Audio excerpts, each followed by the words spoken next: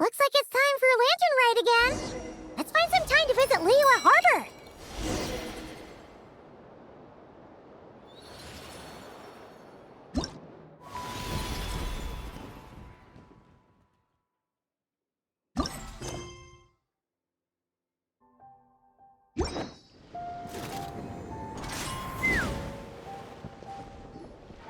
Split the bamboo in the morning, dry it till night.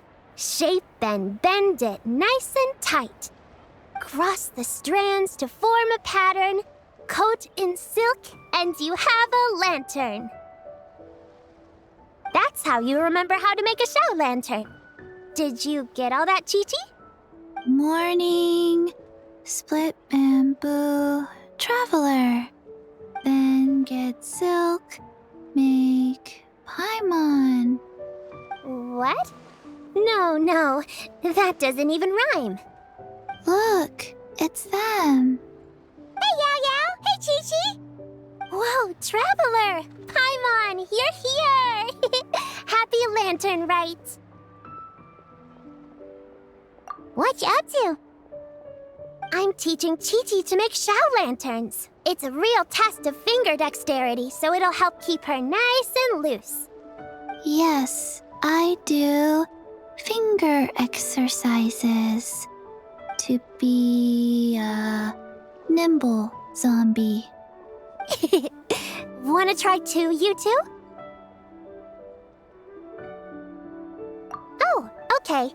Well, we need a whole bunch this year so it doesn't get too dark at night. Too dark? What does that mean? Dr. Baiju has patients who got hurt walking at night. The moon disappeared, so it was too dark to see.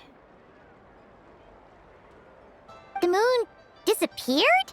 Like, behind the clouds? It was Jeonju, the moon devourer. Changshan told me about it, but now I forgot. It's an old myth from Chenyu Vale about a giant toad in the sky that eats the moon.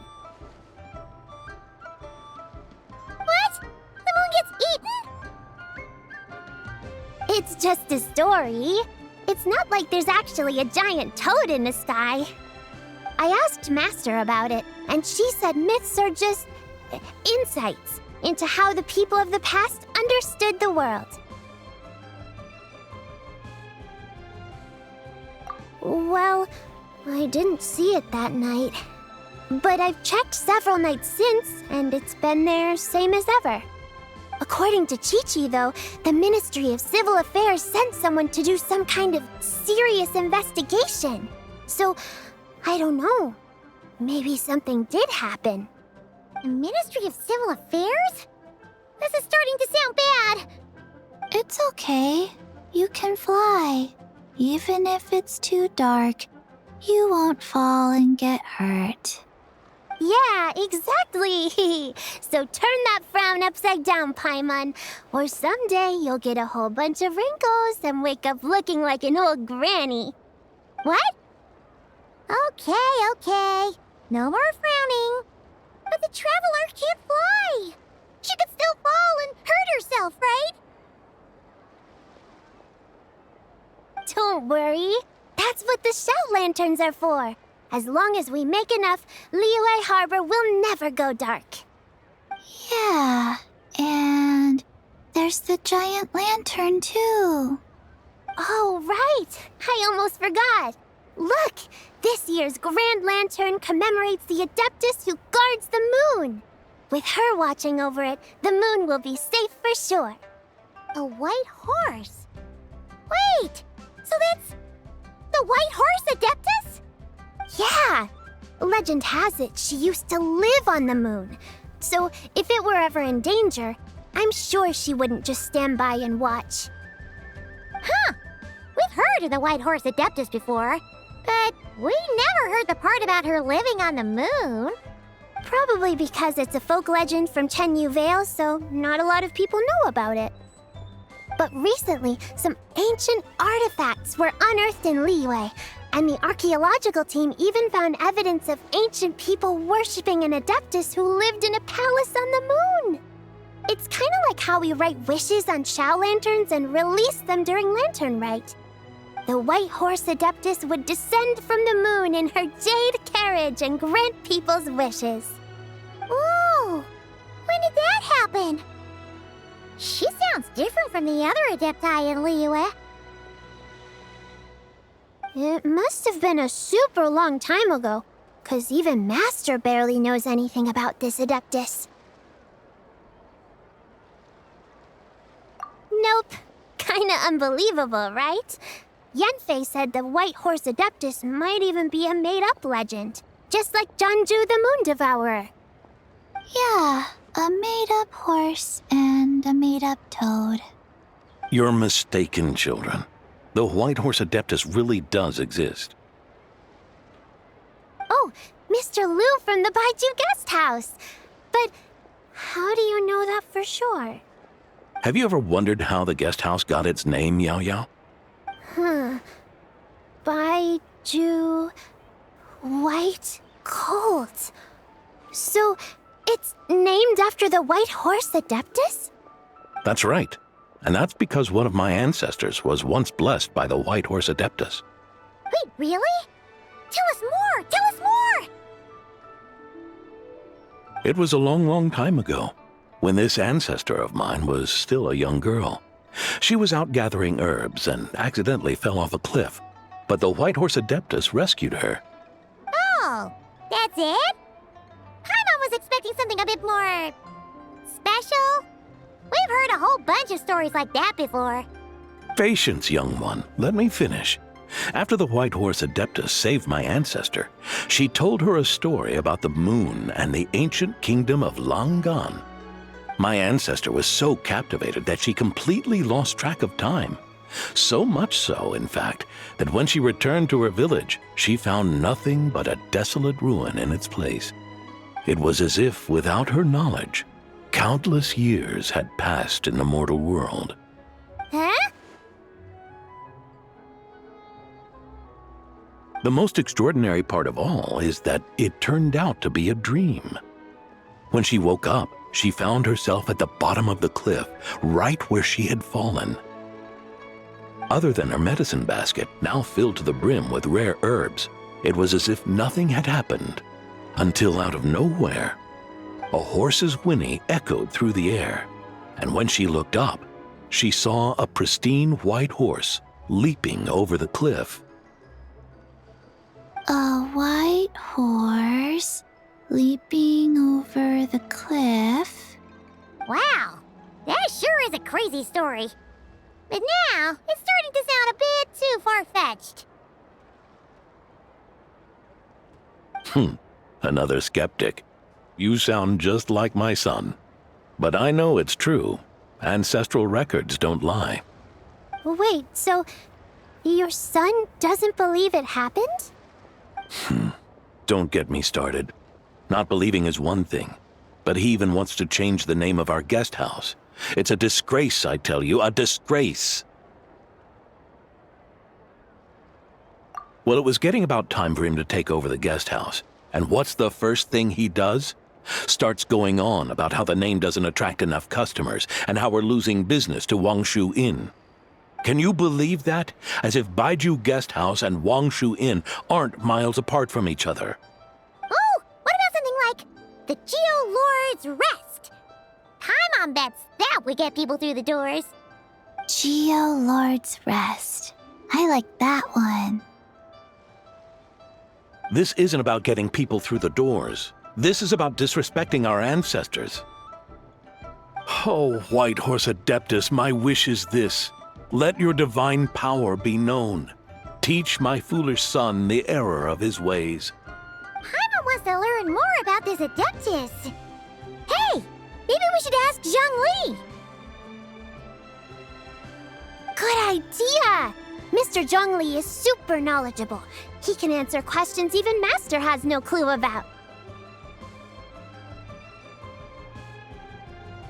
Yeah, we just saw him having tea at third round knockout. Alright, then that's our next stop. Chi-Chi and I are gonna keep making Shao lanterns. Careful on the road! Goodbye, Paimon. Goodbye, traveler.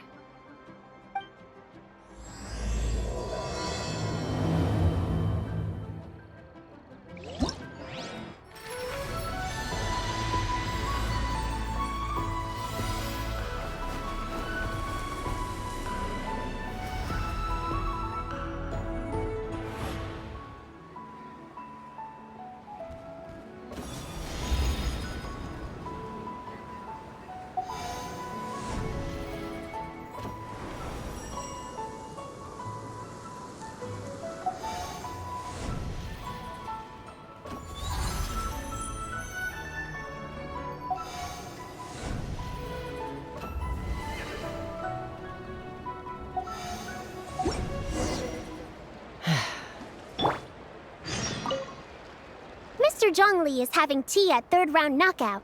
Good luck!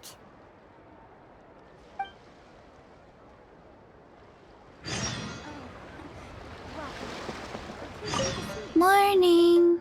Split bamboo. Traveler.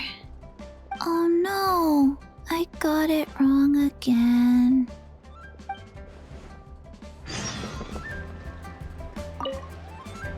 May the White Horse Adeptus bless us and watch over our business.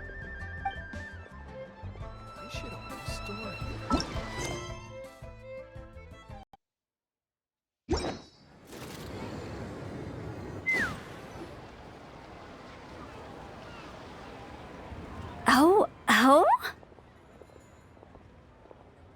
Oh. Curious. Impressive, right? What's with all the commotion over here? Oh, Traveler and Paimon! Perfect timing! I have something amazing to show you! What is it? Huh? What the? Heart of the Moon is blacked out! Was it really eaten by a giant toad? Huh. I didn't expect you to know the story of Jonju the Moon Devourer, Paimon. Don't underestimate Paimon. She learned a whole bunch of things in Sumeru. But Jonju the Moon Devourer is a Liyue legend. Well, knowledge knows no borders, so there. You're right about that, Paimon. But this dark circle doesn't look anything like a toad to me. A toad's egg, maybe? But that's about it. Oh, wait, Traveler! You've been in Nodcry, right? The people there worship the moon goddess. So you should know what's going on here. Really? Not even in a place where people worship the moon? Oh yeah! Master told me that the tale of Jianzhu, the Moon Devourer, was how ancient people explained a certain celestial phenomenon. But what is it exactly? Some kind of omen of disaster? How so? Oh, but in this picture, the moon is being covered from the center. So this can't be a normal eclipse. Then it's still an omen of some impending calamity? We never said that. Ugh, some crazy customer left it at the restaurant. Just thinking about it gives me the chills. Attention, everyone! As the auspicious festival season approaches, I have an announcement to make. I, Lu Xiong, am on the verge of becoming one of the most renowned archaeologists in all of Liyue Harbor. No, scratch that, in all of Tibet. Even though I never trained at a prestigious academy, I've still managed to dig up tons of treasures. And I understand practically a whole dictionary's worth of big words, too. Like my pops always says, no pain, no gain. And I haven't had it easy, that's for sure. So, it's definitely my turn to make a name for myself. What's the deal with her? No idea. Maybe she ate a bad batch of perch stew? What? You don't believe me? I'm telling you, I dug up treasures from the ancient nation of Langan. I even got a picture of Jeonju devouring the moon. Longan? Jeonju? What is she even talking about? Sounds like she's a few perches short of a stew, if you know what I mean. So what if blackback perch stew is my favorite? Stop talking about me like I'm not here. Whoa, what are you doing? You're just a stupid, ignorant man, and I'm gonna kill you. Young lady, you need to calm down. What? So you're looking down on me now too? How about I take you both out then? How does that sound? This is a place for dining. If you wish to take me out, you'll have to do it elsewhere. Don't act like you're better than me. Do you know who I am? I'm about to be the most famous archaeologist in all of Liyue. No, Tevat! Show me some respect. It's respect you want? Very well. For the sake of the other customers, we'll do this your way.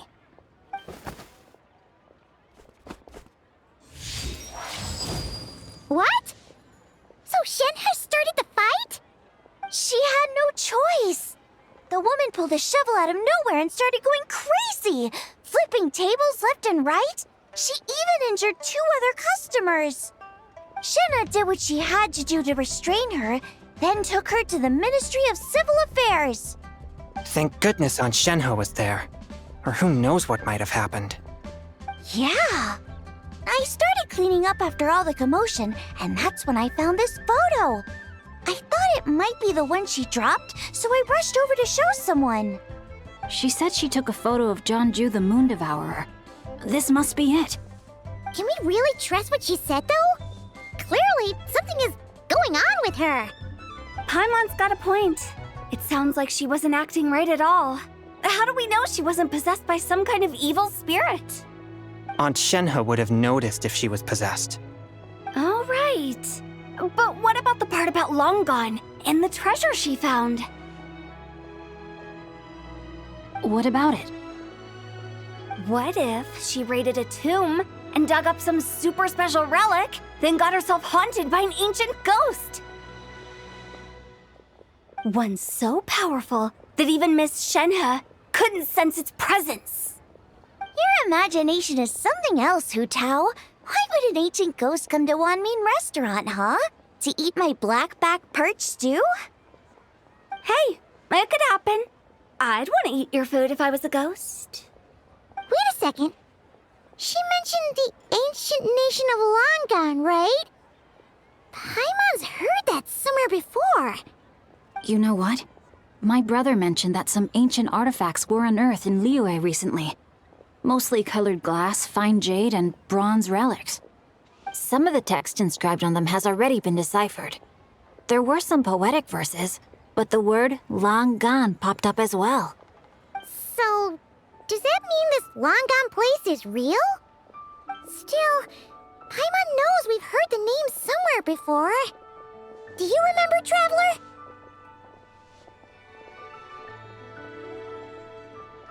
Right! His ancestor heard about it from the White Horse Adeptus. The White Horse Adeptus? Oh, so you must have been to see the giant lantern already. Yep. And it turns out that the White Horse Adeptus is super mysterious, too. Even Madame Ping hasn't met her. Wait, I thought she was the gold-eyed Celadon mare of the 8 Adepts. That's just the interpretation you believe in, Hu Tao. There are other theories out there, too.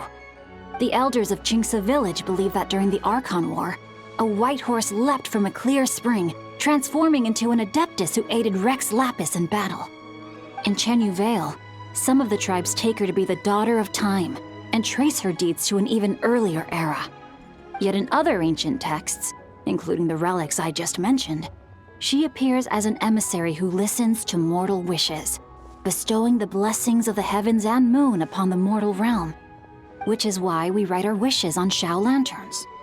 That's so complicated. So what's the verdict? Which version is the truth?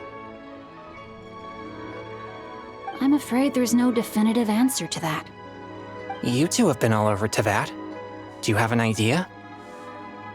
Nope, sorry. We were actually on our way to ask Zhongli. He knows even more about this kind of stuff than us. Ah, looking for a consultant, huh? He's having tea with Miss Linlong. Shigu Antiques is hosting an exhibition tonight. An exhibition? For what? All those antiques Singcho just mentioned. So if you head to the big ship docked in the harbor tonight, I'm sure you'll find him.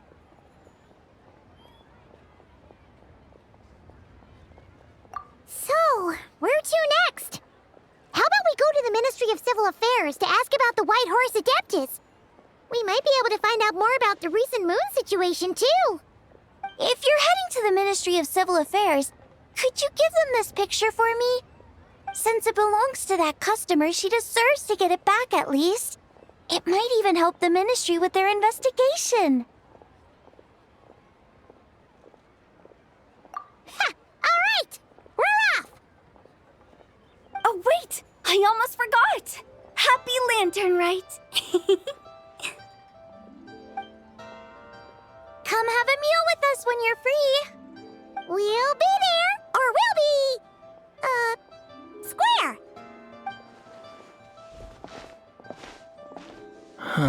Thinking about it now, could it be possible that photograph was a fake? A fake? You mean like the customer fabricated it to gain academic recognition? Nice one, Changyun. I never even thought of it like that. How about we go check out that place tonight? I know exactly where it is. All right. I'll get scolded if I get home too late. Live a little, Singcho. You act like this is a first for you. Worst comes to worst, we'll get Xiangling to cook you something delicious, okay? Well, when you put it like that, I suppose it's worth the risk. You were just waiting for the promise of free food, weren't you? Fine. It's a plan then. We'll meet up tonight.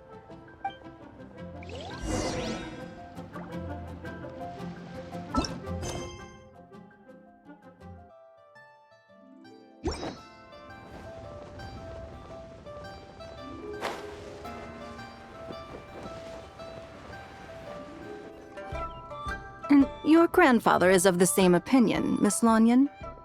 Yes. On Lanternlit, the moon shall go dark. That's what the signs are indicating.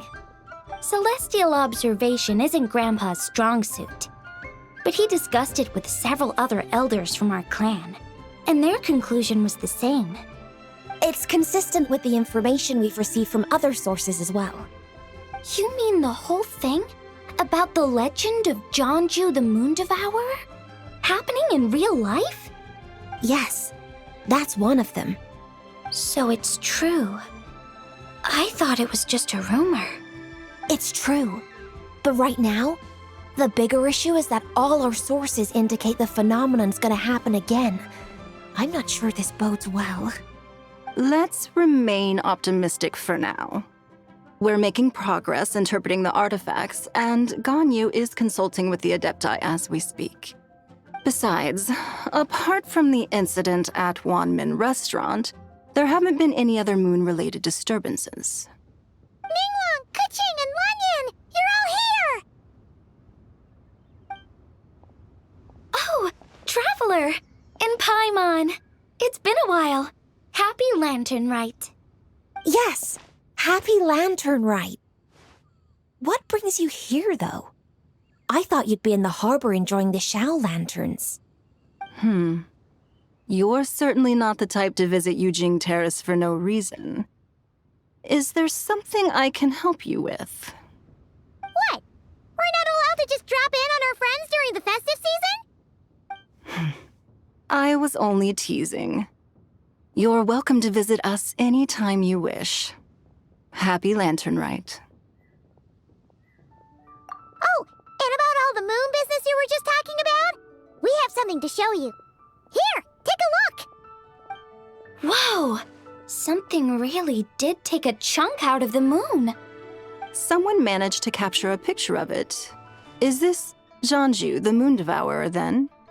Even though we confirmed this event took place, I still can't quite believe what I'm seeing. Where did you get this picture? From Xiangling! She found it when she was cleaning up after that customer caused a scene. She thinks they must have dropped it. Wait, is this Chawang Terrace?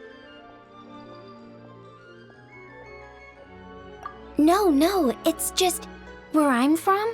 It said that Chawang Terrace was where the ancient people of Chenyu Vale communicated with the heavens. And in this picture, the moon happens to be right above Chawang Terrace. I was just surprised, that's all. It's probably just a coincidence. That's interesting because the ancient people of Chenyu Vale migrated there from the chasm area. The chasm? So, that place is involved too? According to our investigation, that customer you just mentioned, Lu Xiangxiang, her father and grandfather are merchants in Liyue Harbor, and her mother and grandmother grow tea in Chaoying Village. A few days ago, she left her home in Chaoying Village to join a civilian archaeological team funded by Hoishan Hall, and ended up excavating some artifacts in the chasm area. These artifacts were then entrusted to Shigu Antiques and are set to be featured in an upcoming exhibition. Then, of course, the incident at Wanmin Restaurant occurred. We suspect something happened during the excavation that left her with quite the shock. And now, it seems like she also went to Chawang Terrace and took that picture of the moon disappearing. The chasm? Chawang Terrace? Things are getting pretty complicated. She's not in a good mental state, so we took her to Boo Boo Pharmacy to get some help. Why don't you come with me to check up on her? At this point, you seem invested in this case too. Then let's head there now.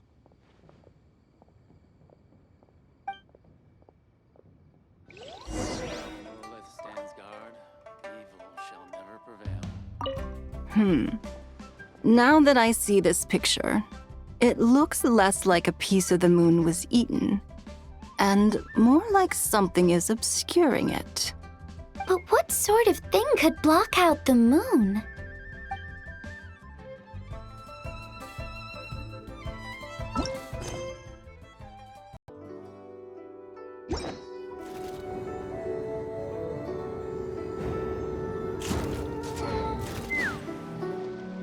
Ah, Lady Yuheng.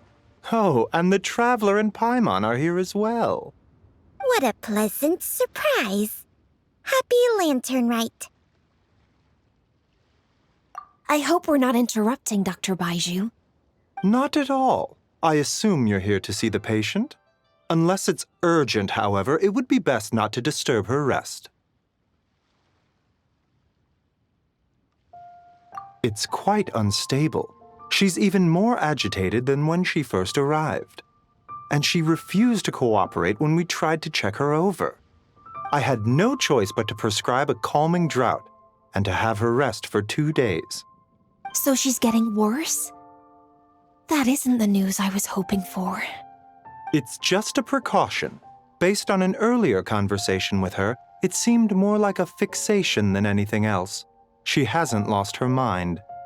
That's right. When we asked about it, she kept insisting she was going to be famous far and wide. Well, it might not be far and wide, but she certainly made a name for herself around Yujing Terrace. Even some of the Qixing know who she is. Not often, that's for certain. From my initial assessment, the patient appears to have experienced some sort of shock, and whatever it was seems to still be haunting her. But what could have caused such a thing? The relics from the chasm?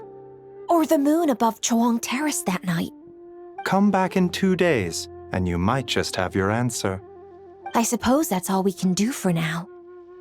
We'll take our leave then, Dr. Baizhu. Of course. If you need anything else, don't hesitate to stop by. speaking of those relics from the chasm, aren't they being featured in an exhibition tonight?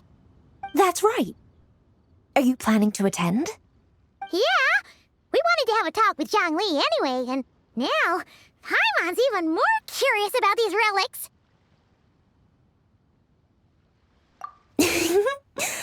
I would, except every item in the exhibition had to be registered with the Ministry of Civil Affairs, so I'm afraid it's been spoiled for me. I reviewed them all myself. There are some rather peculiar artifacts, that's for certain. We're still working on decoding the ancient text that appears on them. Yeah, the word jade appears a whole bunch, doesn't it? Huh? How did you know? Xingqiu told us. He said there were some ancient poems on them, too. He's quite well informed, isn't he? Well, he's right. We believe they're direct references to the ancient nation of long gone. As for the other text, instead of regular poetry, it seems to be more like ceremonial language used to worship the moon and the gods. The moon and the gods?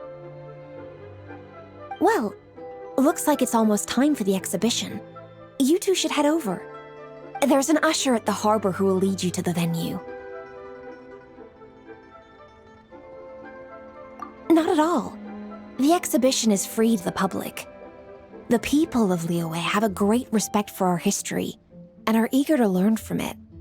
Plus, the exhibition is being organized by Linlong, the owner of Shigu Antiques. As far as I know, it's been a long-time goal of hers to hold a cultural exhibition of this scale, where people can learn all sorts of information about the past. Guess we're in for a real treat tonight, then. Yes, have a great time. There's still more artifact decoding work I need to finish, so we'll have to part ways here. After seeing the picture you brought, there's a few ideas I'd like to follow up on. You're hard at work even during festival season? You haven't changed one bit, Keqing. I'm simply fulfilling the responsibilities of my position. That's all. All right, I should get going. See you later. Well, guess we should head over to the harbor and find that usher. Oh, so many medicines, but no cure for heartache. If you're looking to talk to Lu Xiangshang, you should come back in 2 days.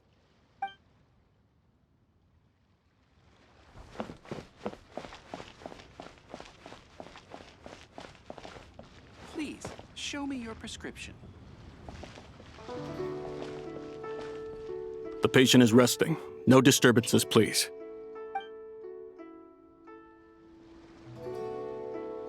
Oh, so many medicines.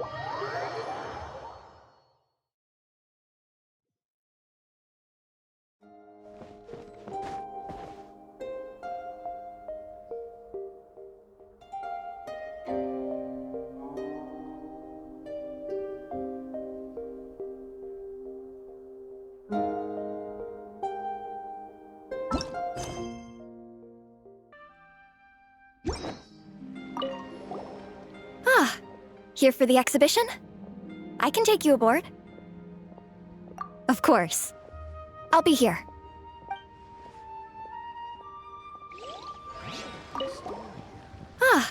Here for the exhibition? I can take you aboard. After you.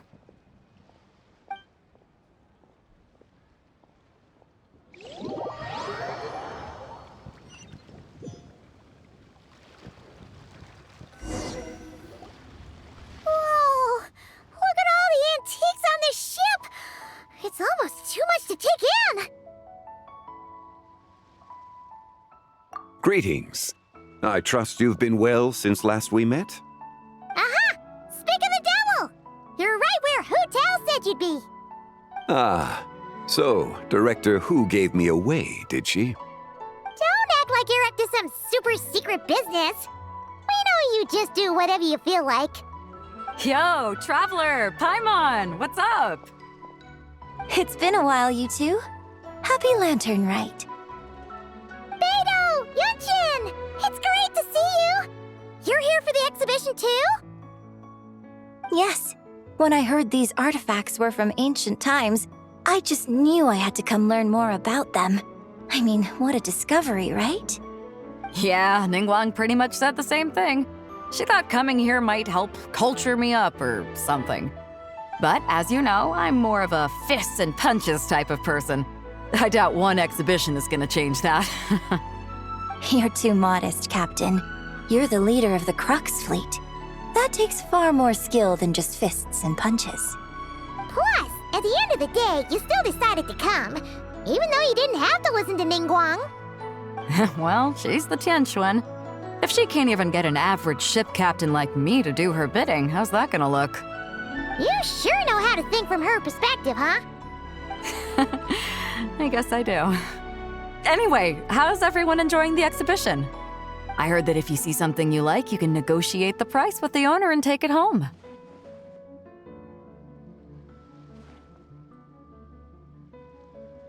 Wait, so we can buy this stuff? Indeed. Although Shigu Antiques is hosting this exhibition, many of the items come from private collectors. As long as both parties reach an agreement, you can make an offer of mora or an equivalent trade. Well, shall we continue our conversation as we look around? Let's go! Paimon's super curious about all this stuff.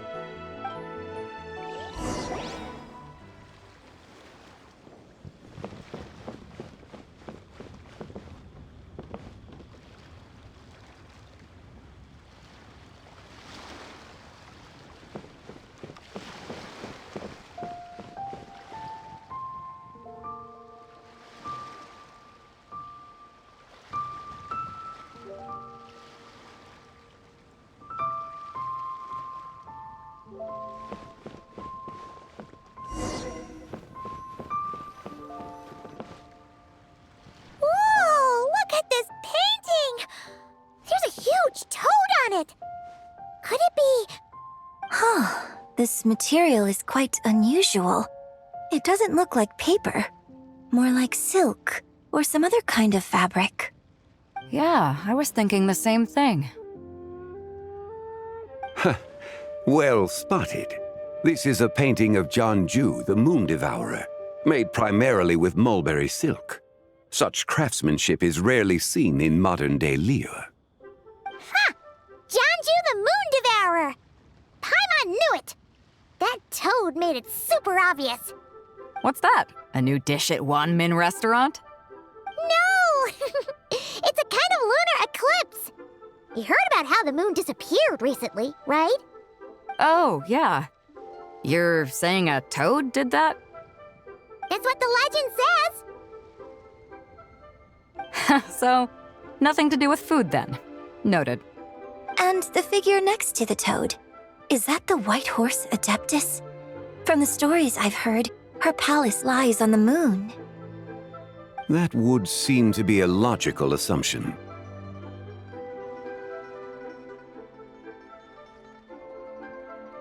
No. In fact, this item was discovered in Chenyu Vale, and many years ago at that. Oh, so it's from Chenyu Vale? Actually, that's not quite right. You see, this painting is primarily comprised of mineral-based pigments, such as cinnabar and azurite, which are usually found within stratified rock. This suggests its place of origin may very well have been the chasm. You could have just started with that. You're as knowledgeable as ever, Mr. Zhongli. I had only ever heard the legend of Jianju the Moon Devourer, but now seeing it depicted in this painting, I wonder, if I purchased it, perhaps it could serve as inspiration for a new opera. Though I'm not quite sure who the painting belongs to right now. A splendid idea, Miss Yoon. Perhaps in lieu of mora, you could offer the lyrics to said opera as recompense. The lyrics? But to whom? Why, to me, of course. I am the owner of this painting, after all. Wait, so you're one of the private collectors of the exhibition? No wonder you knew so much about the painting. But lyrics in exchange for a precious antique? My work could never possibly be of equal value. I don't know about that. I'm not much of a scholar, but even I know your operas are in a league of their own. An astute observation, Captain Beto. In my possession, this painting is nothing but a lifeless artifact. In your hands, however, it could be transformed into a new piece of art entirely. Quite the worthy exchange, no? But I'm not sure when I'll be able to finish writing it. It certainly won't be ready this year. Allow me to be equally forthright, Miss Yoon. This silk painting is merely a copy I made of the original work. There is no need for such concern over its value. Huh? So it's a fake? I had no idea you were such a skilled artist, Mr. Zhongli. I pride myself on having some knowledge of antiques, but I didn't notice anything that would point to it being a replica. You never cease to amaze me, Mr. Zhongli. You flatter me. All that said, Miss Yoon, you must accept. Truly, I insist. Huh. He's gone from handing out fake Mora to fake paintings now, huh?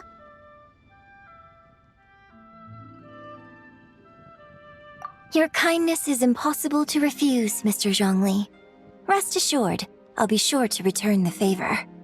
I shall look forward to it. Man, that was quite the find. I should buy something too, if only so I can show it off to Ningguang. Let's keep going and see what we can find.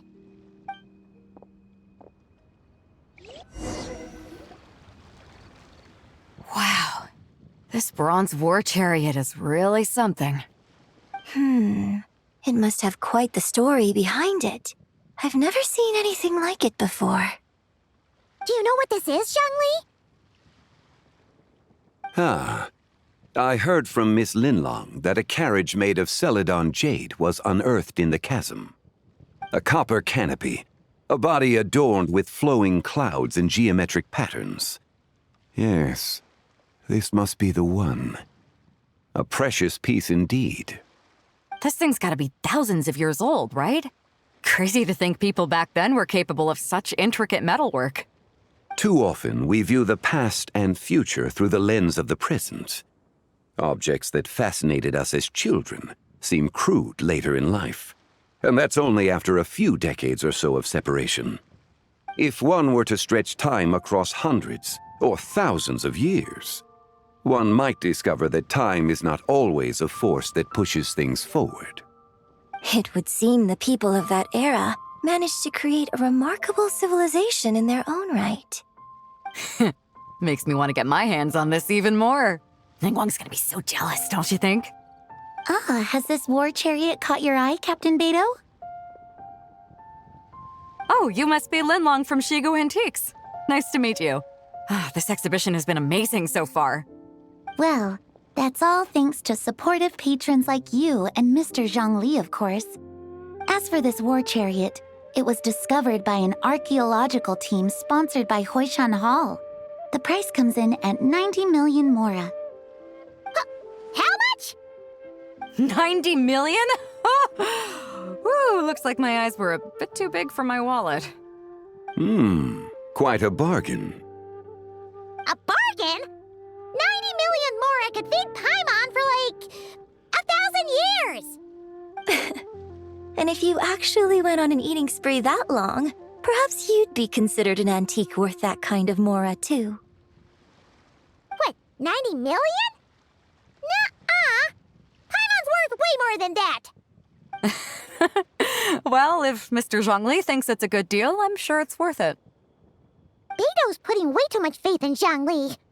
What if he's only here to drive up sales?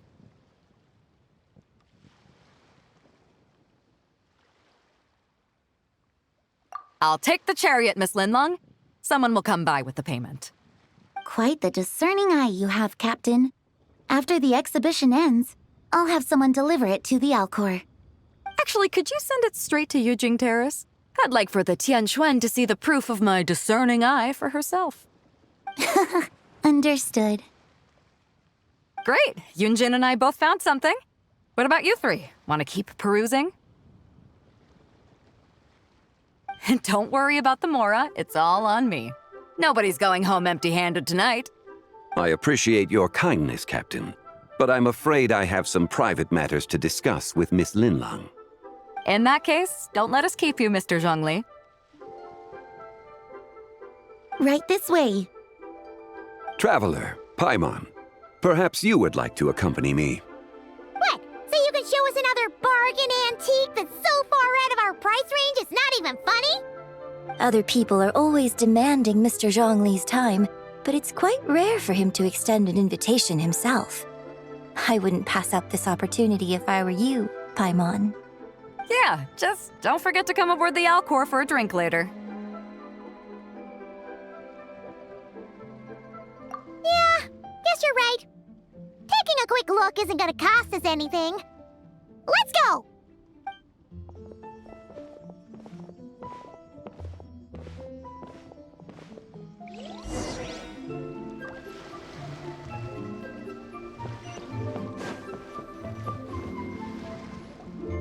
These are all the jade pieces that were found, Mr. Zhongli. Wow! So many styles! What kind are these? These are a type of ceremonial jade. You're familiar with Neuville's rain jade, right, yes? Oh, yeah! So these pieces are all used in the rain jade ceremony? Well, you may not know, Paimon, but before the rain jade rite came into practice, Neuville was known for a different ceremonial tradition that also involved jade. The bee is used to honor heaven, the Tsong to honor earth, the Gui to honor the east, the Jiang to honor the south, the Hu to honor the west, and the Huang to honor the north. These form the 6 ritual jades. It's unfortunate, however, that Miss Linlong's set is missing both the Gui and Hu pieces. Oh, I know. These jade artifacts are from such an ancient time. It's proved difficult to track them down, even for our establishment. No matter. You happen to have precisely the piece I was looking for. Huh? This broken jade token? I didn't expect this to catch your eye, Mr. Zhongli. It isn't one of the 6 ritual jades. An affect belonging to an old acquaintance of mine. An old acquaintance? One of your collector friends, Mr. Zhongli? You could say that. Traveler, take a closer look.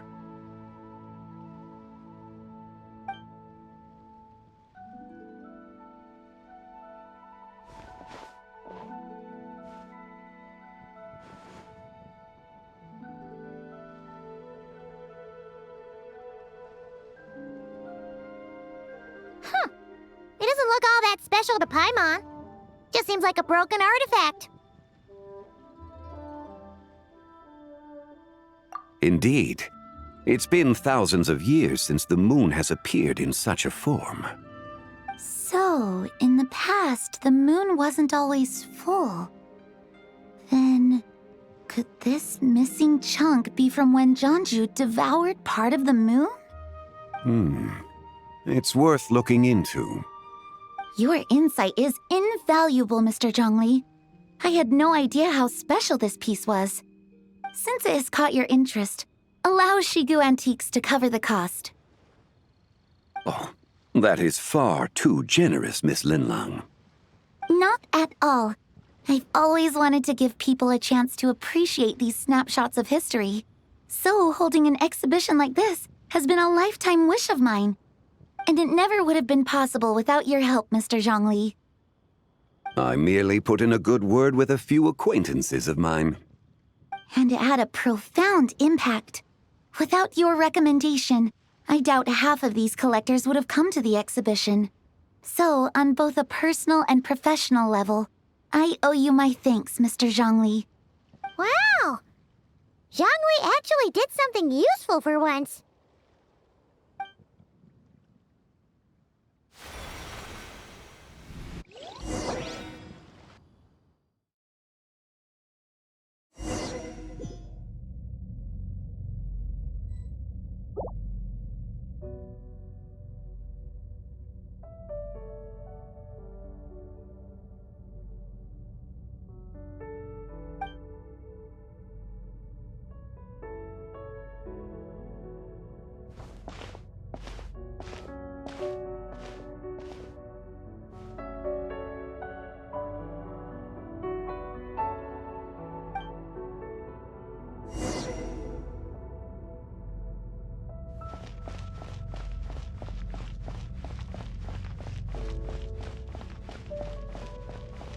3, 5, 7.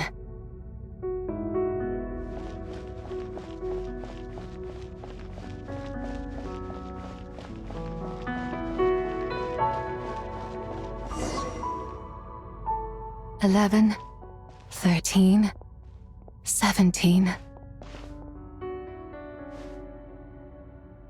19, 23, 29.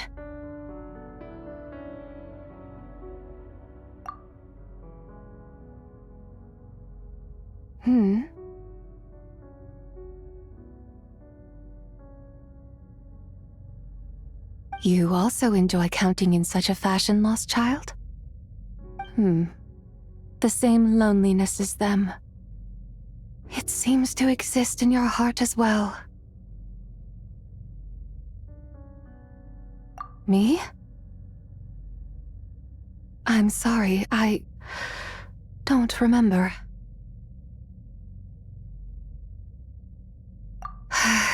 The shadow of the moon? Or a dream of time? I'm sorry. No one has asked me such things before. I've been here for so long. There is much I have forgotten.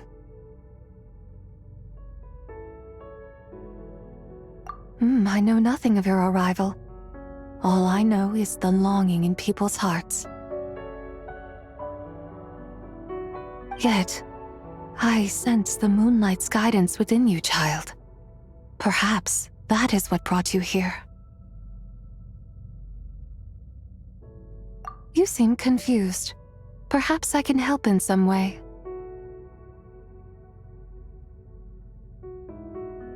The path home is...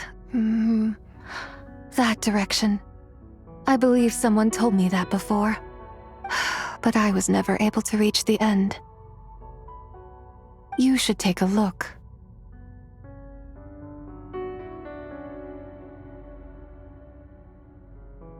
No need. It would seem my time has already run out. Farewell. May the moonlight ever shine upon you.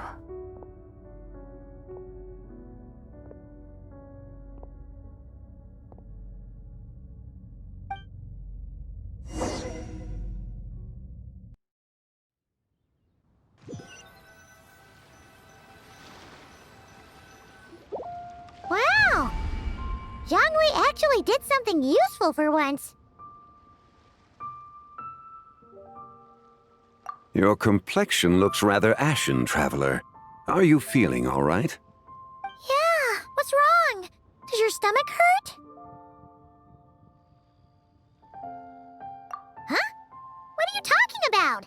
You were right here the whole time. Ah, I see. I'm afraid we must take our leave, Miss Linlang.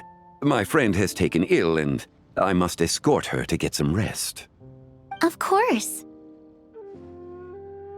Traveler, Paimon, please, come with me. Ah, yes. Regarding the payment for the Jade Token. Charge the expense to the Wangsheng Funeral Parlor if you would.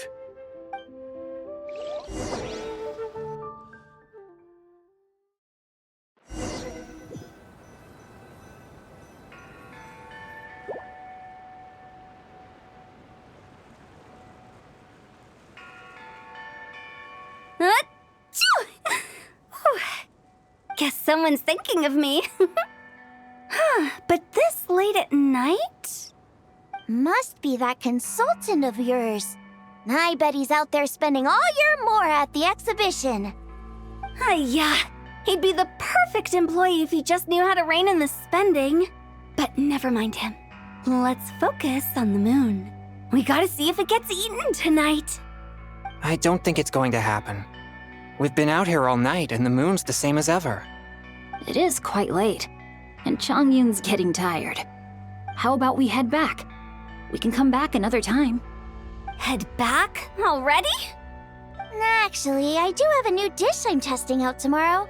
And as part of my New Year's resolution, I'm trying not to oversleep.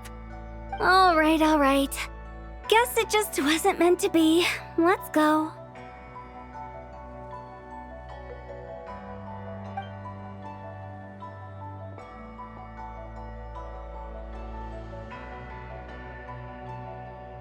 When the sun's out, bathe in sunlight. When the moon's out, bathe in moonlight.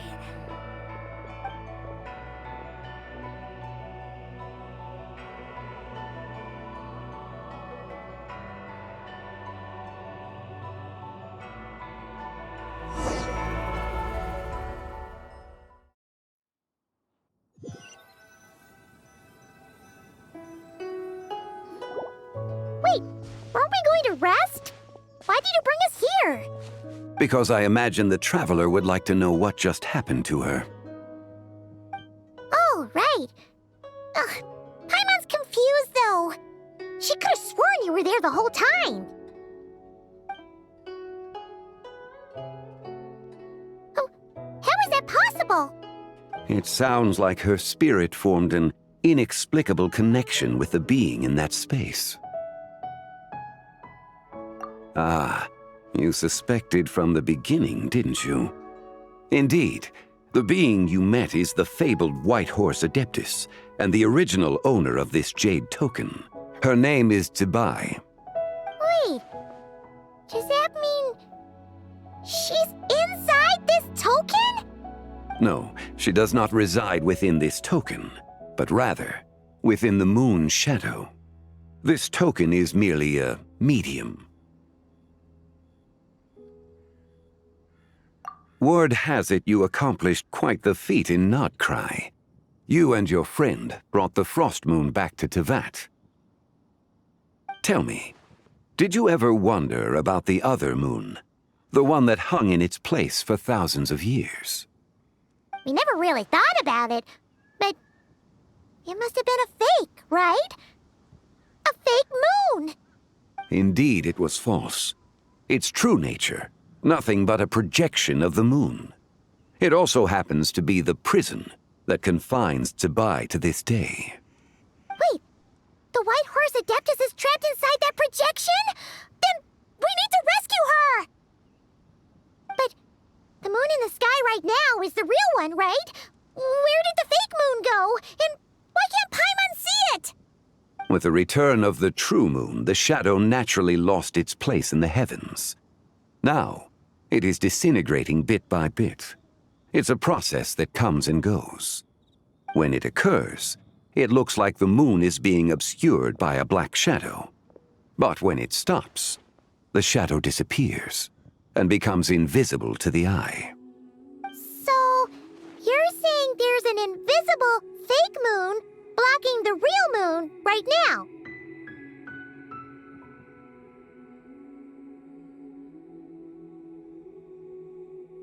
Indeed. Okay, this is not what Paimon was expecting. My hypothesis is that people's wishes could be what trigger the periods of disintegration. After all, when you experienced that episode just now, it was precisely when Miss Linlang spoke of her own wish. Wait, is that because the White Horse Adeptus answers people's wishes? The legend must be true then. So, that means the more wishes we make, the faster the fake moon will disintegrate, right? Then it won't be long before the White Horse Adeptus is free! Quite the contrary. After countless years trapped inside, the two have merged into one. When the moon shadow is gone, Tibai will cease to exist in this world. Oh no! So, by bringing the moon back, we actually hurt the White Horse Adeptus? Do not burden yourself with such thoughts. Because of your actions, a promising opportunity has presented itself to us. Let us not forget, what is crumbling is also precisely that which imprisons her.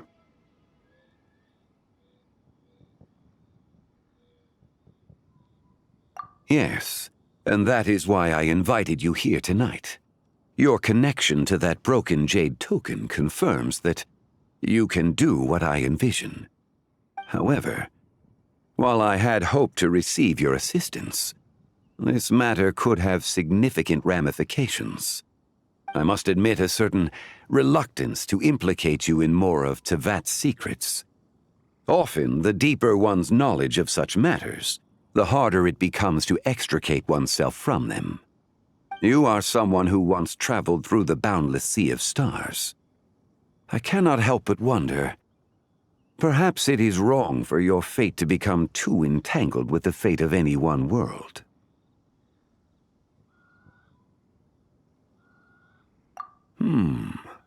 Such is your conviction, then.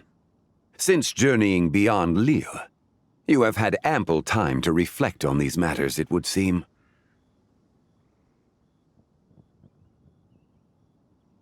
Very well. The first secret I must reveal is that Zibai has long since passed away. The being within the Shadow Moon is merely one of the 3 deadly selves she severed before her death. Wait, the White Horse Adeptus is dead? Weren't you supposed to tell us how to fix this? Now it just seems even more impossible! Please, remain calm, Paimon, and allow me to explain. The 3 deadly selves is a practice used by those engaged in spiritual cultivation. The intent is to sever the 3 vice-laden mortal selves to reveal one's true, pure self beneath. However, Zibai's 3 selves are more complicated in nature. Because in the moment before her death, someone preserved the shattered essence of her soul and placed the fragments within her 3 deadly selves. If we retrieve the 3 fragments of her soul, there is a chance we can restore her presence in the mortal realm. So that means we can bring her back to life? Yes, provided we retrieve the fragments of her soul's essence from the 3 deadly selves. Indeed, the being you encountered was Zibai's first deadly self, Ziju. After Zibai's death, she ascended to the heavens and became one with the Shadow Moon. The essence that resides within her is a heavenly soul, also known as Taiguang. Thus, this self is the closest to Zibai's true nature.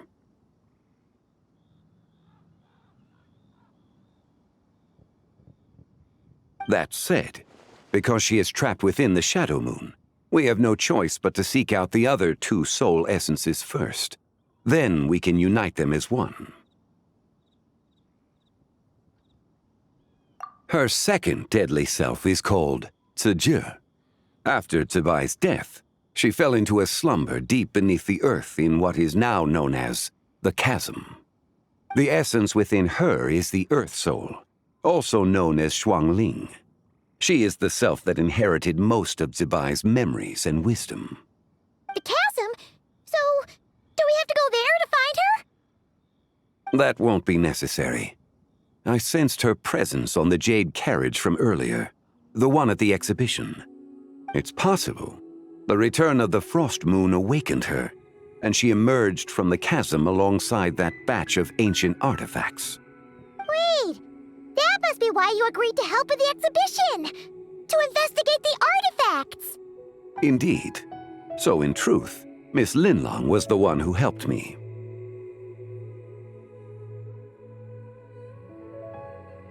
The third deadly self is Zichao. The essence within her is the human soul, also known as Yojing, Zibai's shade. Thus she is the most free-spirited among the 3. She lent me her aid during the Archon War 1,000 years ago. But later, as her powers waned, she retreated into the mountains. I imagine finding Zichao should prove the most troublesome, so I shall take it upon myself to track her down.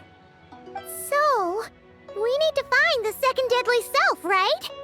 But where do we even start? Locating her should not prove difficult. In life, Zibai was fond of mortals, and as the self who inherited most of her memories and wisdom, Ziju should be the same. It's possible she has possessed someone, and is meandering the bustling streets of Liyue Harbor as we speak. Possess someone? Wait! Are you thinking what Paimon's thinking, Traveler?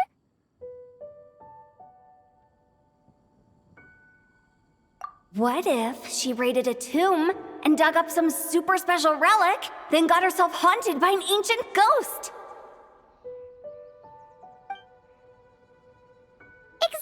Exactly! Lu Xiangxiang! It seems you have a lead in mind already. Should still be at Boo Boo Pharmacy. She was super agitated when she first got there, so Baishu gave her some calming medicine and told us to come back in 2 days. Do you think it could be her, Zhengli? It's quite possible. The deadly selves are impure beings that can easily influence mortal minds.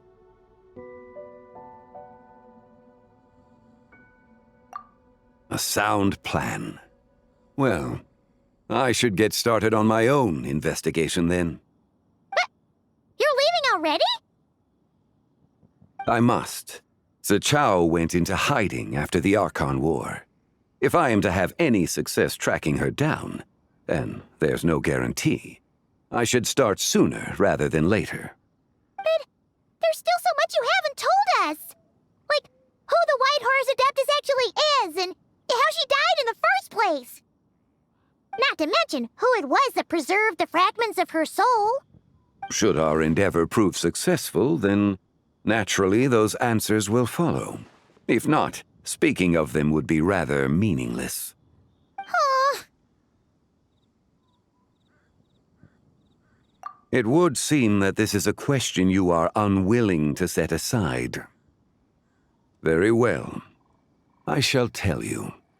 It was the Avatar of Time. Ah, so you know of her existence. The ruler of time saved her soul. Indeed. Preserving what remained of Zibai's soul in the moment before her death. Only the power of time could be capable of such a thing. However, there is no telling what effect it has had on the 3 deadly selves. In other words, you must exercise caution when seeking out Zizhi. On the night of Lanternlit, countless Shao lanterns and the wishes written upon them will be released into the sky. I estimate that this event will trigger the Shadow Moon's collapse. When that happens, the cage that confines the first deadly self will open. That is our moment to act, but also the moment where all could be lost. For if we fail to retrieve the other 2 soul fragments in time, Zibai's resurrection is hopeless.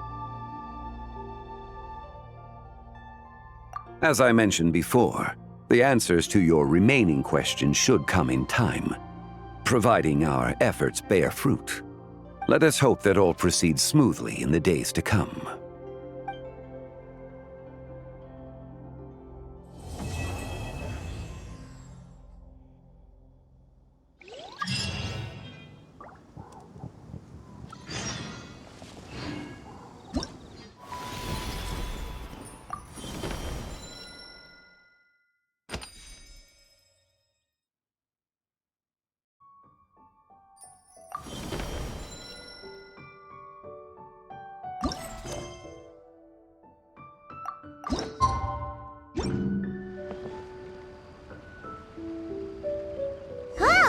Should we head to Boo Boo Pharmacy today? Fingers crossed we learned something useful.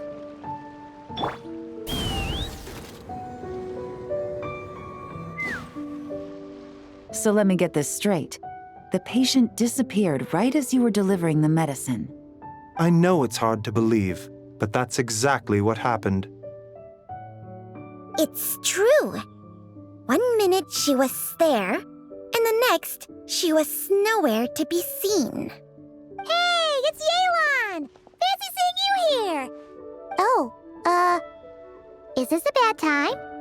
Not at all. Just a small roadblock in the case I'm working. Ningguang asked me to investigate a patient named Lu Xiangxiang. If you're here to find her too, then you're out of luck, I'm afraid. She went missing this morning. What? According to Dr. Baizhu, the patient vanished right under his nose. But it just seems like that should be impossible. There 1 second and gone the next? Pretty sure Xiao can do something like that. Then you're suggesting this Lu Xiangxiang is the vigilant Yaksha in disguise? Or some other adeptus? Guess not. But this is so weird. How can a living person just vanish into thin air. Unless Linny decided to take his act to Liyue? Who is this Linny you speak of? He's... Oh, never mind. Paimon's just grasping at straws. Let's set aside the how for now and focus more on the where. You mentioned this patient has a strong obsession with achieving fame and recognition? Yes. She kept talking about becoming a renowned archaeologist and making a name for herself. So, are we looking for a place where it's super easy to become famous? I think we should check out the Xiao Lantern crafting stalls. Because it's easy to become famous by making Xiao lanterns? Not exactly. When the people of Liyue need a solution to a problem, their first thought would be to pray to the gods and the Adepti. If her wish is to become famous, she might write it on a Xiao lantern in the hopes that the fabled White Horse Adeptus might make it come true. That certainly sounds probable. Turns out, the White Horse Adeptus might be a lot closer to home than she thinks. What was that? Nothing! Let's go check out those stalls!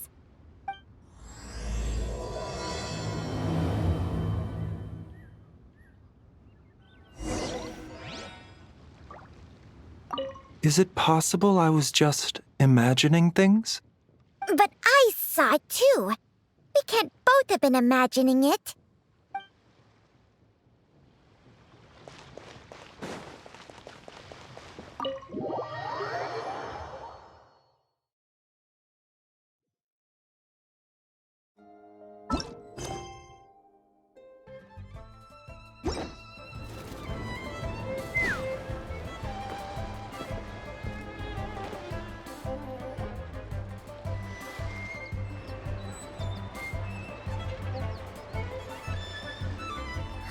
We're here! Still no sign of Lu Xiangxiang, though. As long as you're patient enough, Paimon, you'll find that hunting down people is no different from hunting boars. We need to blend into the environment, or we risk alerting the target. So as far as everyone here is concerned, we're just ordinary tourists. Oh, okay. If we need to blend in, then let's make some Xiao lanterns and write our wishes down, like everyone else. What's your New Year's wish, Yelan? I haven't given it much thought. Oh, and it can't be work-related. You gotta take a break once in a while, right? You're always digging out this suspect, tailing that criminal, hunting down this gang or that. Which is super amazing and all, but it's gotta be exhausting. Really getting into this, huh? You said to blend in, right? Come on! It's all part of the act! So you gotta think of something! Then, I suppose, it'd be to go traveling, the next time I get the chance. Traveling? That's our bread and butter! Wanna join us? Thanks for the offer, but my desk is piled high with reports on your exploits. And that's not quite the kind of traveling I had in mind. I was thinking more the lie down and do absolutely nothing kind of travel. Ah, something a bit more easy and breezy, right? Hey, wait! We know just the place! The Easy Breeze Holiday Resort in Netland. It's super relaxing and full of fun activities. You've got the beautiful ocean and tons of cute little creatures called Asha. Seriously, you gotta go! I suppose I'll have to check it out. Hey guys, happy Lantern Rite! What a coincidence! You here to make Xiao lanterns too? Well, it's that time of year, am I right? Thought I'd join in on the fun. You can't have Lantern Rite without making one of these. What you gonna wish for? Aw, man, it's kind of embarrassing, but whatever. The truth is, the mighty mythical beasts are seriously struggling with recruitment. So I'm hoping to find a few apprentices and teach them the art of wushu dancing. Awesome! Shurfugami, here we come! Whoa there, Paimon! One step at a time. I actually need to find people first. Yeah, but Paimon bets people will jump at the chance to learn from you! Well, I wouldn't be so sure. Wushu dancing is super physical and takes a lot of hard work to master, so it's not easy to find people. At this point, if the Adepti can't help me, no one can. I'll do it! Huh? You just said you wanted an apprentice, right? Well, I'm offering. What do you think? Whoa, the White Horse Adeptus works faster than I thought. Traveler, it's her. Lu Shangshang. Our target! Hey!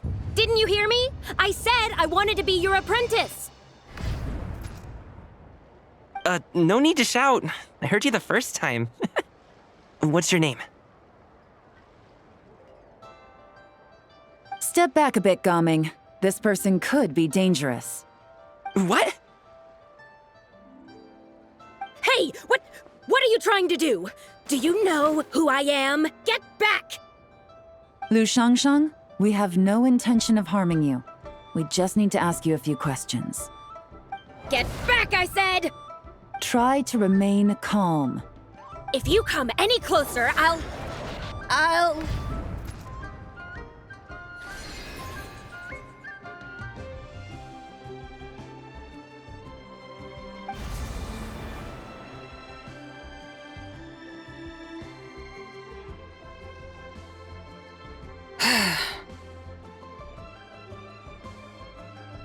Little wisp of a being.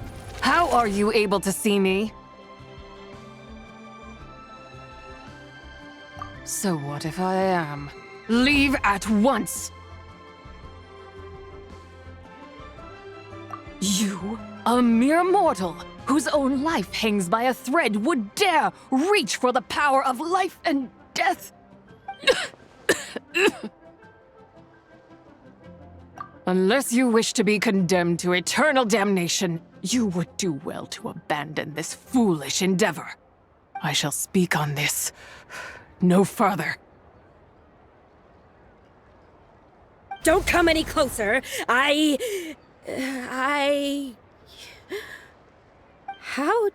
did I get here? Who are you people? Playing dumb, are we? Save it. We know you attacked those people at Wanmin Restaurant. What? No, I would never. You must be mistaking me for someone else. You don't remember? Of course not. How could I do such a thing? What about the photo you took near Chuang Terrace? What photo? What's going on? It's like she lost her memory or something. Well, this complicates things.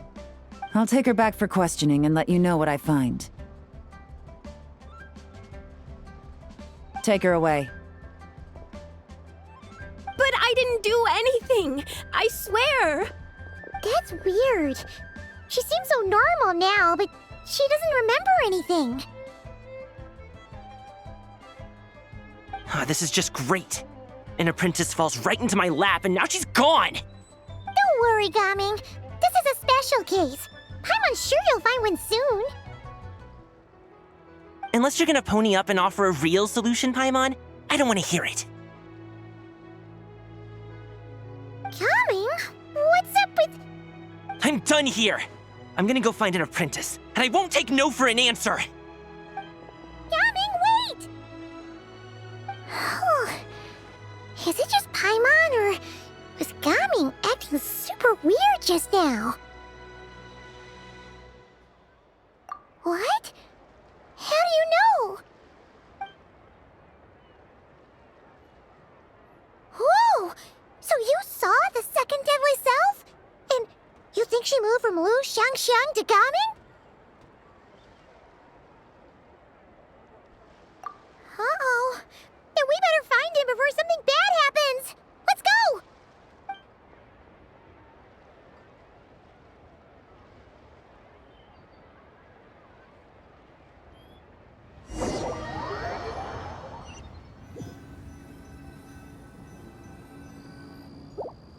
Alas, why must Cloud Retainer inflict such woe upon us, Mooncarver? By the order of Rex Lapis, we were supposed to make haste to the harbor to stand watch. Yet we arrived late, for you, in your inscrutable wisdom, chose that very moment to tend the mint. It is no wonder Cloud Retainer banished us to the wilderness in anger. A pity only that I, blameless as I am, was made to share in the punishment. Blameless indeed. You speak as if it was not you who decided to plant all that mint in the first place. Yet now, in its wretched state, overrun by blight and vermin, you would turn away? Utterly heartless, I say. Were I truly that heartless, would I have rescued those seedlings from this desolate wasteland, granting them haven in your hallowed garden? Alas, if blame must be laid, let it fall upon Cloud Retainer for failing to recognize the virtue of our plight. Ah, at last a sentiment with which I can agree. If ever Cloud Retainer is away, we should steal into her abode and plant a veritable field of mint. A tempting little ruse, is it not?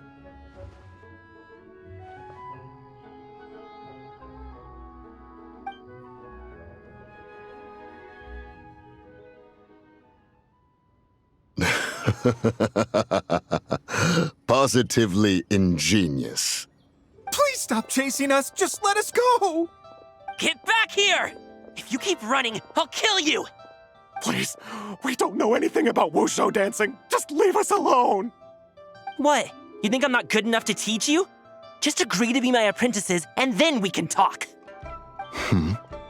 That child looks somewhat familiar. Ah, it appears to be the wushu dancer from Liyue Harbor. I have seen him perform on occasion. Come, let us take a closer look. Has trouble befallen you, young one? Perhaps we can offer aid. Oh, thank the gods. Please, sir, you have to help us. This guy's trying to force us to become his wushu dancing apprentices, and he won't take no for an answer. Oh, so it is you who require aid, not the other way around. Get out of the way, old man! This is between us. Preposterous. You dare to presume we are of a mature age? Listen here, brazen youth. Skilled you may be in the art of dance, yet your offstage demeanor leaves much to be desired. Hold on, Mountain Shaper. Something is amiss. Look closer. Huh. Indeed, he bears the mark of something unclean. It spells trouble. You there, depart at once. Hey! You drove off my recruits, old man! You'll just have to take their place, even if you're a bit on the decrepit side. Many years it has been since a being has dared speak to us in such a manner. Now let us see what evildoer has sought to use you as its puppet, young one. You two, you're Adepti! Does that strike fear in your soul? Whoa! Two Adepti recruits just fall right into my lap? That white horse sure knows how to grant a wish. Coming! Slow down! Wait for us! Jeez, take a hint, will you? I told you to stop following me!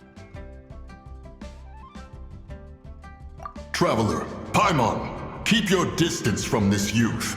Evil has taken a hold of him. We know! It's one of the White Horse Adeptus' deadly selves! She's possessing Gaming! The White Horse Adeptus' deadly selves?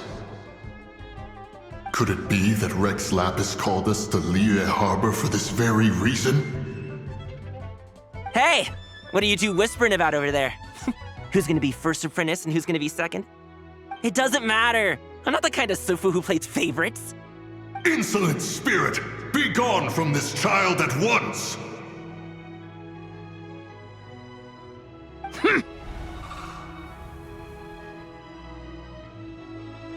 Little mite of a mortal. Getting in my way again, I see.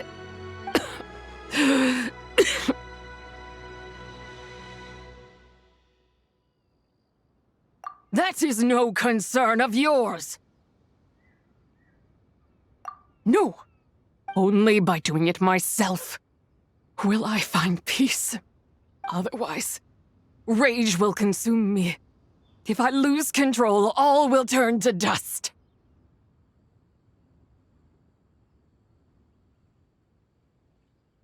The curse of time. The memories this body holds. Come no closer! This is your final warning! Insolent spirit! Be gone from this child at once! Huh? Traveler and Paimon?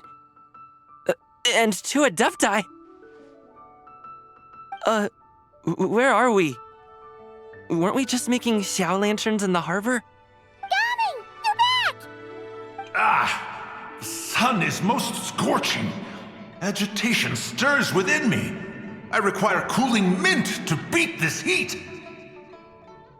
And speaking of, Cloud Retainer has scorned this verdant wonder long enough. It is time for her to feel its wrath. The wrath of mint! Mountain Shaper, where are you going? Oh no! Now Mountain Shaper's acting weird! Oh, you don't think it spread to him, do you? Spread to him? Quickly now, explain to me what has been happening.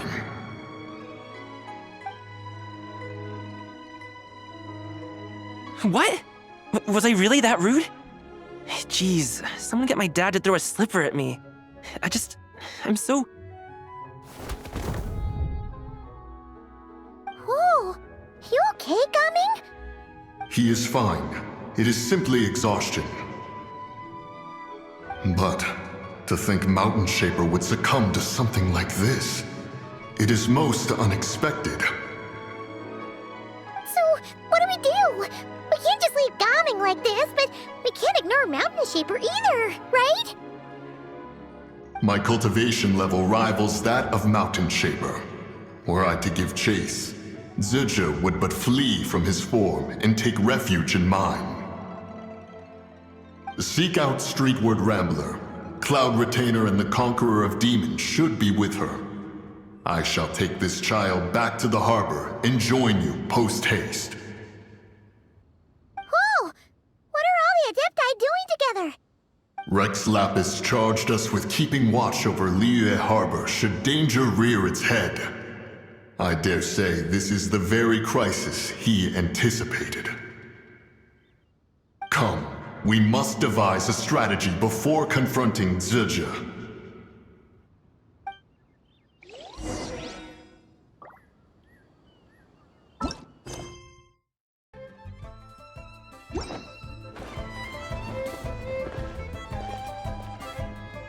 The White Horse Adeptus? You mean the mysterious white mare that aided Rex Lapis during the Archon War?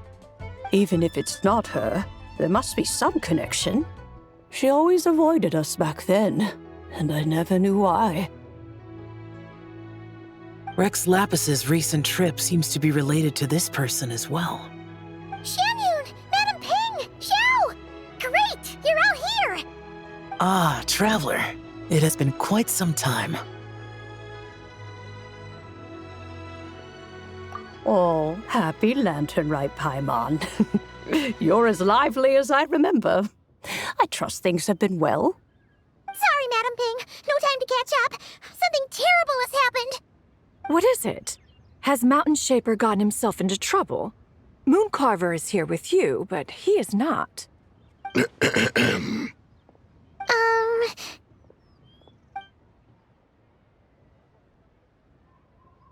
The Wrath of Mint?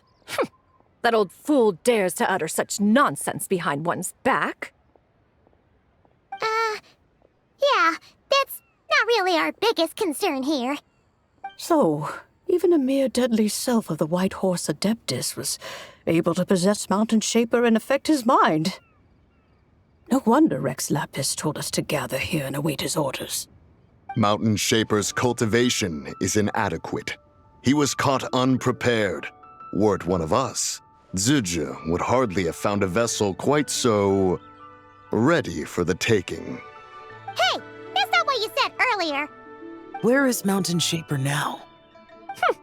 A question that hardly bears pondering. Obviously, he intends to plant mint in the vicinity of one's abode. Ah, then he poses no great threat. We might as well let him be. Once he fulfills his wish, it's possible that Zizhe will relinquish him of her own volition. Your ulterior motive is most obvious, Mountain Shaper. You two hope for Mount Eltsong to be covered in mint. One can see it clear as day. Not to mention, deadly selves are born of malevolent human desires, and naturally pose a great risk to the form and mind of all living beings. We cannot let this go unchecked. Let me handle it. I have relevant experience and know how to deal with such situations.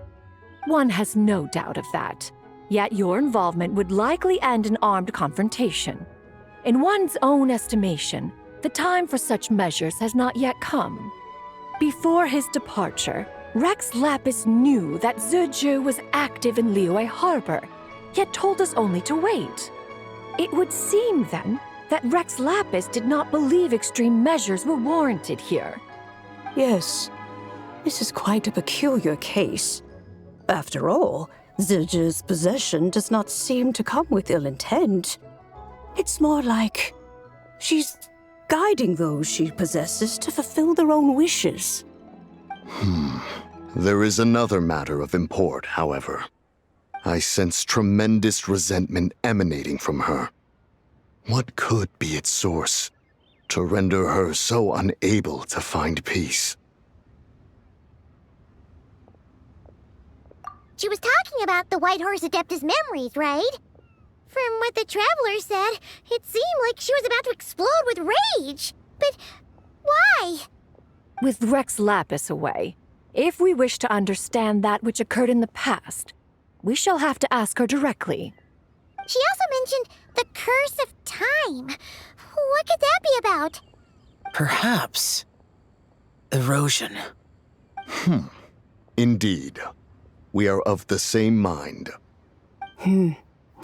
I heard that ancient clans in the mountains once regarded the White Horse Adeptus as the daughter of time. It seems there was some truth to that, after all. The Daughter of Time. Cursed by time? Time does not treat everyone equally. The longer you dwell in this world, the more it takes from you. Then what do we do? One has devised a solution. Based on what you have told us, it seems that Zizhe is in the habit of leaping to a different host when provoked. One's plan is for us to block all escape routes while you confront Mountain Shaper, forcing Zizhe to reveal herself. Then, if prior experience stands, she will have no choice but to possess you. However, not only are you able to sense it, you are also unaffected by the peculiar state of stasis. In other words, in that moment, you would have the chance to either subdue or persuade her. That is akin to walking straight into the lion's den. Allow me to go instead. Yeah, isn't this plan a bit too risky? Why doesn't Paimon try first? After all, even if she got possessed, it's not like she would pose a danger to anyone.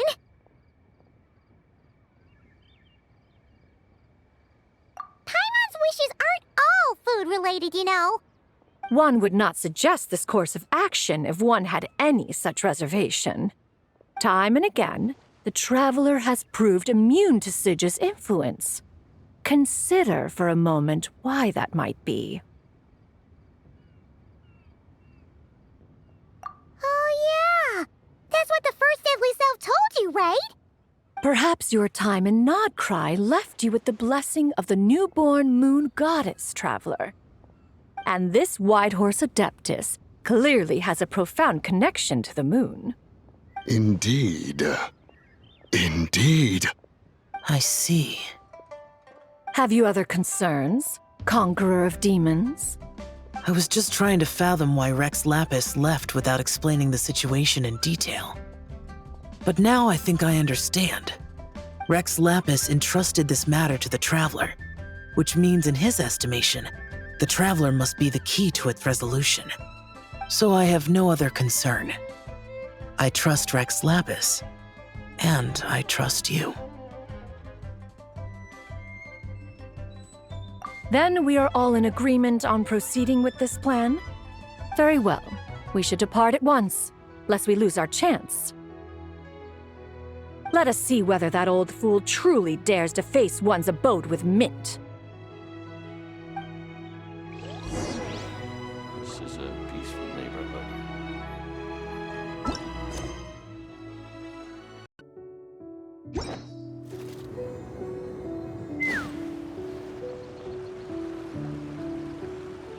One mint, 2 mint, let us plant a whole slew of mint!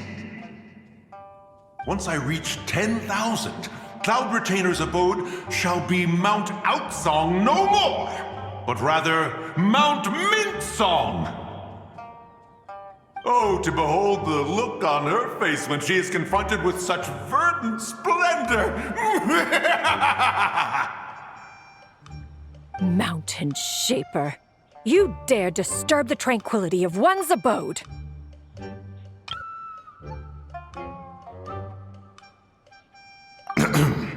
Do not take personal offense, Cloud Retainer. He is not in control of his faculties. Exactly. Let it go this once. Zitsche is the one driving him to do this. Huh? But Zitsche just helps people fulfill their own wishes and desires. Not now, Paimon. Oops. Sorry, Mountain Shaper. Paimon might have just thrown you under the bus. When he wakes up, we shall have words. Everyone, to your positions.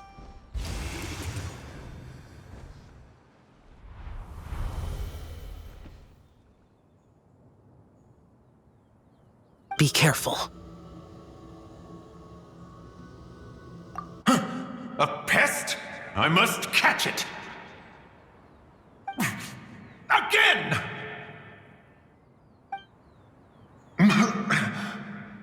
Oh, young one, it is you! Don't tell me. Cloud Retainer sent you?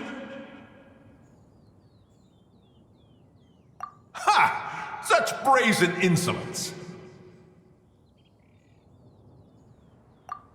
Such presumption, such boundless avarice. That wretched adept's impudence knows no end. If she dares lay a finger on my garden, I shall smash her cuisine machine to pieces! You think I am one to fold so easily?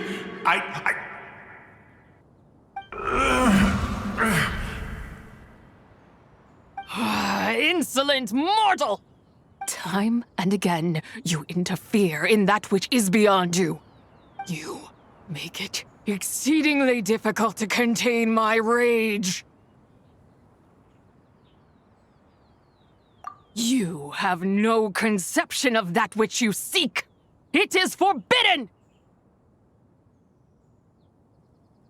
You know nothing of my past. My warning was given. The cost entwined with this is beyond what you can bear. Stubborn mortal! You... Very well. If death is what you seek, who am I not to oblige? Come, let us see the extent of your resolve. Your wish is to behold the curse of time and the memories of this form? Then, let it be granted.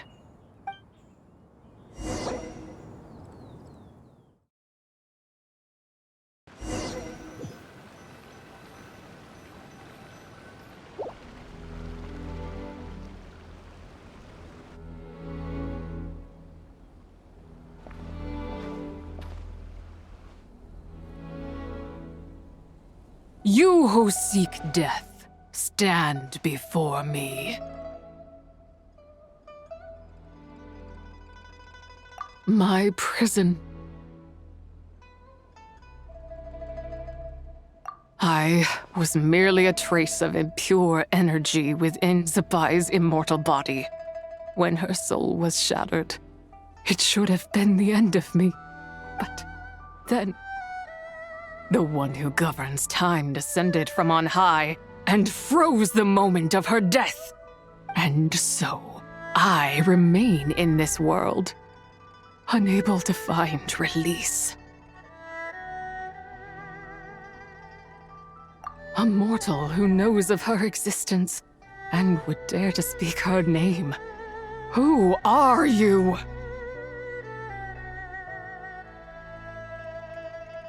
Help.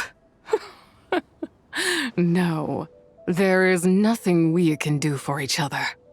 Her power, the one who governs time, it has surrounded me ever since. A blessing and a prison, all at once. No, I have been asleep in this prison for countless years, until a familiar presence woke me. Then, through that mortal girl's eyes, I saw it. As pure and bright as ever, unchanged across the millennia. It was the moon. That place is called Chuang Terrace. Did later generations rebuild the altar in a new location? It looks just like the one used to honor Zapai. Could it be that traces of what happened back then still remain in this world?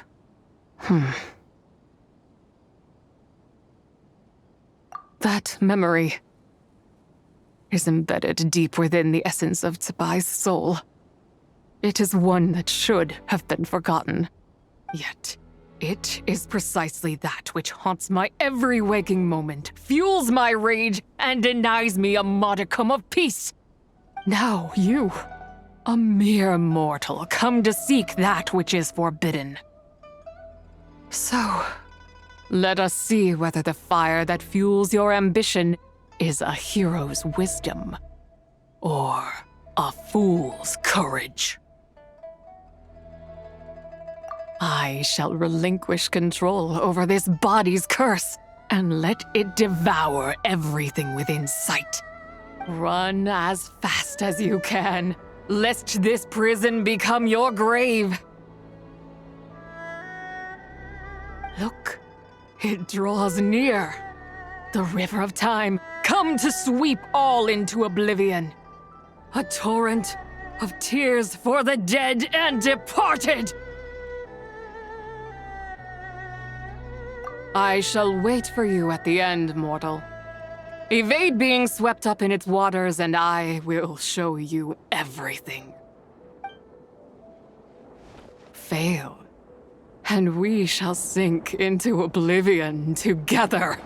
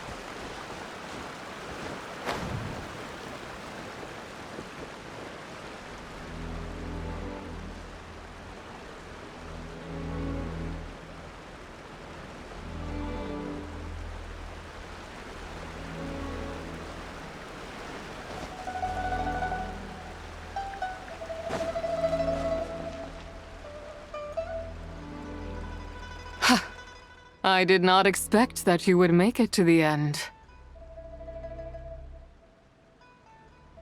Yes, it would seem even time cannot hold you back. In that case, perhaps this truth is one you can bear. Come, let your wish be granted.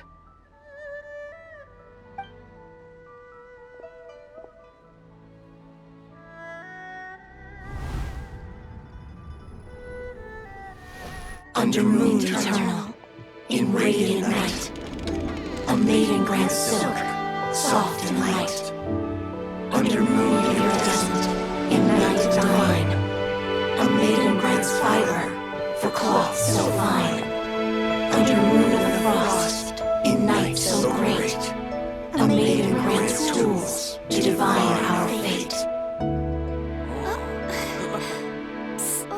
What are Mom and Dad doing? Shh, just make a wish. The kind Adeptus on the moon is listening.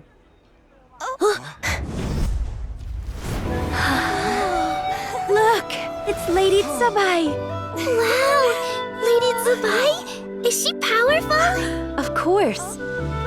She taught us how to grow grain and beans, millet and rice, how to peel hemp and reel silk, spin thread and weave cloth, how to cut stone and build houses, cast bronze and forge tools. According to Mom and Dad, the Adeptus Tsubai is the god of soil and grain, who blesses our land and its crops. Huh? Lady Tsubai's leaving. It's all right. We just have to wait till next year. She'll be back.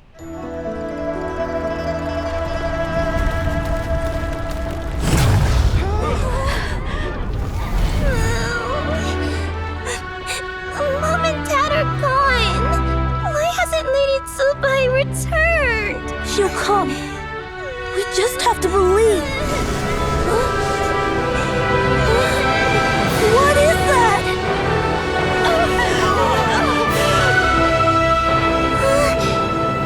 Lady Tsubai abandoned us.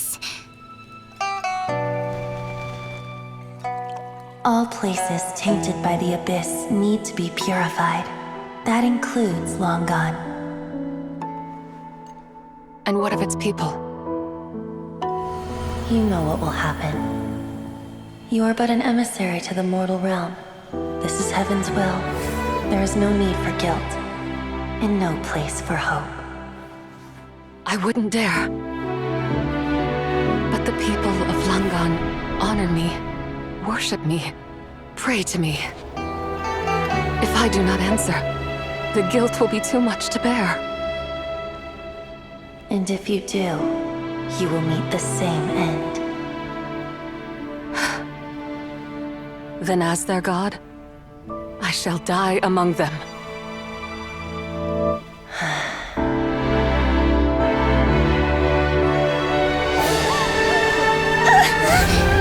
Look! Lady Tsubai came to save us! I knew she wouldn't abandon us! Run!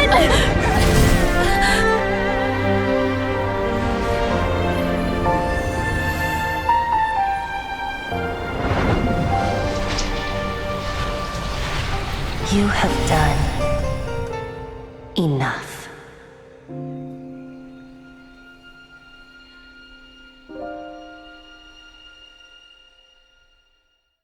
Now you know the truth.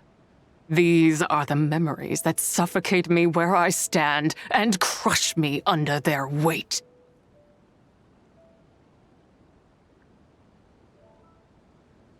Not just my nation, but the people I loved.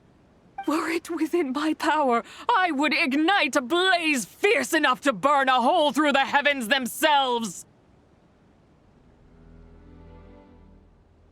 It was a time of war, one that ravaged heaven and earth. Remnants of the battles tainted with cursed power fell from on high and devastated Longan. The heavens decreed that the tainted filth had to be cleansed. No matter the cost, if I just had more time, I could have helped more people to escape. But it wasn't enough! I just needed a bit more, and they all could have survived.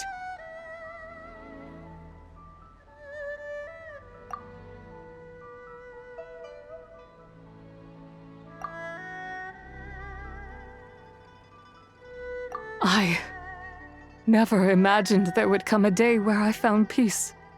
So long this rage has been within me.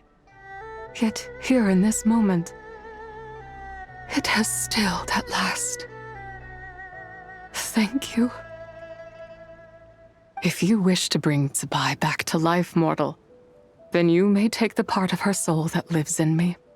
Just remember, from this moment onward, the fate of Langan's fallen rests on your shoulders, and that cannot now be changed. As I said before, I am but a remnant of Zibai's adeptal form, a manifestation of her wrath that was not meant to linger in this world. By taking away this fragment of her soul, you take away my shackles as well. So, let it be done. Ah, it's your turn to grant one of my wishes, is it? Very well. In regard to my fate, and that of Langan's fallen, I know there is little I can demand of you. However, should another raise a war banner against the heavens someday, let my name be set upon its cloth. I ask for this, and nothing more. Now, take what you came for. I was a lone moon, shrouded and dimmed in cloud-veiled night. Now darkness breaks, free and unburdened. I reclaim my light.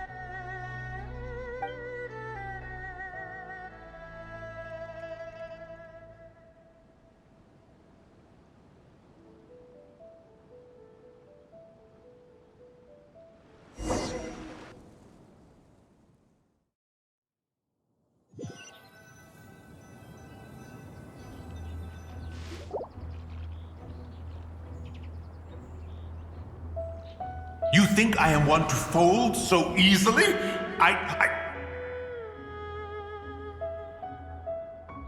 Ah, young one. What brings you here? My, what exquisite mint seedlings. Was it you who planted them? I had not taken you for one so versed in the horticultural arts. I must insist that you visit Mount Hulao. There is much we could learn from one another. Ah, but this is Cloud Retainer's abode. She does not appreciate the verdant wonder that is mint. We should leave at once. If she sees us here, there is little I can do to protect you.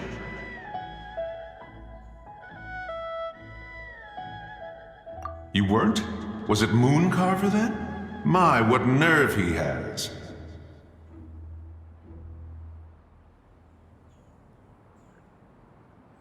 What?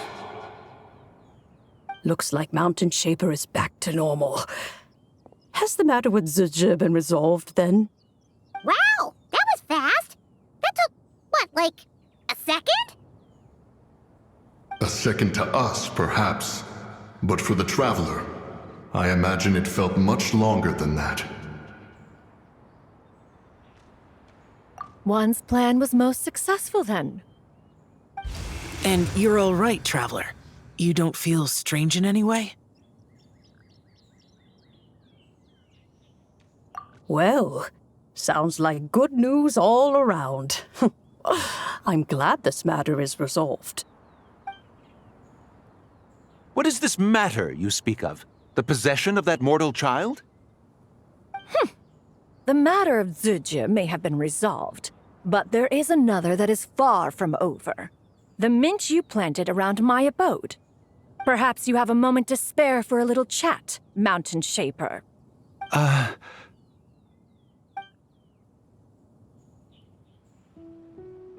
You seem reluctant to talk in detail about what happened with Zizhi.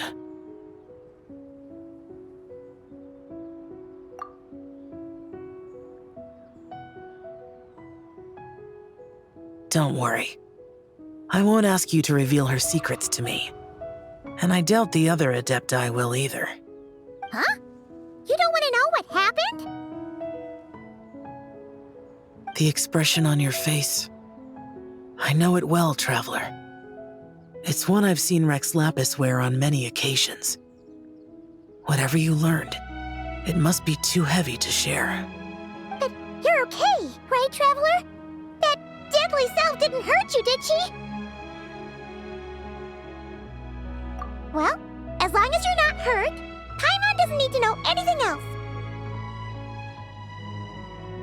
Even so, I hope you feel like you can entrust me with it. If I learned anything from our time together, it's that one should not have to shoulder such a weight alone. Not to mention that certain knowledge brings danger in its wake. I would never want you to feel forced to be the sole keeper of such secrets. Yeah, kinda like how one person can't finish a whole slime, you know? Better to grab a bunch of friends and eat it all together.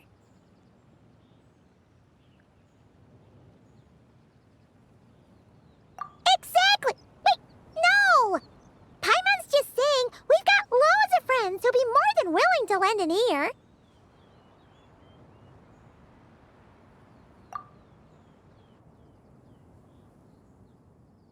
I never knew there was such a tragic chapter in the ancient past of this land.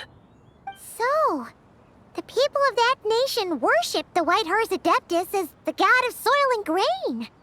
It would seem, then, that Rex Lapis had a similar reason for withholding the details of his recent trip.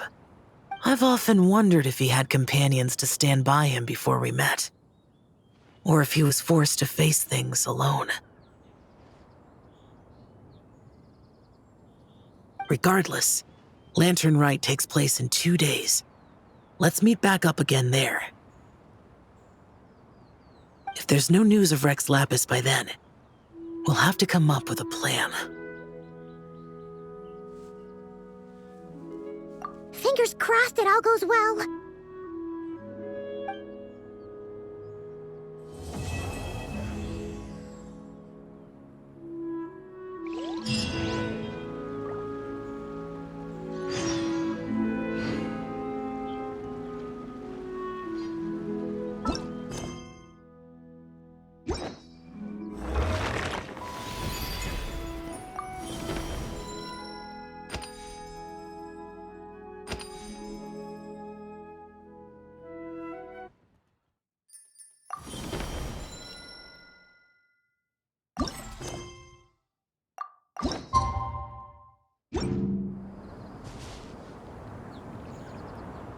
It's time to meet back up with Xiao.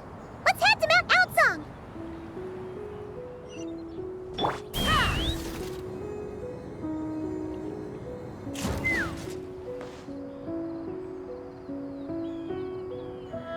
Xiao, Cloud Retainer, Meta Ping!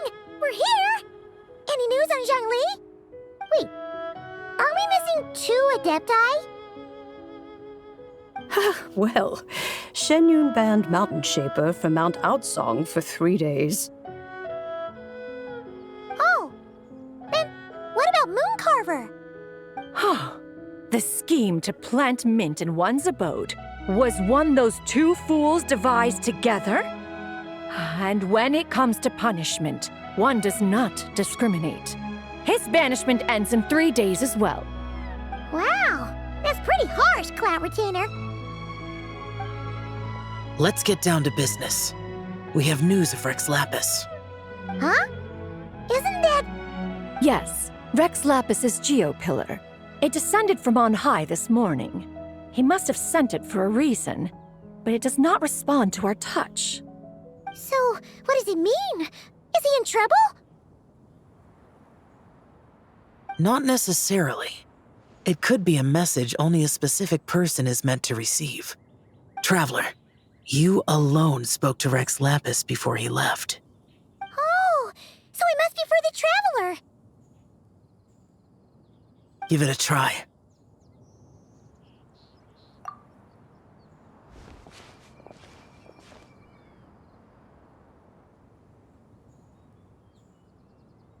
Come to the spring on Mount Qingse. I have left an entrance for you.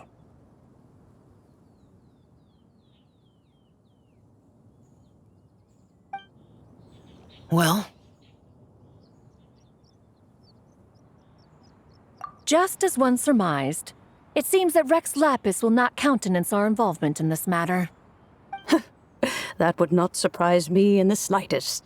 He's always had a soft spot for the traveler, after all.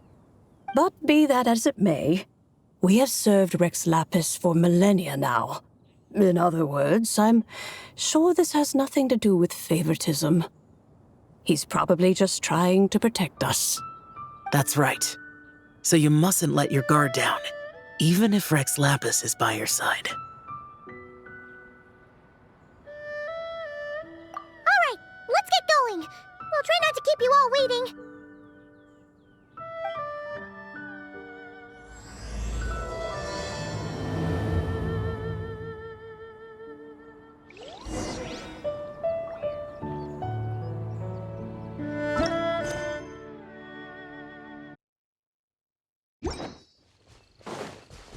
Keep your eyes peeled.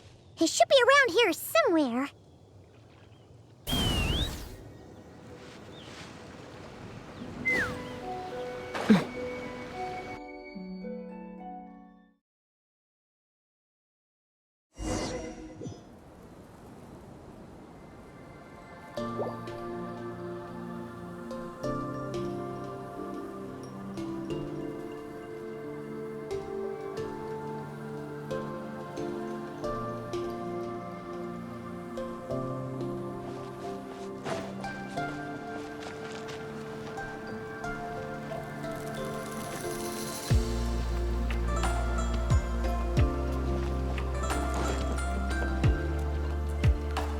Who could have imagined that the once mighty Geo Archon might end up so, sitting on a humble stool in the woods, quietly weaving moon lanterns?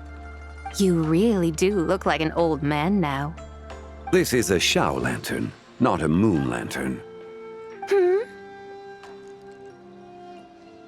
In ages past, when the gods waged war and the world was in turmoil, these lanterns were lit to guide fallen warriors back to their homes. Had you tarried in the mortal realm for but a little while longer, you might have become quite accustomed to them. Even so, it bears such a striking resemblance to the moon lanterns they used to offer up to the heavens. Could this truly be mere coincidence? Perhaps in some sense it is, yet in another, it isn't. For instance, who is to say that some of Langan's magnificent jade did not become part of the very foundations upon which Liyue Harbor now stands? It is conceivable that this ritual was transmitted in such a manner too. Now, let's not let ourselves get carried away. For all its splendor, do not forget that, in the end, even Langan could not escape its heaven-sent fate. Alas, it is just a pity that the little creatures of this world may never again lift their eyes to the moon, even should misfortune befall them. But you, Geolord, now that you rule this realm, why take the trouble, not to mention the risk, to visit one who bears such profound guilt as I? Are you not afraid that you might be sullied by the curse of time that was laid upon me? There is no risk to speak of. At least, not in comparison to that which you took when you defied the heavens all that time ago.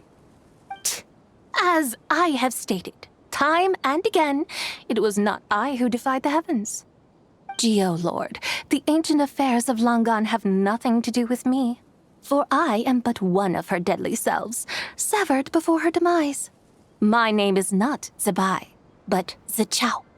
Surely you did not take us for one and the same solely on the basis that we may all assume the form of white horses? Sorry to break it to you, but you seem to have found yourself the wrong white horse.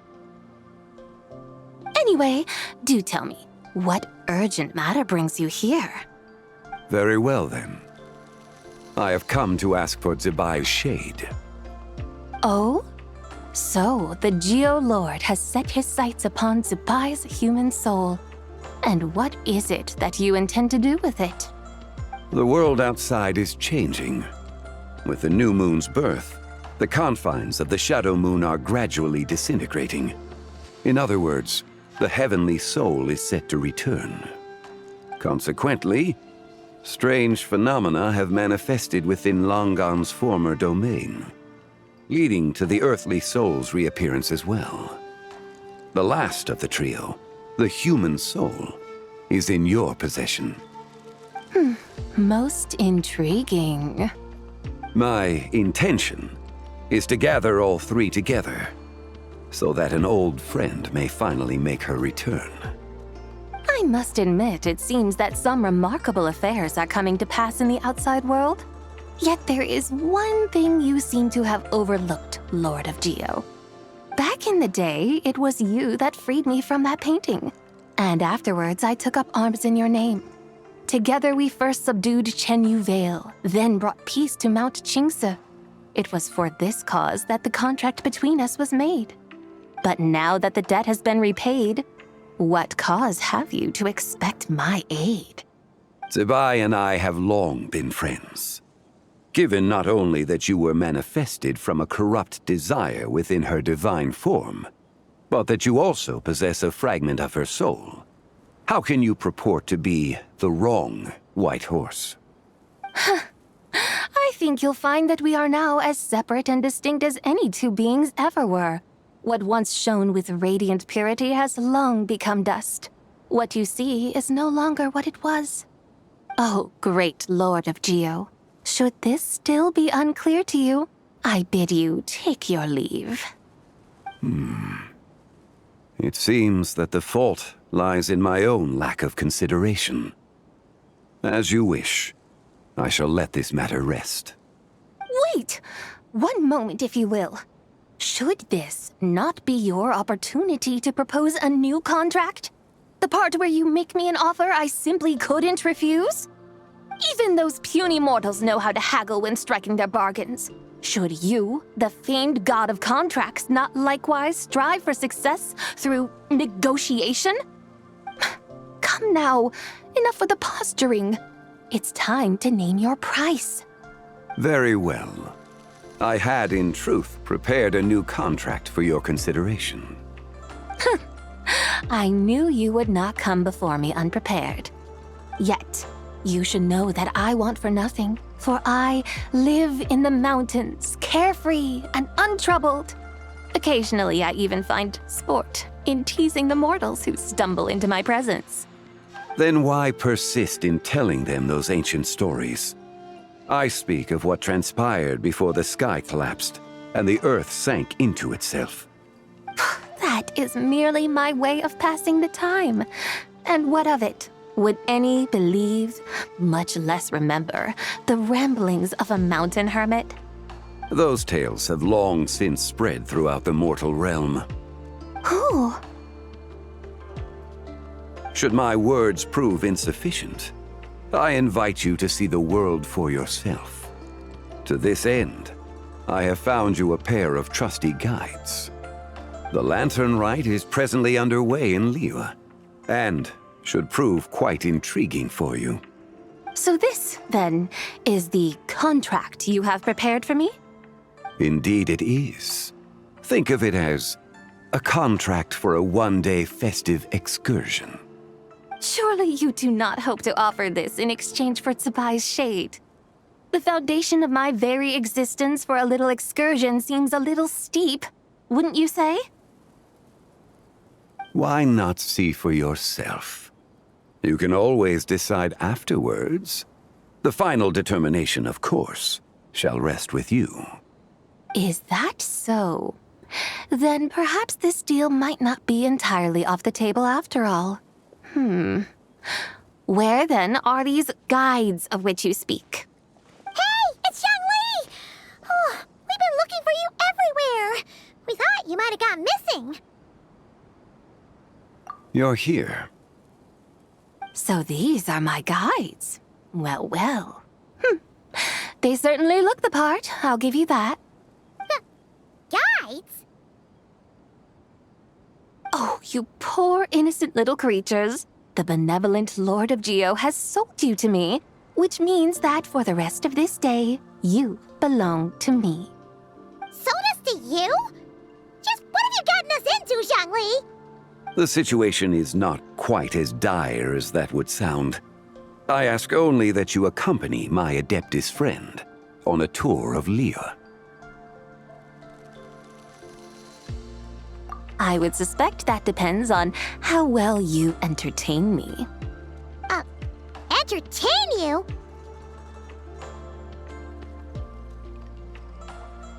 Let us start with this Liyue harbor of which I have heard so much. Nowhere is quite so fascinating as a place teeming with little mortals. How come this Adeptus sounds so different from what Paimon imagined? Okay, we'll take care of it. Get ready to find out why they call Paimon the best travel guide in all of Tibet.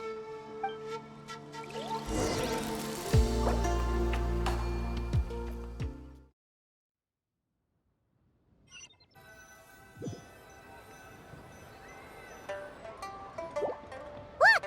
We've arrived at Liyue Harbor. Not only is it Tibet's busiest port, it's also the beating heart of Liyue. So, dear Madam Adeptus, where would you like to go first? With humble fare and wine to sip, in comfort clothed and soul at ease, one eats, and all the heart's ills cease. So we're heading straight for the good stuff? Well, you're in luck, because Paimon's an expert when it comes to food. There are two main cooking styles in Liyue: Li cuisine, which is all about mountain delicacies, and Yue cuisine, which is centered on seafood. The most famous restaurants are Liuli Pavilion and Xinyue Kiosk. Oh, now Paimon's starting to drool. Yes, our only option is to go try them both. 2 meals back to back. Both sound like excellent options to me. Are these the kind of establishments that most people might visit on a regular basis? Not exactly. Both Li cuisine and Yue cuisine are known for their pricey ingredients. Definitely not what you'd call the budget options. But don't you worry about that. Just think of it as Zhang Li's little treat. Come on! Aren't you supposed to be pals with Hu Tao? I'm unsure we can afford to spend a little more of her mora at least. Hey! All Paimon wants is to provide our Adeptus with the best possible experience here. Don't you want that too? Both certainly sound like worthy choices. Just now, though, I happened to see a porter pass this way. Where might individuals like him go to eat? A hungry porter, huh? Oh! Paimon knows just the place!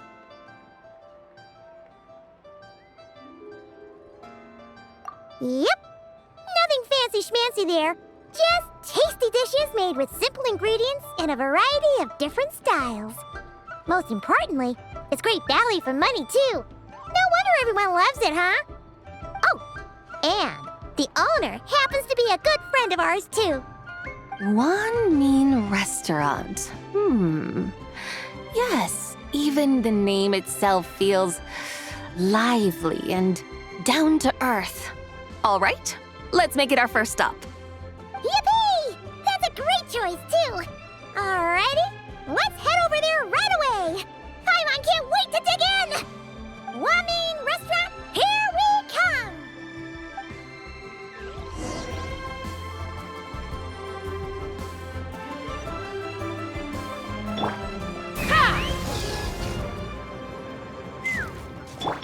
Try and stop me!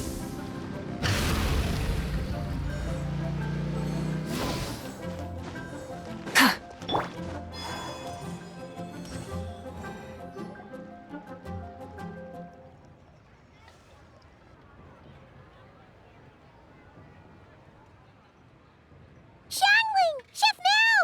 We're here! Oh, hello there. What a surprise to see you two. Welcome, welcome. Hey there, Traveler and Paimon. We're a little busy today, so grab a table while you still can. But I don't think I've met this lady before. Is she a new friend? You could say that. Oh, I see. Well, hey there. A friend of the Traveler's a friend of mine, too. Don't worry, we'll take good care of you. Just order whatever you want, it's on the house. By the way, I'm Zhongling. I cook here at Wanmin Restaurant. What's your name? Miss Zhongling, have you ever heard of the White Horse Adeptus? Of course. What about her? I am her, and she is me. Huh? You mean you're an Adeptus? Oh, you young'uns crack me up. Come on, Xiangling. You've got to keep up with the times. Haven't you heard of cosplay? It's like a role-playing game where you dress up as famous characters and pretend to be them. Seriously, it's all the rage, and it looks like this young lady is quite the expert. Your friends sure keep their fingers on the pulse, huh, Traveler? Wow, Dad. Didn't know you were so tuned in. But how come I haven't heard about it? You gotta listen to our customers. Didn't I tell you to spend less time chasing after wild vegetables and more time making friends? You're even more out of touch than I am. Hey, I like making friends too. Isn't that what I'm doing right now? Anyway, even if it is just a costume, is it alright if I still call you White Horse Adeptus? Of course it's all right, because that's exactly who I am. Okay. I can see you're really committed to the role. How about I call you the real White Horse Adeptus instead? In that case, you can call Paimon the real Traveler.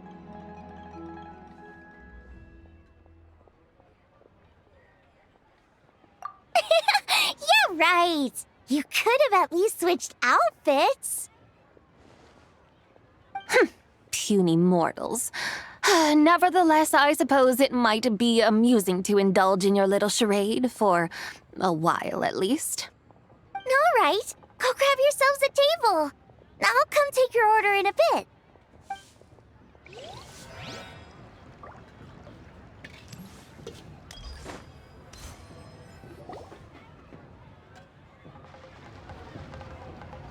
Hello.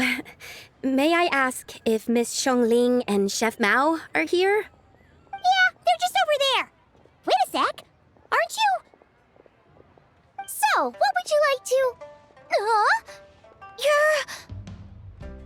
Hello, Miss Xiongling. It's me, Lu Xiongxiong, the one who broke some stuff here at your restaurant a few days ago. I just wanted you to know how sorry I am. I honestly don't know what came over me. Please forgive me. Oh, it's you. You really gave me a fright that day, young lady. You didn't actually get food poisoning from our black-back perch stew, right? Come on, Dad. She's come to say sorry. It's all right, Miss Lu. You must have been feeling a bit off that day. You're looking so much better now, though. Why don't you grab a table, too? This one's on the house. No, I couldn't possibly. Hey, it's totally okay. We all feel under the weather sometimes, especially when we're away from home. Go on, find yourself a... yikes. Looks like all the tables are taken. Wanna come sit with us? We've got an extra seat over here. Thanks, guys. So what would you like to eat today? Feel free to order anything you like. I should very much like to sample your renowned poisonous blackback perch stew. It wasn't poisoned. That was all on me. So that's one portion of blackback perch stew. How about you guys? Paimon wants...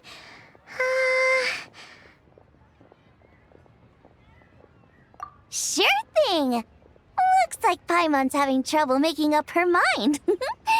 Anyway, I guarantee you'll love it. Let me think.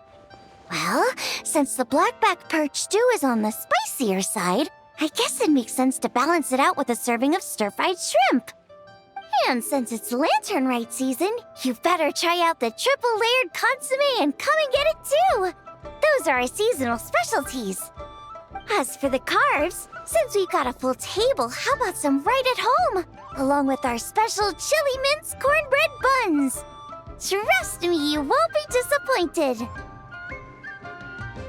Then for dessert, I'll whip you up some Lucky Snow Delight. I just came up with it a few days ago, and I can't wait for you to try it. Wow! Sounds like quite the feast! Looks like Paimon's in luck today! Am I the only one who thinks that's way too much? Not at all. Don't worry, I know what I'm doing. And to top it all off, our star dish, Adeptus Temptation. You should know that we don't often serve this here at Wanmin Restaurant. But since this is my first time cooking for the White Horse Adeptus, I'm pulling out all the stops. Okie dokie, just sit back and relax. I'll have your dishes out in no time. Hold on. Did I just hear Miss Xiangling mention the White Horse Adeptus? You did indeed. And you're looking right at her. That's a joke, by the way. She's cosplaying. Oh, I see. Phew, almost believed you there for a moment. Tell me, little one, what business might you have with the White Horse Adeptus? It's a long story. Basically, a while back, I took part in an archaeological dig over at the chasm. While we were there, we discovered a number of relics. Our findings show that they date back to the era of Langan, an ancient nation whose people are said to have been the ancestors of some of the modern-day inhabitants of Chenyu Vale. And why might such matters concern the White Horse Adeptus? Because some of those relics not only seem to contain textual references to her, but even depictions of what she looked like. There have long been legends claiming that the White Horse Adeptus was a deity of that era, but there are plenty of other theories out there too. If I could just locate some more detailed records, I'm sure we'd be able to find out so much more. So you're into history? Well, to tell you the truth, I actually joined the archaeological team by sheer accident. But once I'd started down this path, I knew that I wanted to make something of myself. Recently, though, things seem to have taken a turn for the worse. Still can't believe I caused such a mess and even ended up hurting someone. Oh, so you're considering becoming a martial artist now instead? No, I mean, they weren't seriously hurt. It was just a few scratches, and they let it go after my mother compensated them.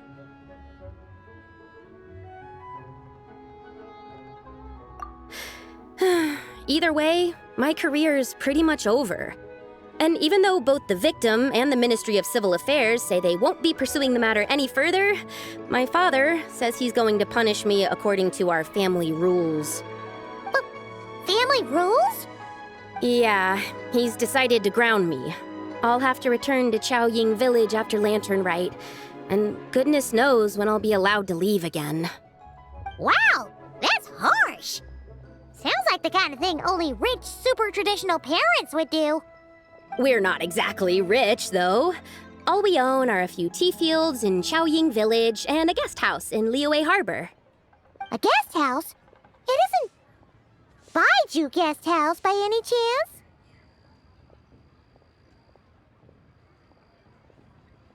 Yep, he's my grandfather. So you've heard of the guest house before? Small world, huh? Come to think of it, didn't Boss Lu mention something about hoping that the White Horse Adeptus would show up and let her divine power be known? Sure, but Paimon's guessing this wasn't exactly what he had in mind. Little one, it sounds to me that your family is rather well off after all. What then drew you to archaeology? Why subject yourself to such unnecessary hardships. Even if I stayed at home, there's no guarantee I'd lead a nice, easy life. Just look at my father. Recently, my grandfather put him in charge of the guest house, and he came up with a bunch of ideas right away, starting with changing its name. That didn't turn out well, though. My grandfather yelled at him for days, even calling him a bad son, and they still haven't let it go. Oh! Paimon thinks we might have heard about that too. Long story short, being dependent on others is never fun. You just end up being completely under their thumb. That's why I want to make it on my own out here, no matter how hard it is. After all, as the saying goes, to rise above others, one must endure the hardest of hardships. What's so funny about that? You poor, innocent little creatures never fail to amuse me. To think you would endure all manner of hardships in your brief time on this mortal plane, and all that merely to rise above others. I would have thought that the wiser path would be to simply roam this world as I do. Huh? Tell me, what is it that you truly delight in? Archaeology? Martial arts? Tea planting? Or perhaps the keeping of a guest house? What I delight in? Yes. Surely there must be something you don't find quite so exhausting. Whatever delights you should not feel like a burden. But do things like that really exist? Of course! Take Miss Xiangling, for instance. I defy you to detect even a hint of hardship on her face when she wields her walking spatula. So, since it seems you are resolved to tread the rocky path, you should strive with all your might to pursue that which brings you delight. You mean, like cosplay? I suppose you might say that. Looks like the White Horse Adeptus is really getting into her role. I think I get what you mean then. Maybe I should have a chat with Miss Xiangling before I head home. Okay, everyone. Sorry to keep you waiting. Here's your food. Wow. It all smells so good. Oh, finally! I get to try that famous poisonous stew. Hey! Didn't you hear what Shang said? It wasn't the stew. If anyone's to blame, it's that other you. What's up? How fiercely this mortal fare burns upon the tongue!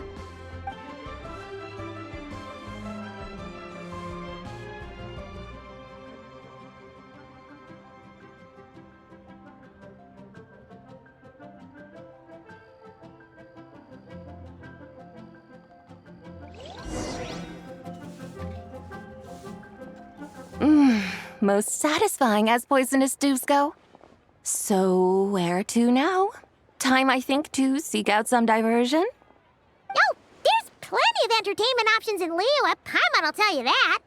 The locals like to drink tea, walk their pets, play chess, watch operas, attend storytelling performances.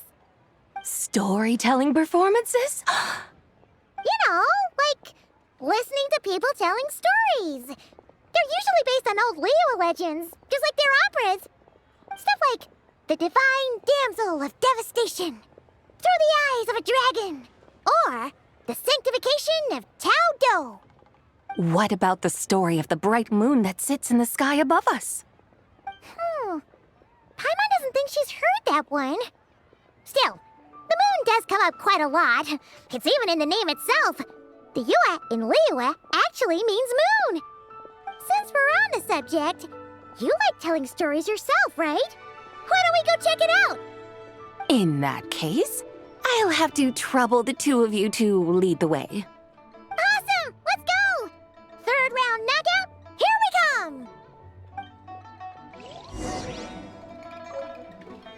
Cheap and tasty chop suey! Take me up!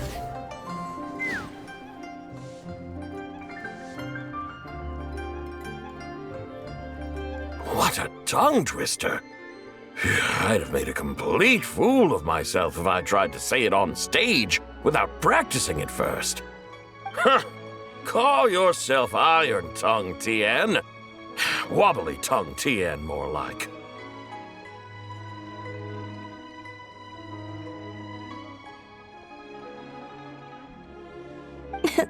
I used to have that problem a lot. But if you just take your time to grasp the meaning and commit it to memory, you'll be able to say it smoothly in no time. You're right, Miss Yoon. I'll give it another try. Hey, Yunjin! Fancy seeing you here! What are you two talking about? Ah, Traveler and Paimon, we meet again. And who, may I ask, is this? You may call me the White Horse Adeptus. The White Horse Adeptus? She's not really an Adeptus. I see. Well, it certainly looks like a lot of fun. Oh, funny you mention it. This type of thing is actually something I'm quite familiar with.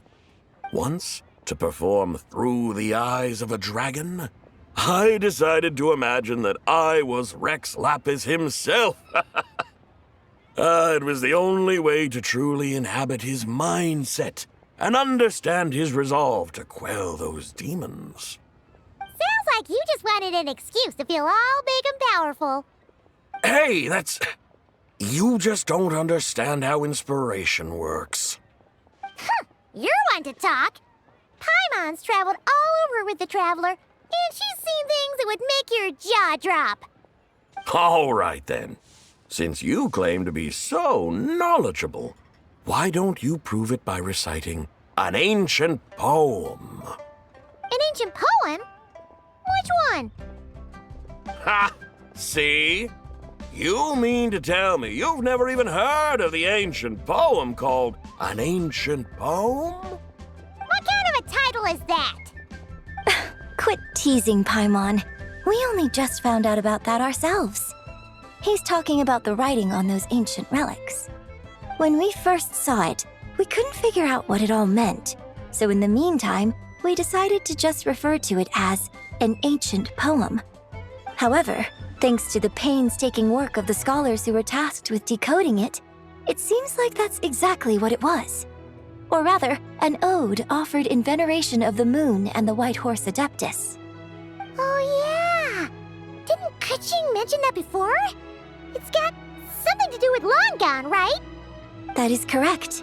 The Ministry of Civil Affairs has issued a notice stating that, although it is true that the moon may disappear tonight, we should be in no danger. In other words, there's nothing to fear. But if you're worried, we can always take a leaf from the Book of the Ancients. By reciting this poem, I mean, and calling for the White Horse Adeptus's aid. If we do that, I'm certain she'll protect our moon and keep us safe. Oh, seriously? Paimon has to get a look at this.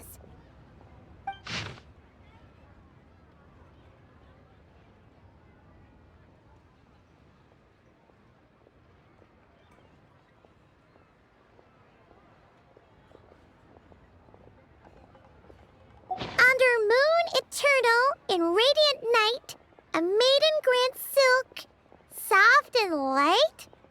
What in Tibet's that supposed to mean? Under moon iridescent, in night divine, blah blah blah, something cloth so fine. Something about fields being plowed, something else about seeds being sown from the earth. Seriously? What is this? The fields are plowed, the seeds are sown, and from the earth, life is grown. Whoa! You did that without even looking!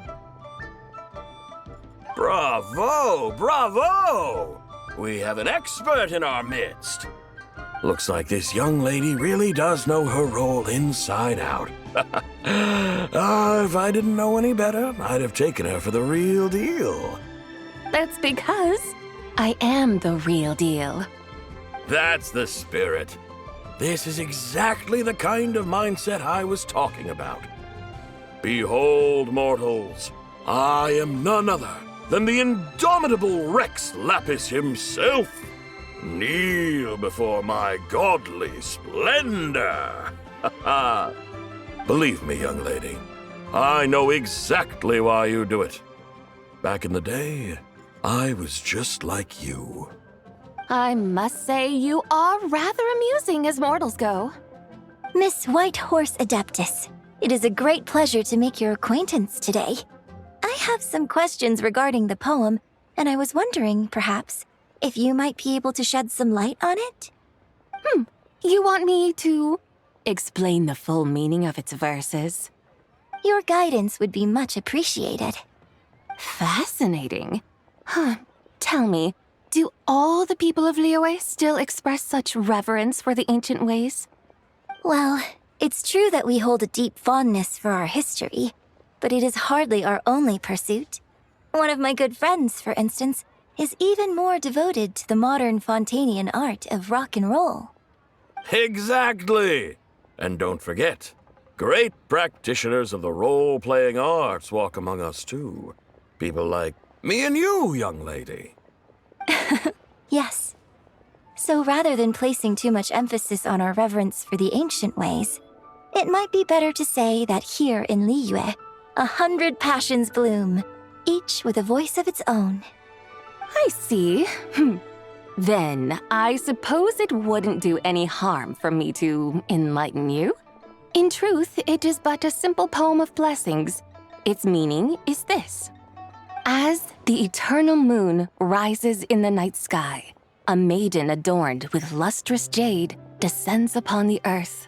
She blesses the kudzu vines and mulberry leaves so that they may be used to make coarse cloth that is nevertheless soft, light, and comfortable to wear. As the iridescent moon rises in the night sky, a maiden adorned with lustrous jade descends upon the earth. She blesses the kudzu vines and hemp so that they may be used to make fine, luxurious cloth. As the frost moon rises in the night sky, a maiden adorned with lustrous jade descends upon the earth. She blesses the mugwort and artemisia so that they may be perfect for divination. So she really did come down from the moon? She shows the people how to use the plow and spade to purge the land of weeds, till the soil, and heap up the earth to make it fertile. Then with the hoe, she teaches them to sow their grain, bestowing the promise of life upon every seed. She blesses the millet and the beans, ensuring that their stalks and vines stretch forth without end. She graces the wheat and the rice, so that their heavy heads are filled with plump, glistening grain. Sounds like she's a real pro at all this farming stuff. The fruits of the field are harvested and brewed into sacred wine for honored guests. This we reverently present to the divine maiden, with every ceremonial step flawlessly observed, so that she may witness the depth of our piety and respect. Oh, divine maiden, how can your graceful presence in the sky not seem like that of a fairy descending from the heavens? Oh, divine maiden, how does your pure and radiant form not resemble the guardian spirit of our land? I send my heart's desire, ascending to the heavens, beseeching you to grant us good fortune and blessings in the coming year. Huh? So, that's what it's supposed to mean? I find myself speechless, moved beyond the power of words to convey. Oh, young lady, you have shown me the heights to which a true role player might aspire. A truly remarkable performance.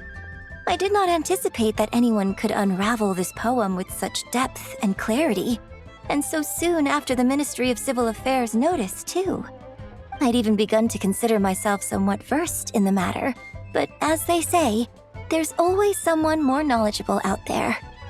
Allow me to extend my thanks to you, Miss Whitehorse Adeptus.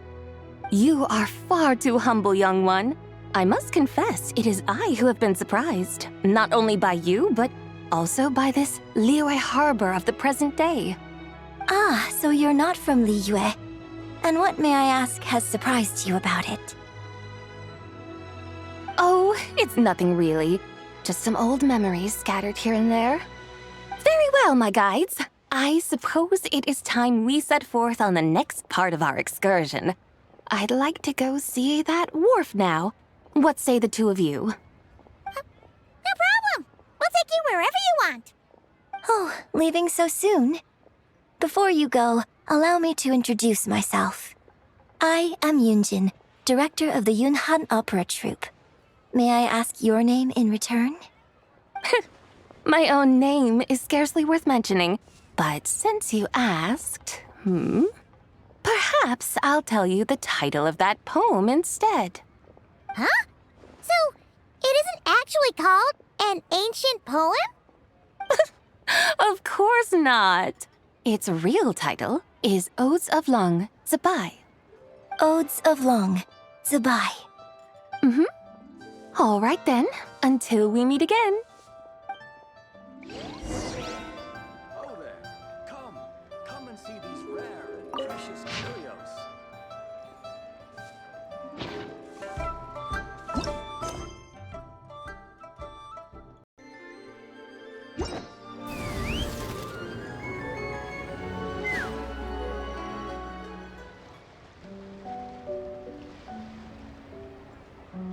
Hey, Ganyu! I almost forgot to mention. On my recent trip to Notcry, I came across something really fascinating in the Frost Moon Scion's library. I found records in their collection of another divine envoy living on the moon. A divine envoy on the moon? You don't think it could have been referring to the White Horse Adeptus too, do you? No way to say for sure. Still, the similarities between our legends are intriguing, to say the least. Isn't it amazing? Especially when you consider how far apart we are. It truly is. We might live in different lands, but when we look up at the night sky, we all see the same moon and stars. Right? It's like we're all bound together, no matter where we are. When you think of it like that, it's almost as if our friends from other nations will be right here celebrating with us. Isn't that a wonderful thought? No wonder you were so excited to go see the giant lantern when you first got back. Sounds like you're a real fan of the White Horse Adeptus, huh? I guess you could say that. Just a pity she's so elusive. Even Granny's never met her, you know? Maybe she really is just a legend after all. Hey, Yanfei and Ganyu! Trust, Paimon. The White Horse Adeptus is as real can be. Huh? Oh, look! It's the Traveler and Paimon! Feels like I haven't seen you two in, like, forever. Happy Lantern Rite. It's so good to see you again. Hey, you two. Happy Lantern Rite.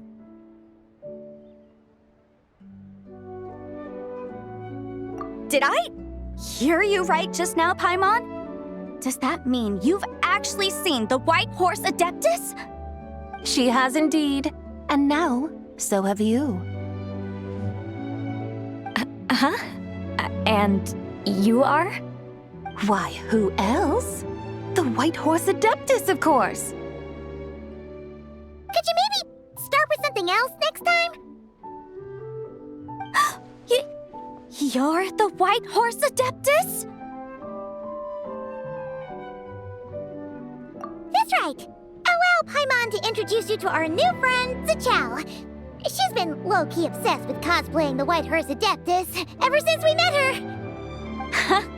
I see. Well then, greetings, Miss Zichao. My name is Yanfei, and recently I've been low-key obsessed with learning everything I can about the White Horse Adeptus. I'm sure the two of you will get along like a house on fire. Oh, and by the way, I'm Ganyu. So, Miss Zichao, you must be here to see the giant lantern too, right? A horse-shaped Zhao lantern? Is that what I think it is? That's right. A lantern made to honor the White Horse Adeptus herself. Isn't it gorgeous? Huh? What are you laughing at?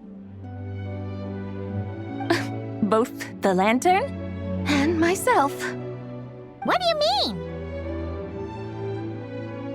Oh, this lantern truly is an artistic masterpiece. But tell me this, have any of you ever seen a horse before? Come to think of it, Paimon can't remember ever actually seeing one herself. What about you, Traveler?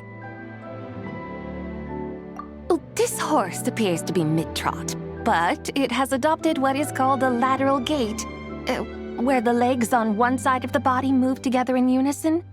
A rather rare sight indeed.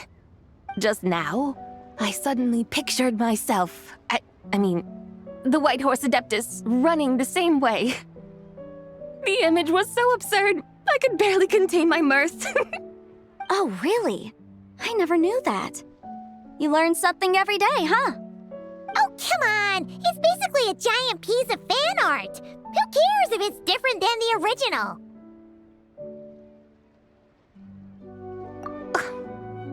I was merely laughing at my own ignorance. I came here thinking that the White Horse Adeptus's tale had been long forgotten. Yet here I am, gazing upon a lantern made in her honor. Well, you couldn't have been more mistaken. There are so many tales about the White Horse Adeptus, I'm starting to lose count.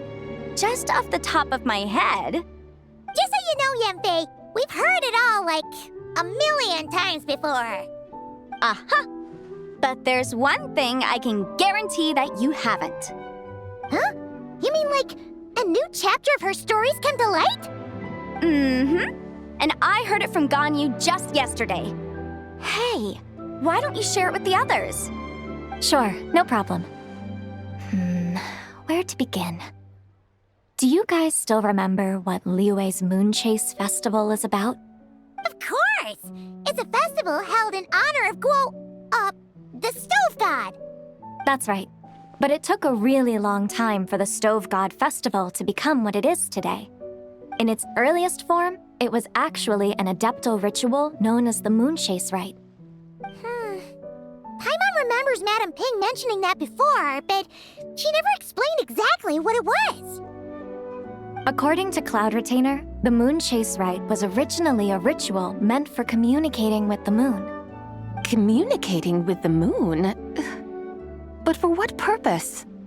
At first, Cloud Retainer wasn't entirely sure either, as it was always Rex Lapis who performed the ritual. Whoa! Rex Lapis did it himself? Must have been a really important ritual. That's right. Unfortunately, despite numerous attempts, they never actually received any response from the moon, which is why they eventually stopped performing it. But then, just yesterday, Kaching took a picture of the moon being obscured by a dark hole to Cloud Retainer and asked if it had anything to do with the Moon Chase Rite. The moment Cloud Retainer saw it, it suddenly dawned on her that the rite might have been an attempt to reach the White Horse Adeptus all along. Does that mean Zhang Li's been trying to bring back the White Horse Adeptus all this time? So how about that? Bet you never thought there might even be a link between the White Horse Adeptus and the Moon Chase Festival. If Kaching hadn't taken that picture to Cloud Retainer, we would never have known any of this. This is probably what Kaching was referring to that day when she mentioned there were some ideas she wanted to follow up on. So, Geo Archon. All this time, you've been striving to awaken her. Huh? What do you mean, awaken? Nothing. What I truly meant to say was, this new insight you've provided has been truly eye-opening. Oh, by the way, my trusty guides, I've been meaning to ask, where in Liyue Harbor might one enjoy an expansive scenic view? Huh? We're off to the next stop already? But Paimon's barely done digesting that lore bomb just now. All the more reason to find the right spot to let it sink in. Oh, so that's what you're up to. A tour of Liyue Harbor? In that case, if you're looking for a spot with a panoramic view, I'd recommend Yujing Terrace. That's a great idea. Since the terrace is on higher ground, the sea view from up there's so much better. Great! Well, the Lantern Rite's about to start, so we should get back to Granny's now. Hope to see you all at the festival tonight. Oh, you're off too? All right then. See you both soon! See you soon!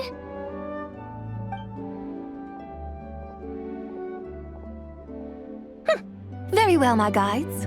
What are we waiting for? Okay, you're the boss.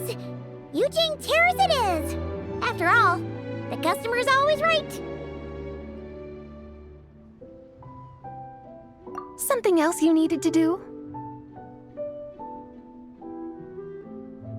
Oh, Paimon likes that idea. And what, may I ask, is a photo? It's this awesome invention that lets you record moments in the blink of an eye. Except, you've gotta try not to actually blink. Oh? What must I do in preparation then? Nothing. All you gotta do is choose a pose. The Traveler will handle everything else.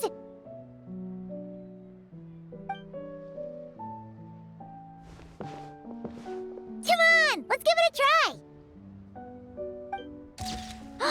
Look, we got a great picture. Paimon's gonna call it The White Horse Adeptus Meets the White Horse Adeptus in Liyue Harbor.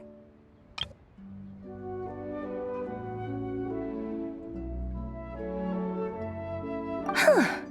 They've even discovered a way to preserve moments in time. Now I truly am curious to witness what else these mortals might accomplish. Very well, let us proceed. Eugene Terrace lies in that direction, does it not? Hey, wait for us!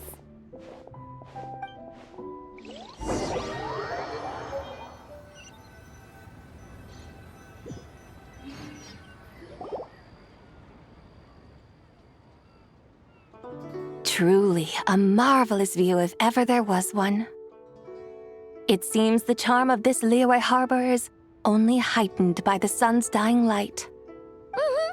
And soon, people will start releasing their Xiao lanterns to mark the most important day of the year. Practically everyone will be with their friends and family, eating a big meal, chatting, and even setting off fireworks. Trust Paimon, it'll look even more amazing then. What do you say? Want to stay to see that? No need. Let us bring this weary day to a close. Weary day? You mean you didn't enjoy your tour? I had imagined you would arrange for me to witness some grand spectacle. Perhaps the descent of divine beings, the manifestation of the sacred before mortal eyes, or the appearance of a selfless hero come to aid the helpless and downtrodden. Or, should that not come to pass, then at the very least spend a little more coin. For that, it seems, is how one finds true enjoyment. Alas, but there was none of these. Instead, we merely filled our bellies, listened to tales, and gazed upon a crude imitation of my likeness. And now the sun begins its descent. What a day of quiet tedium. Well, we're so sorry. If we'd known that was what you wanted, we'd have done it all differently. It's all that Zhang Li's fault for not making the customer's requirements clear. Well, it's too late now. Do you still believe I would part with that soul fragment, now so intertwined with my very being? But...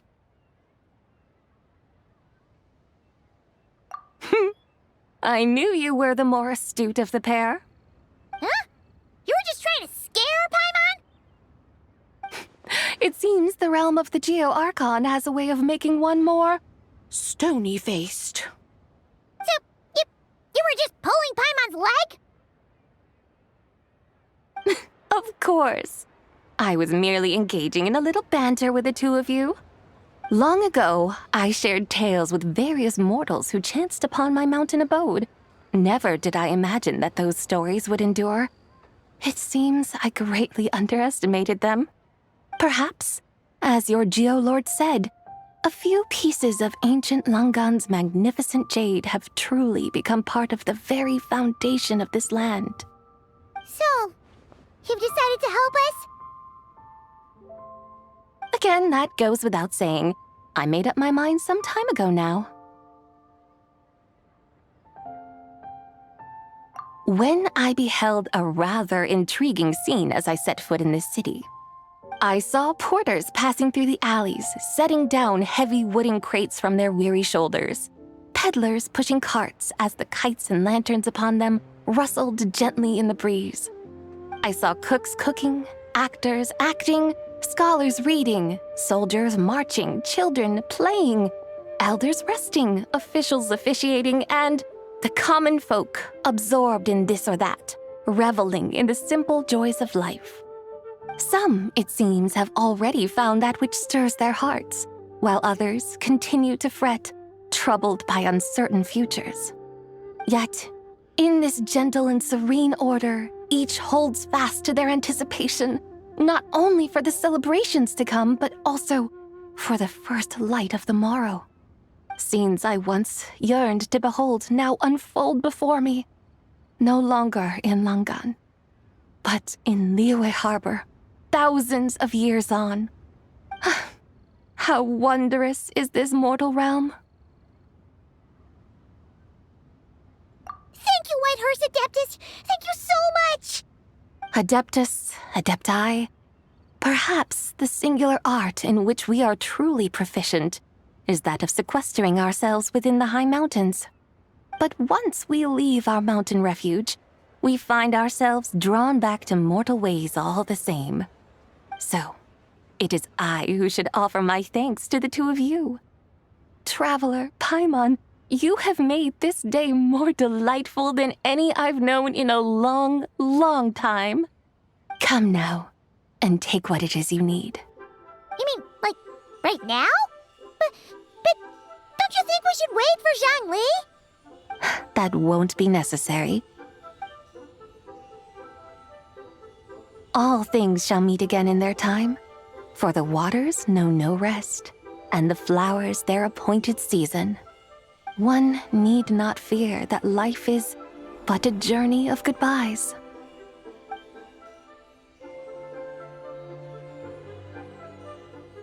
Is she gone?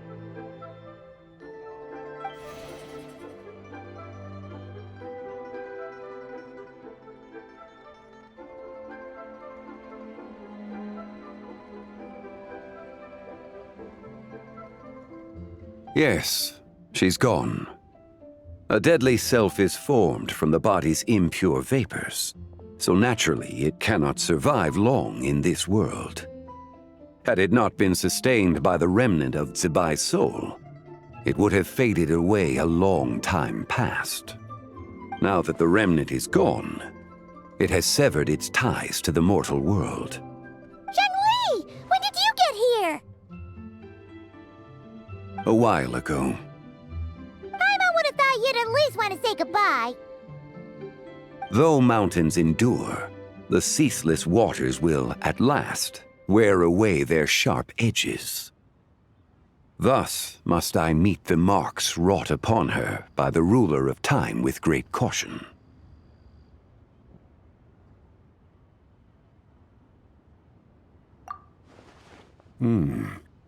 It may be goodbye for now, but someday we will meet again. Really? And when might that be? Who can say for sure? Years and years from now, perhaps. Or maybe tonight, at the Lanternlit. Are you saying that if the White Horse Adeptus were to be resurrected, she'd still have the memories of the three deadly selves? That she'd still remember us? We will find out soon enough.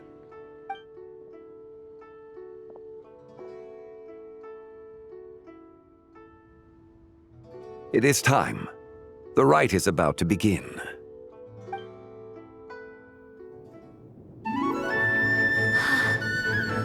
The rite is about to begin. Is the moon really gonna disappear? Got your lanterns ready, everyone? All set. Might be about time to put eyes to the sky. Wouldn't you say, Tianchuan? Look!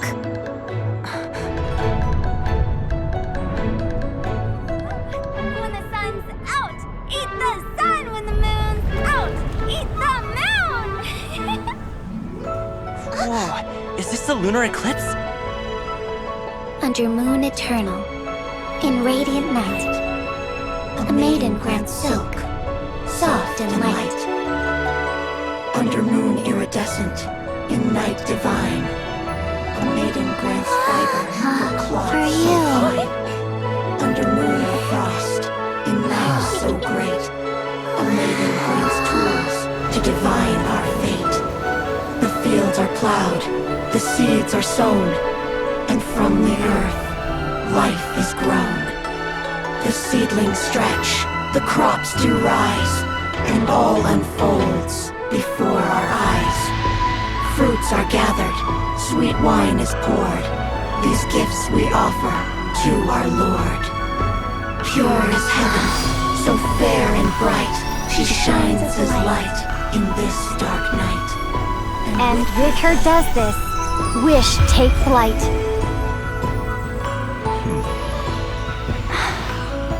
Devoted soul, scattered and unbound, let this lantern guide you home, by its light be found.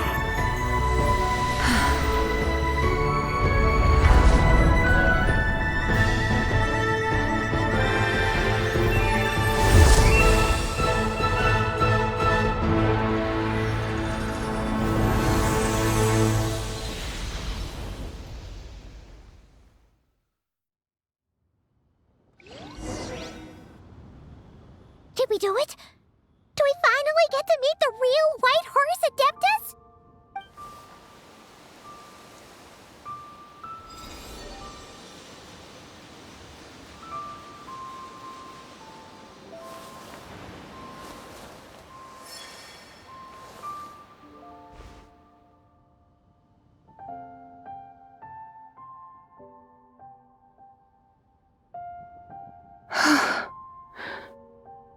This place. Where am I? A familiar land, now known by the name of Liyue. Liyue? The peaks adorn the clouded moon. Then, who might you be? Oh no! She seems to have lost all her memories after all. And those countless lights in the sky. What are they? These lights, each like a dwelling in glad accord, usher in this day of joyous rebirth. And whose rebirth might that be? That of my old friend, Zibai. Zibai? Yeah, that's you!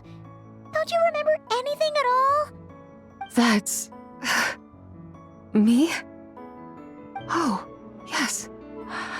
The envoy of the Lunar Palace, my name, is Zibai indeed.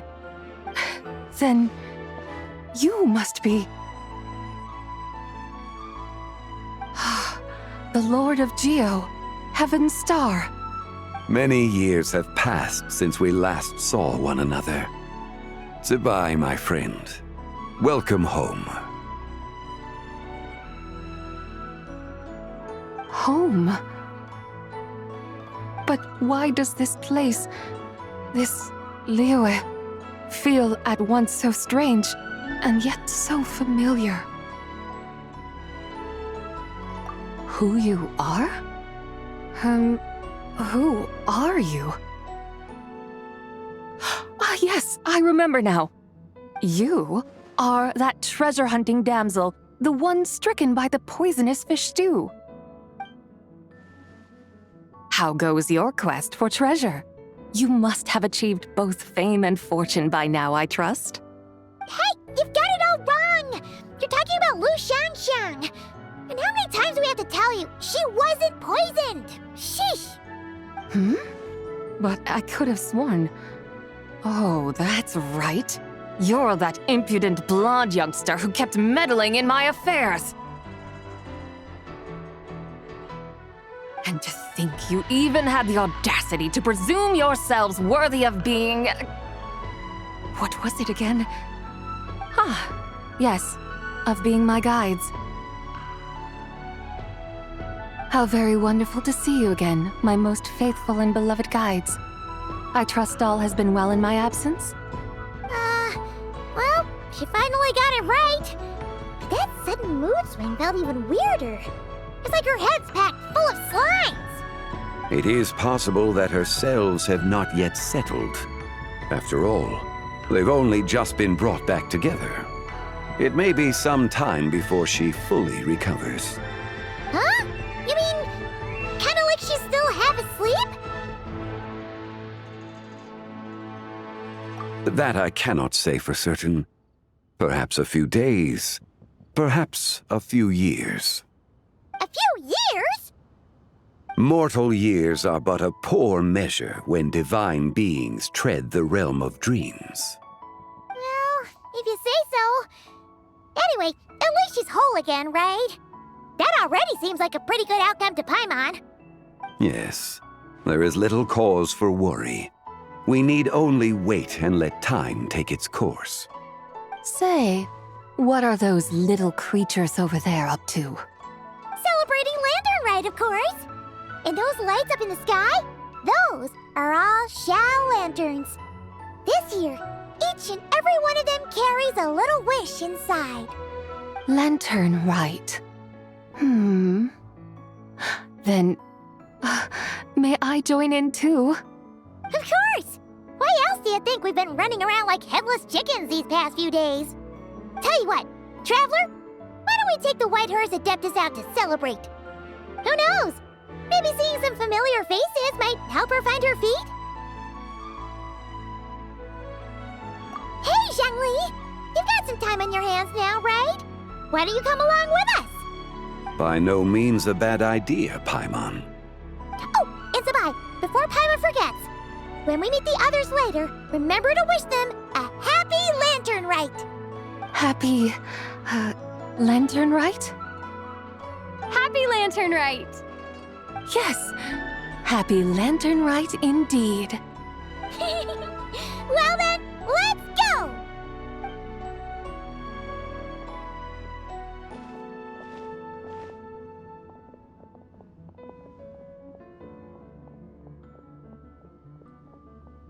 Lanternlit.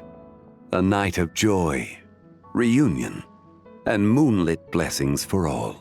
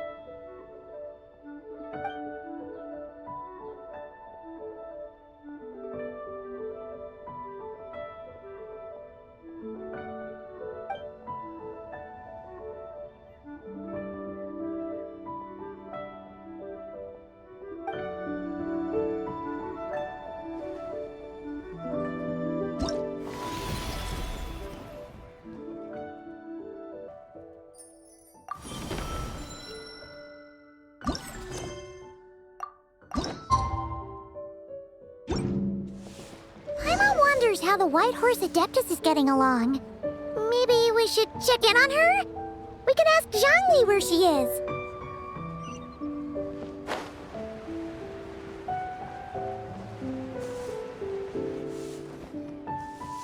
Oh, looks Looks like Zhangli hasn't stopped by for tea today. Hey, are you two looking for your friend? Try going up that way. Is Zhangli up that way? No, but that young lady who was dressed up as the White Horse Adeptus the other day is. She's your friend, right? I just saw her head toward Wanmin Restaurant. I was wondering why she was eating alone. But then you two showed up hot on her heels. Oh, what luck! We were just on our way to find her. But what's she doing at Wanmin Restaurant? I have no idea. I said hello, but she completely ignored me. She couldn't have forgotten who I am, right? I mean, we're kindred spirits, aren't we?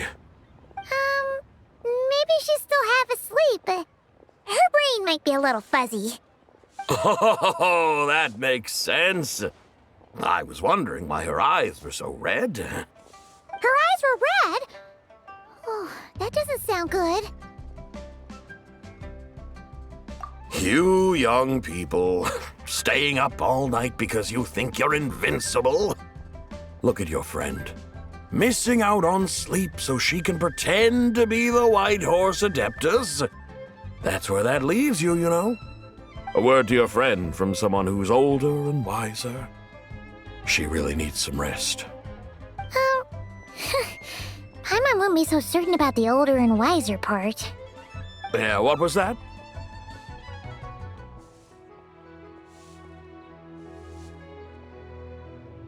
Hurry along, then. Oh, and don't forget to come back and check out my Rex Lapis cosplay when you're done.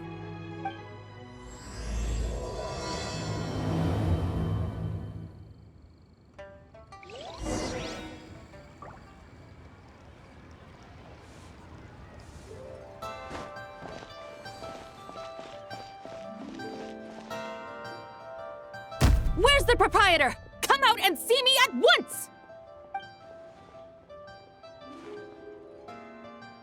Xiangling and Chef Mao aren't here right now. What can I help you with? And who might you be? My name is Shenhe. I work here at Wanmin Restaurant. Shenhe. Shenhe. Are you that crane adeptus who loves planting mint? It's been a few days. Have you improved your gardening skills? Did you manage to cover the slopes with mint? Mint? I don't know anything about mint. But I am familiar with Qingshen and glaze lilies. Ha! Already casting mint from your mind. How can a practitioner of self-cultivation be so fickle, chasing after every new plant that catches their eye? I'm not sure I get what you mean. Are you delirious from hunger? Would you like something to eat? Shenhe! White Horse Zabai! So this is where everyone is! Traveler, Paimon. It's been a long time. Happy Lanternlit.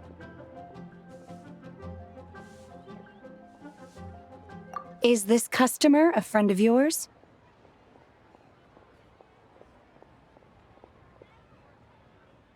Don't mind her, Shenhe. She's just a little cranky because, she didn't sleep well last night and she's only just woken up. Look how red her eyes are. I see. In that case, Miss Zabai, I have a tonic here infused with Qingshen. It's cool and soothing when applied to the eyes. Would you like to try a few drops? Stop right there! Who are you two noisy children? Hey! Have you forgotten about us already? Guides. Yes, I seem to recall something about some guides. Ah, yes, now I remember. What luck! I was just looking for someone to show me the way to Elong Wharf. Huh. Is she starting to come around? Someone requested my help in purchasing some tea leaves. I was informed they have discounted prices during the festival and that I shall get a good deal there. Tea leaves? This sounds like Zhangli's doing. He sure knows how to get people running errands for him. Your friend Rex... Zhangli, initially requested the most expensive tea, but then a young lady in a hexagram hat mentioned he'd burned through the Wangsheng funeral parlor's yearly expenses at an exhibition a few days ago. As such, he is only permitted to buy items that are discounted this month. Oh, that's his boss, Hu Tao. It's about time she realized the problem and put a stop to his spending sprees. Oh, I see. So that's why you're here. Unfortunately, Wanmin Restaurant doesn't sell tea leaves. If you're truly in need, I could gather some wild tea from the mountain slopes. You don't sell tea leaves? But I remember your boss, Miss Lu, saying that she owns tea fields. You really should get some rest. The person you're talking about isn't the boss of Wanmin Restaurant. She's just like you. She came here to eat. Is that so? Life really is full of surprises. What surprises? Your brain really is as gooey as a pack of slimes. Paimon can't believe Zhongli entrusted you with going all the way to Yilong Wharf and buying tea. That would be excellent, my dutiful guides. Ah, yes, Miss Crane. I apologize profusely for my improper behavior just now. Please forgive me.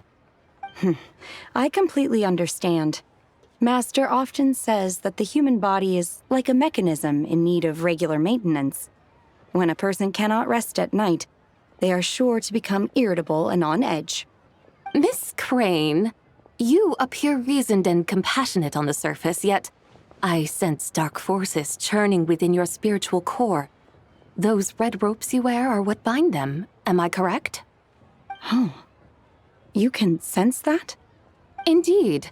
I also sense that with your strength, you might try undoing one or two of those bonds when training. Untie Shen has ropes? Wouldn't that be risky? Though the use of red ropes to bind the soul is a wondrous technique, practitioners must eventually learn to break free from external aids and look within themselves for restraint.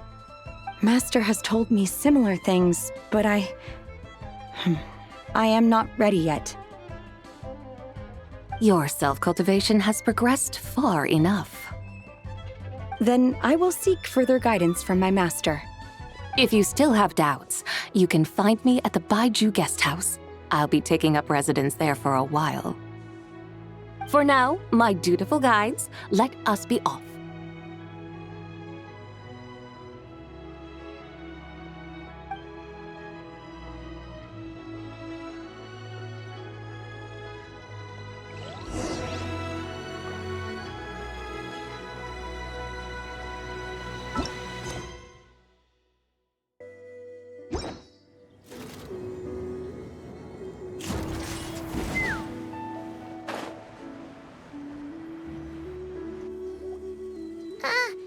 Aren't we going to Yilong Wharf?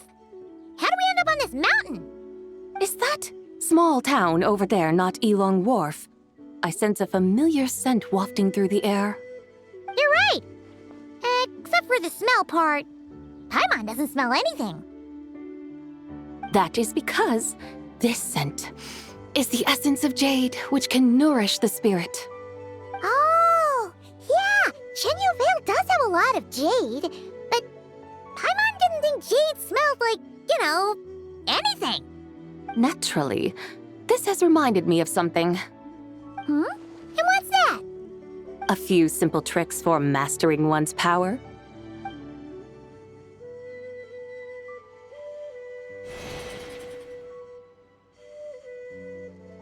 What is that thing?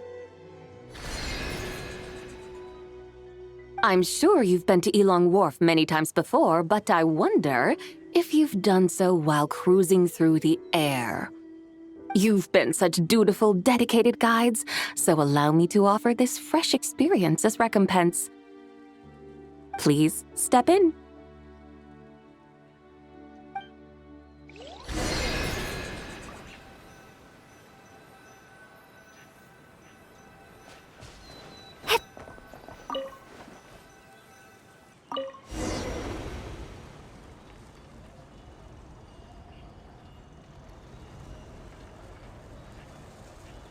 This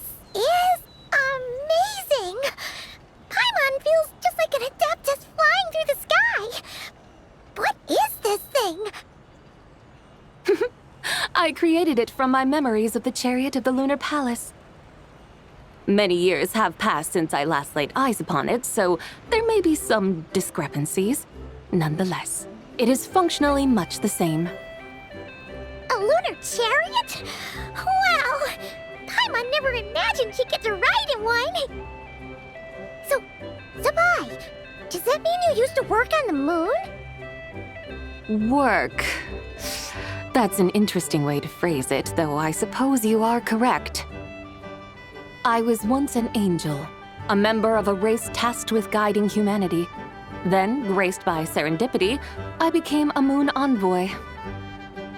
Huh? What's a moon envoy? Some kind of super important angel? As you would understand it, a moon envoy is a job title. Any angel, or non-angel, can become a moon envoy. Does that mean you're not the only one? Of course not. Though my memories are still hazy, I vaguely remember some of my colleagues.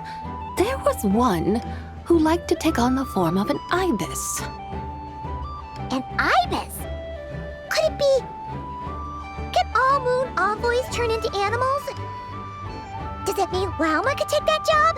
She can turn into a deer, and moon chanters are some sort of Luna envoy anyway, right? Moon chanter? I have no idea what those are.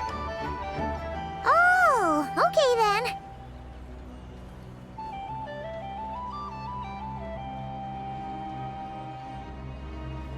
Look! Paimon thinks she saw a tea vendor over there! Very well. Let's take a look.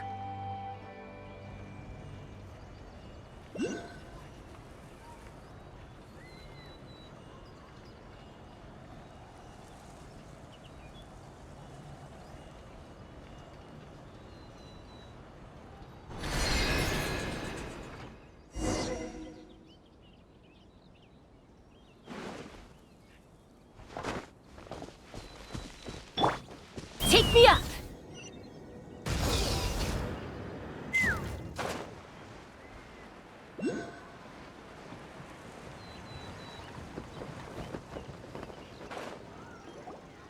Welcome, please have a look around. We only sell teas of the finest quality sourced directly from Chaoyang Village. Right now we're offering a special discount for Lanternlit. Look over there! Discounted tea!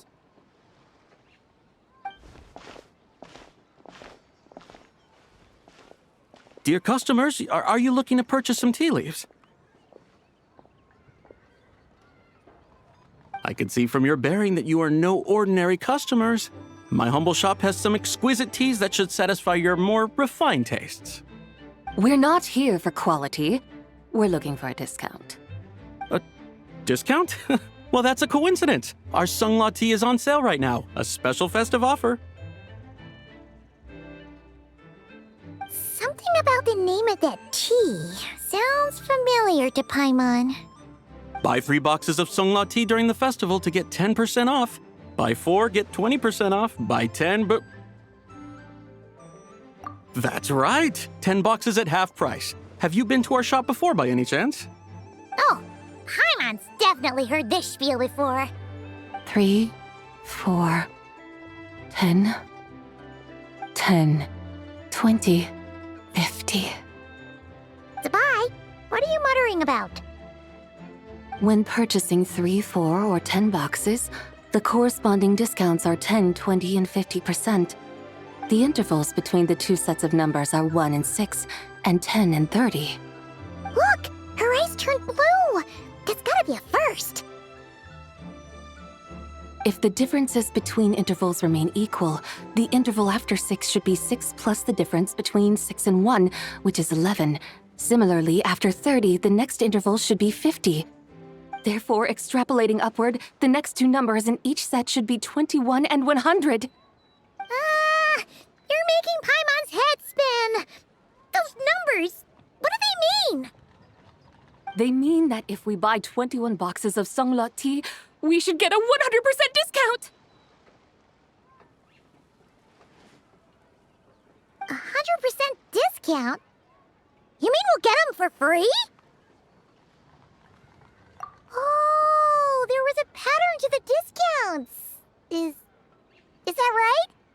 The pattern we speak of is mathematics, little one.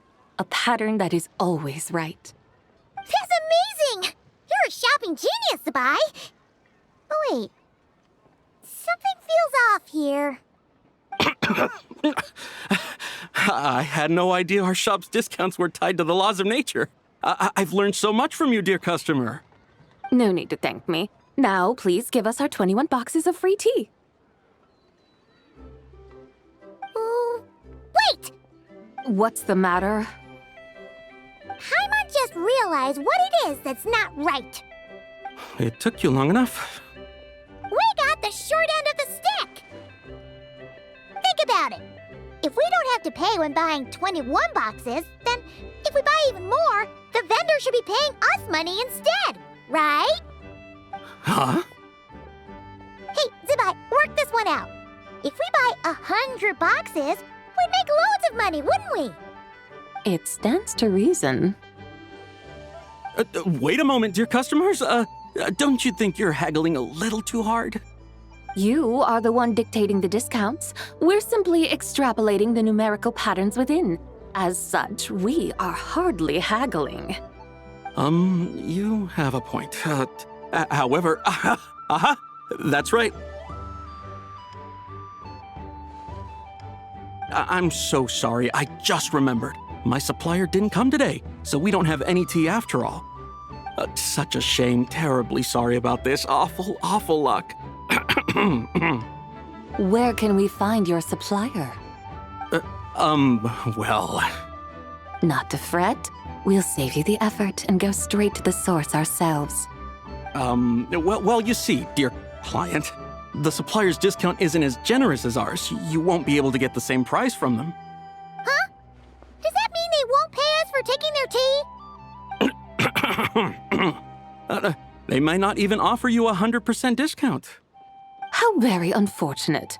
Nevertheless, as the original supplier, they must offer some sort of discount. Besides, we're not looking to make money. We just want a good deal. Well, that's great. My suppliers are all tea farmers from Chaoying Village. You can go ask around the village, but please don't say I sent you. Do not worry, we appreciate your generosity. Referring customers to your business partners, even choosing to remain anonymous, the demeanor of a true gentleman indeed. Your business will surely prosper. I hope you're right. Then let us head to Chaoying Village. Do you know the way, my guides? Of course! Just follow us!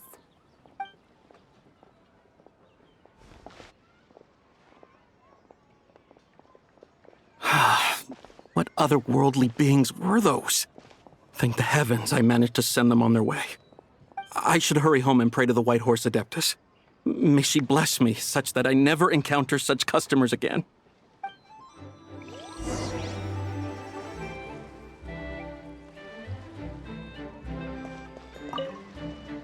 I should hurry home and pray to the White Horse Adeptus. May she bless me such that I never encounter such customers again.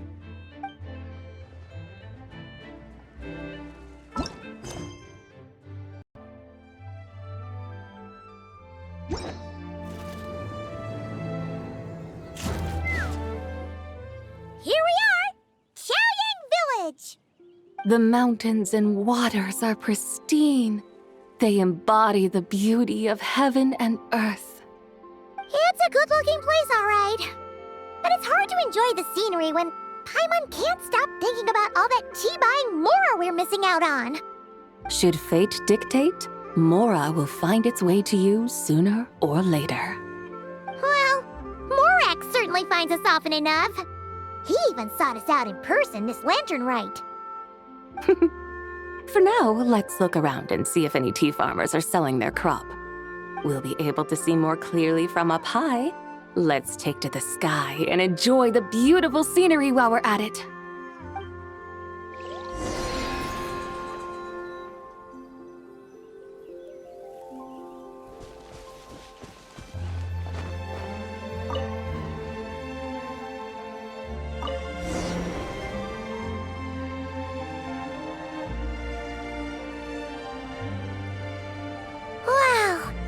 Chaoying Village looks beautiful from up here. Indeed, the houses here are quite different from those in Liyue Harbor. They follow the natural contours of the mountains, forming unique, elegant structures. Yeah, it's super beautiful. The white walls and dark tiles frame the emerald waves of the terraced fields, while the curved eaves and tall gateways juxtapose each other with grace. It's almost too beautiful to be true. The crowing of roosters and barking of dogs, the calls of farmers working the fields, a vibrant pastoral chorus overflowing with earthly vitality. Yeah, it's incredibly beautiful, huh? Have you studied the linguistic arts by some chance? Huh? Your vocabulary for beauty seems rather constrained. Paimon knows how to say pretty as well. I see. Now then, let's take a look around and see if we can find any farmers selling tea.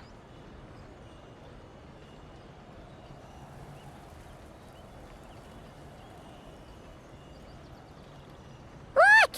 There's someone in that tea field! And they look kind of familiar. Wait, is that Lu Xiangxiang? And who is that? Oh, you'll remember her once you see her up close. Hey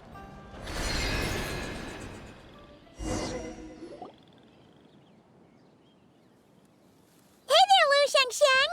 It really is you! Huh? Paimon, Traveler, and the White Horse Adeptus. Fancy seeing you here. The White Horse Adeptus has a name now. You can call her Zabai. And you are... Wait. I remember now, you're... Don't say anything about food poisoning or fish. You're the young lady who wanted to rise above the rest, are you not? Yes, that's me, but I'm in a bit of a state right now.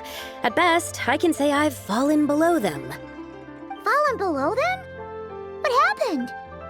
Like I said the last time we met, I'm being punished according to family rules. My father, mother, grandfather, grandmother, other grandfather, other grandmother. Oh, that's a lot of family members. Yeah, and on the night of Lanternlit, they held a family meeting to discuss my situation. So, they do care about you. There's no doubt they care. But they think that since I caused all that trouble in Liyue Harbor, it shows I can't be trusted on my own. They decided to ground me. Ground you? Yeah, though they're not confining me to my room. Instead, I have to personally nurture a tea seedling until it grows big enough to be sold at market. Aw, a tiny little tea baby. Do they want you to experience what it's like to be a parent? It's supposed to cultivate my character and temperament. They say this will help me calm down and reflect on my issues. What happened in Liyue Harbor really wasn't your fault. Oh well, at least this punishment doesn't sound too harsh. So, how long will it take for the little tea baby to grow? Actually, I don't know. I've never grown a tea tree before. It usually takes 2 or 3 years. 2 or 3 years? Yes, the tea in this garden requires 2 or 3 years to mature. That long? Zabai, you're not making this up, are you? How do you know so much about growing tea? When the plants thrive and grow, that is the meaning of my name. I can tell at a glance when their season of ripening will come. Do I really have to waste 2 or 3 years here? Why is this happening to me? I'd only just found my direction in life.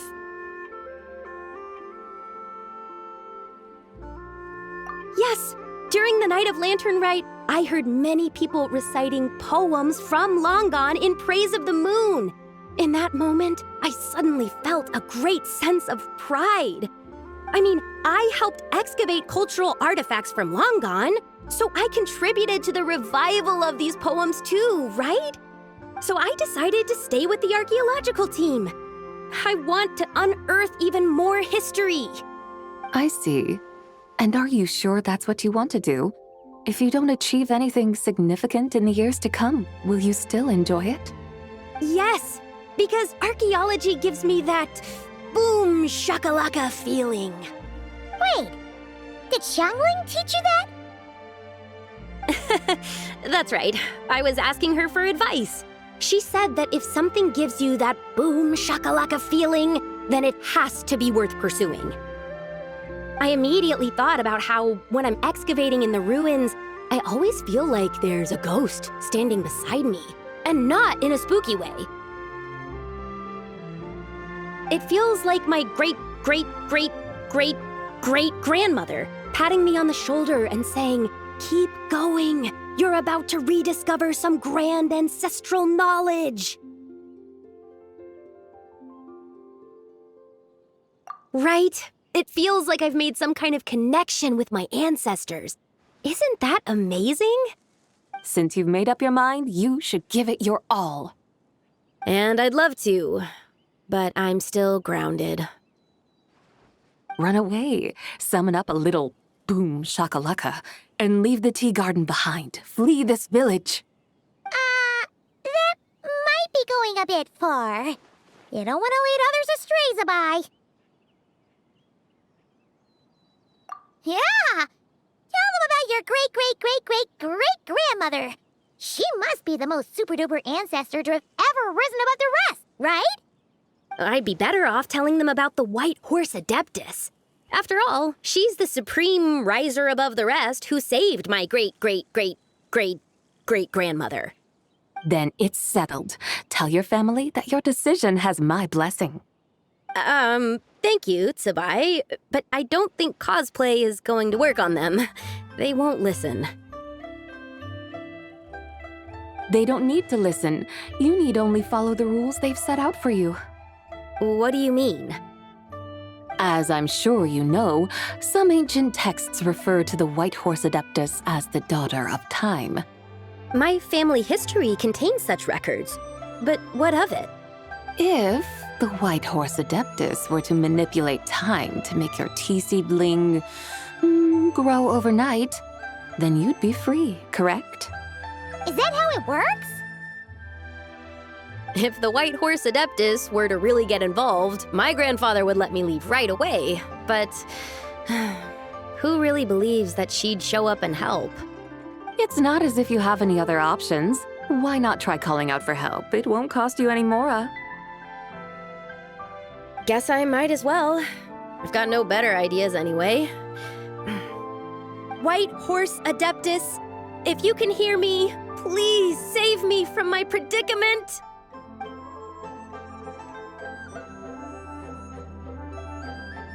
Ugh. Nothing happened, as expected. Perhaps the White Horse Adeptus has already heard your prayer. Why not come back here tomorrow and take a look? By then, the seedling you planted may well have grown into a thriving tea tree. Thank you, Tsubai, for trying to comfort me. I do feel better now, kinda. But can't you really do something like that?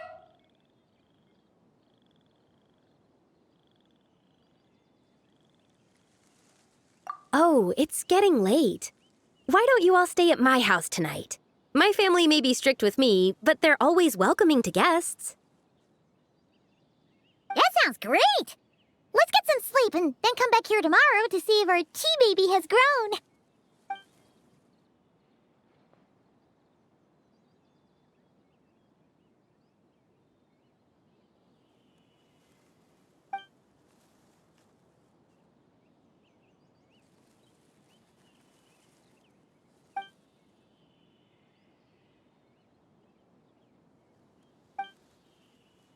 Oh, the tea tree!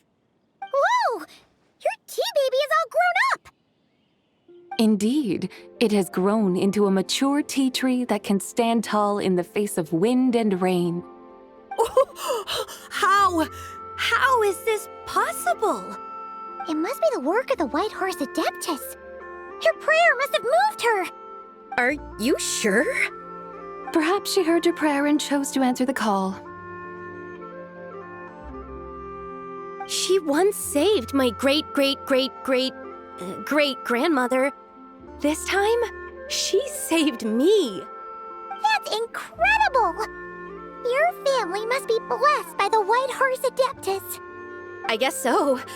I need to tell everyone the news right away.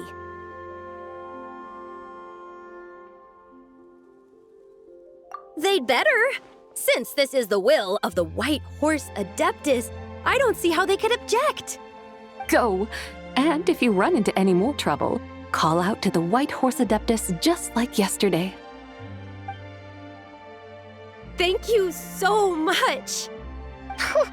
Paimon really thought you were going to use Adeptal energy to make the tea baby grow, Zwei. When an Adeptus exerts effort, consuming their energy, is that not using Adeptal energy?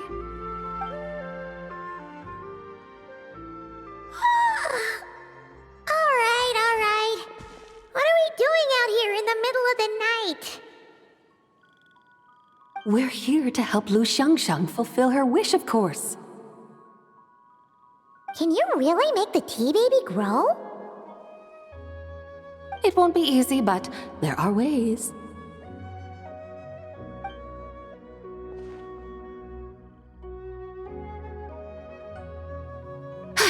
There, it's grown.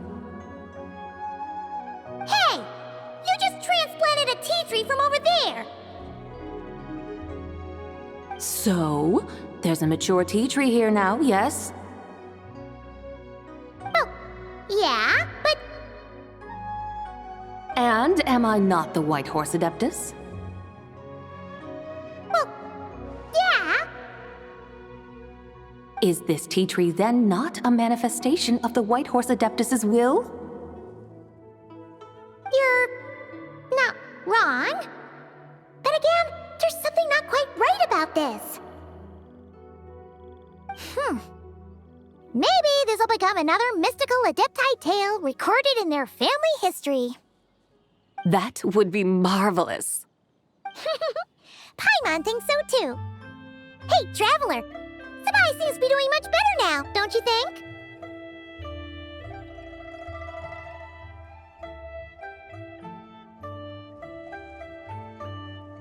Oh! Paimon bets that's why Zhongli chose to send her on this errand.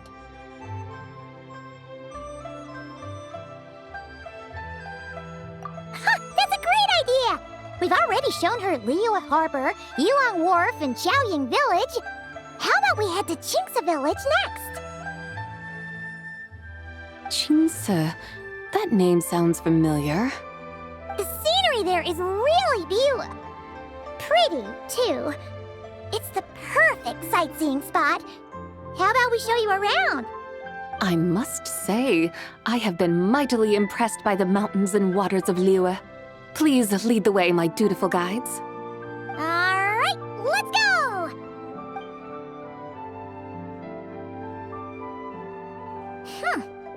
Paimon can't help feeling like we've forgotten something. Pay it no mind.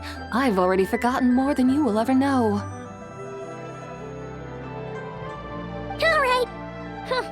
If we forgot something, it can't have been that important to begin with. Qingce Village, here we come!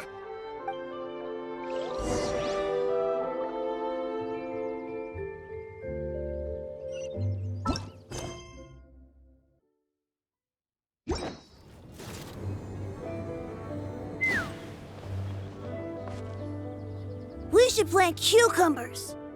We should plant canolas. We should plant cucumbers. They're easy to sow. We should plant canolas. The flowers are pretty. What are you arguing about, little ones? We're deciding what to plant in our field once Lanternlit is over. Yeah. Dad gave us a small plot of land to grow our own crops. He said we can keep all the more we get from selling them. We should plant cucumbers, right? Dad plants cucumbers every year. We should plant canolas. We can press the seeds for oil. It smells good and sells for a good price. Ah, an agricultural debate. This should be easy to sort out. Granny, are you a farmer? Could you tell us what to do? Granny? What did you just call me, you rapscallion? Oh no, her eyes are gonna turn red again. It's just, my granny smells really nice, and you smell nice too, so... Sorry. How about we call you Auntie instead? Auntie? Oh, all right. Big Sis Tsubai, can you help us decide whether we should grow cucumbers or canolas in our field? You little rascals! Using priceless land like this just for cucumbers and canolas? What a waste of heaven's gifts! Huh? What should we plant instead? With the coming of spring, when all things awaken, the fields should be sown with the 5 grains. What are those? The 5 grains are life's staples, the heart of the people's table. I notice the people here mostly eat rice, so that is where you should begin. Based on the local climate and soil, seedlings planted in mid to late spring should produce mature grain within 2 or 3 months. When autumn comes, you can plant a second crop, with time still to harvest it before the first frost. The rice you harvest can be sold at market or kept in your stores. It's a far better choice than cucumbers or canolas. Oh, but Big Sister Tsubai, I like canolas. That's no issue. It is unsuitable for continuous cropping in any case. You can rotate it with rice to maximize your yields. After the second rice harvest, around wintertime will be the perfect opportunity to sow their seeds.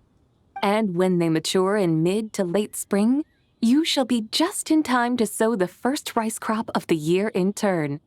This way, your field will sustain balance, rice and canola in a harmonious cycle.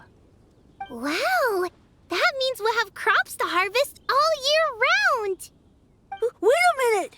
If rice and canola take up the whole year, what about my cucumbers? A firefly dares rival the brilliance of the moon? In what twisted universe should cucumbers vie for land with rice?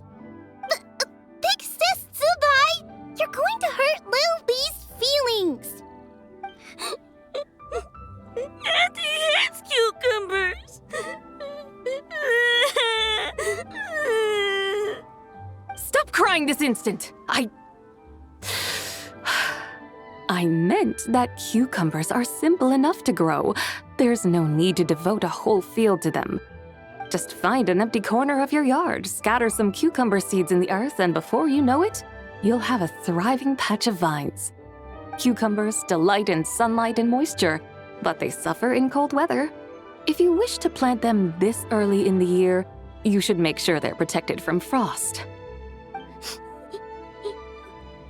Wow. Is it really that simple? Let's hurry home and get started right away! Are you really in that much of a rush? Well, thanks, Big Sis Tsubai, who's fierce but really good at farming. We gotta go! Thanks, Big Sis Tsubai! See you around! Paimon never imagined you'd know so much about farming. What's so strange about that? The people of Langan called me the god of soil and grain. Are the fields not made of soil? Is rice not one of the 5 grains? Huh, that's true. So, if the god of soil and grain is a farming god, that means the White Horse Adeptus must be a farming adeptus, right? Of course, the god of farming is down to earth. Mind your tongue, impertinent child. How dare you diminish the lofty bearing of an adeptus? Hey! You're the one who said the god of soil and grain is all about farming. Enough! It's time for us to take to the skies once more. Join me now. Witness the majesty of mountain, water, and field, and broaden your horizons.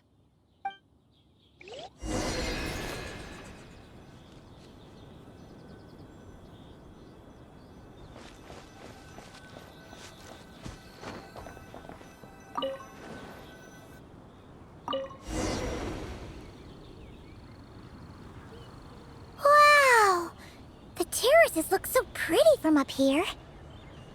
The mountains tower like pagodas, the hills coiling at their feet like shells. Layers built upon layers, rising and falling in harmony. A truly unique and mesmerizing sight. Thinking about it, you have a special connection to this place, you know. A special connection? Yeah! There's a local legend about a white horse leaping from a pure spring to follow Rex Lapis into battle. Don't you remember? You must have been living in seclusion around here. That does sound somewhat familiar.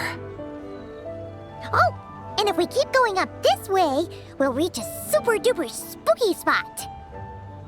You might have a connection to that place too. There's an ancient array that seals away the remains of a fallen god. A god's remains? Yeah, the people of Liyue turned that story into an opera called The Sanctification of Tao Do. Does that ring any bells?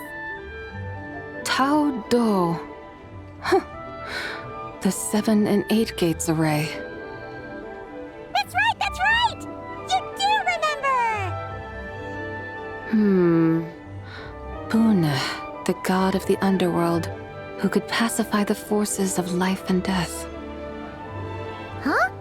So, Tao Do had another name? Let's go take a look.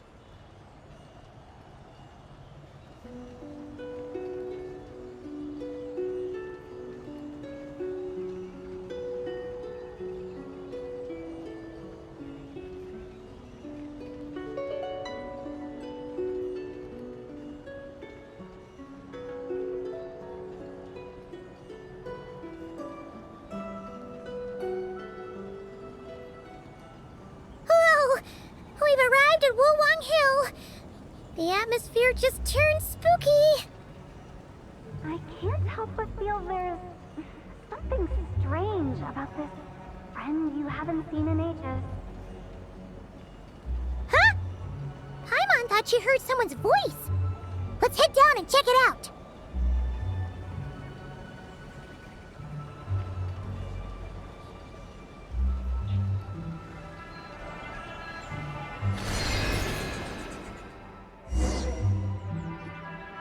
I can't help but feel there's something strange about this friend you haven't seen in ages.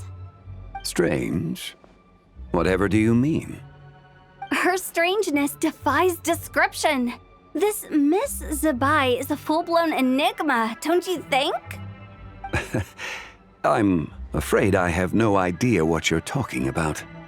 Aren't you worried about sending her all the way to Yilong Wharf on her own to buy tea? What if she gets lost? Where there are people, there are paths. Now I'm the one with no clue what you're saying. She can ask for directions.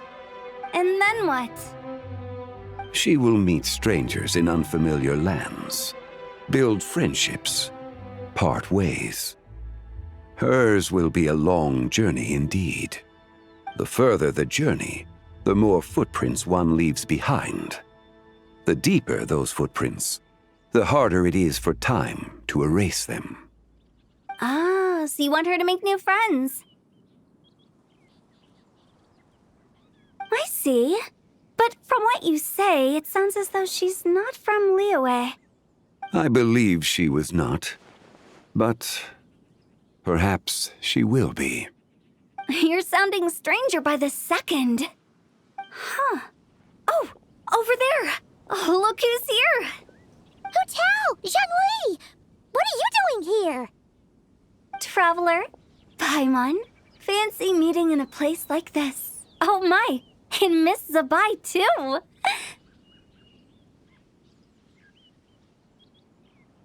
Sounds like fate to me. We were taking Zabai to buy some tea from Yilong Wharf. Zhongli sent her there, though she didn't even know the way, and... Oh, drat! We forgot the tea! Oh, Paimon knew we were forgetting something!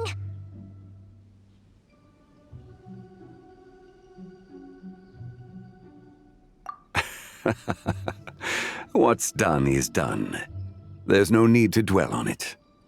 Fresh tea grows with each passing year. Let fate deliver it as it wills. Exactly. You can get tea wherever you go. You're hardly running low now, are you? Paimon feels a lot better now that you've said that. Still, I'm a little confused. If you were buying tea, how did you end up all the way out here? We're taking Spy on a sightseeing tour. We started at Liyue Harbor, stopped in at Yulong Wharf, went sightseeing around Xiaoying Village, made our way to Qingce Village, and now we're here. Wow, that is quite the itinerary. Yeah, actually, Paimon thinks it's about time we headed back.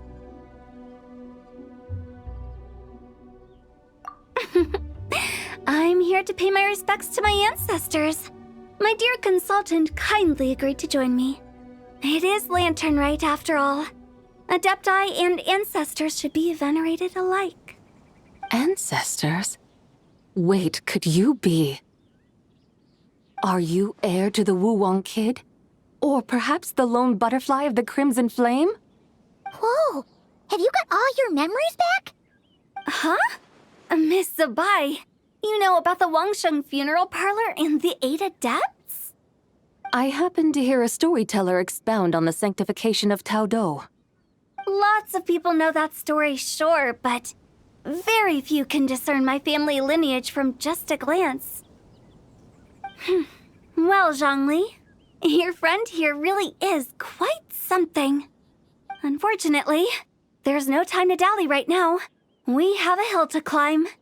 Perhaps once today is done, we can find time to chat over tea, recite poetry, and admire the moon? That would be wonderful, Director Hu. Oh, and before we go, you've been traipsing around all day. I suggest you stop off at the Wangshu Inn on your way back for a good night's rest. Wouldn't do to exhaust yourselves,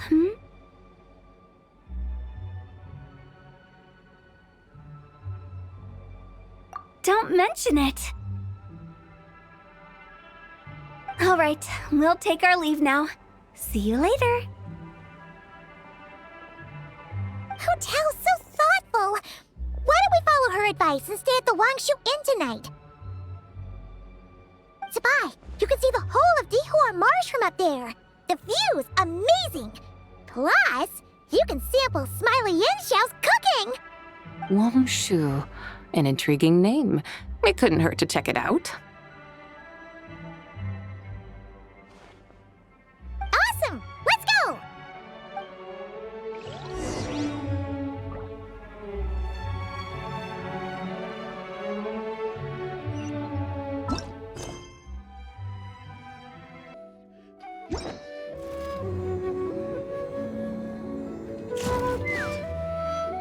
Is that towering structure Wangshu Inn? Sure is. We can take the lift up from over there. Always walking the path long trodden. Does retracing others' footsteps not tire you? Come on, get in. We'll fly to the top.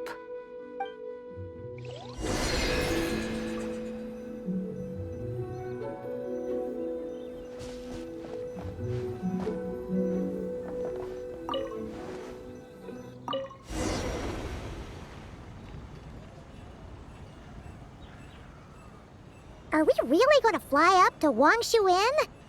Isn't that a bit showy? All the guests are going to see us. Is that a bad thing? To be able to witness an Adeptus. This will surely add to the inn's appeal, not to mention the room prices. The owner will thank us. You seem to really like showing off your powers. This inn's architecture is incredible, and the surrounding countryside radiates a picturesque charm. No wonder the new proprietor of the Baiju guest house thinks he can't compete and has decided to change his own establishment's name. The new proprietor?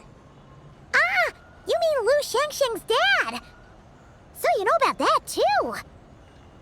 Personally, Paimon thinks it should go with something like Rex's Rest. That's a contender's name if Paimon's ever heard one. A fitting name indeed. So you think the guest house should change its name too? Paimon kinda thought you'd say something like, "Such sacrosanct traditions must never change." Time flows ever onward. Why should the rules of yesterday be carried forward into the world of tomorrow? The people of today should determine what is to be kept. Huh. You're not as old-fashioned and stuffy as Paimon thought. The years ebb and flow, seas recede to reveal fields. In the vastness of time, I am but a wild horse in a boundless sea of dust. Even Rex Lapis, having waded through the waters of the river of time, is not quite the same as before. Zhongli? What was he like before?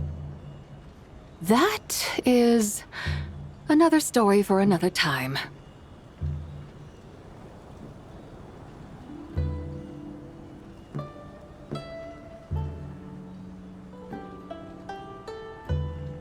We have arrived.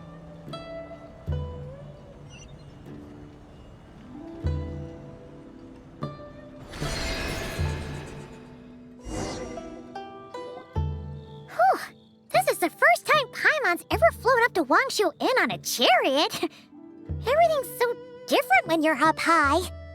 Wangshu.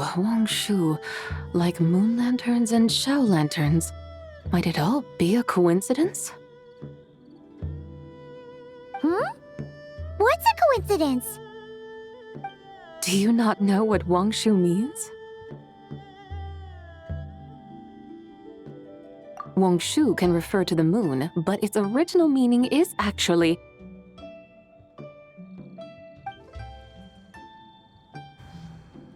the goddess who rides the bright moon's chariot. And you must be the conqueror of demons. Xiao! Paimon was wondering if we'd disturbed you by flying down from the sky. Not at all. I sensed an unusual presence long before you arrived, though I didn't expect it to be you in a flying chariot. Ah, a witness at last. I was starting to think we should fly a bit lower. It would be awfully dull if no one ends up marveling at my lofty bearing. No need. This is already showy enough. I'm not one to do good from the shadows, as Rex Lapis is wont to do. Then you must be... Nay, I'm only cosplaying as the White Horse Adeptus, in truth. Cosplaying? What's that? Ugh, ignore her nonsense. She's the genuine article. The one and only, completely authentic White Horse Adeptus. It's just... Xiao, did Zhongli say anything about her being a teensy bit... not quite right? Mental instability, perhaps? Did Zhongli tell you that? No, this is my own speculation. Oh, you pretty much hit the nail on the head. It's like her brain's filled with a bunch of slimes right now. All gloopy and messy. There's a hot-tempered pyro slime, a math-obsessed hydro slime, and a mischievous little animo slime. But don't tell her Paimon said that, or she'll come and tell us all off. You white-haired rascal! Do you think I can't hear you? Uh-oh! We're in for it now! White Horse Adeptus. You must be weary from your journey. Why not take a rest? Oh, yes! You must be hungry, right, Sabai? How about we get some food? Oh, the chef here is incredible!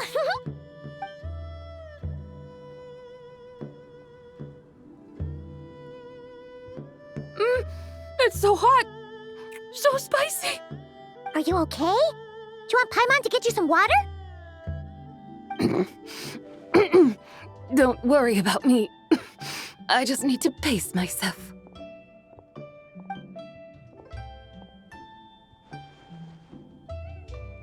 So, regarding your friend and her condition, does even the Lord of Geo have no solution?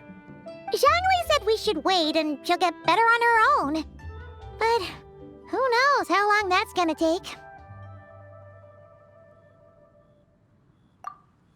Is that why her personalities change so easily?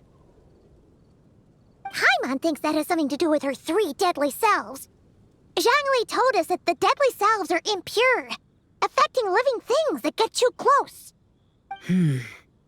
The White Horse Adeptus's remnant spirit was attached to the deadly selves for a long time. It makes sense that her temperament and memories would have been influenced by them. But Paimon still doesn't really understand what the 3 deadly selves actually are. Paimon, as you do not practice self-cultivation, I cannot help you fully understand. But you can think of them simply as emotions and desires. The act of severing the 3 deadly selves is a means of exercising wicked desires and cultivating one's true self. I believe other nations have similar practices. In Sumeru, it is known as shattering Atmagraha. Oh, so it's about emotions, desires, and attachments, that sort of thing. It includes those. I wonder, does she still remember what happened in the past? Some of it, but right now, it's like she was suddenly awakened. Like she's still half dreaming. The half that's still dreaming might remember things, but the half that's awake doesn't quite get it. Conqueror of demons, are you looking to learn about Rex Lapis's past from me?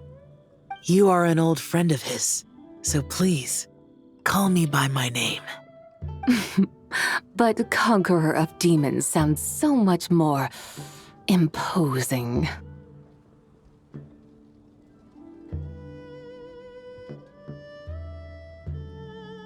In days of yore, he was the Lord of Geo, Heaven's Star.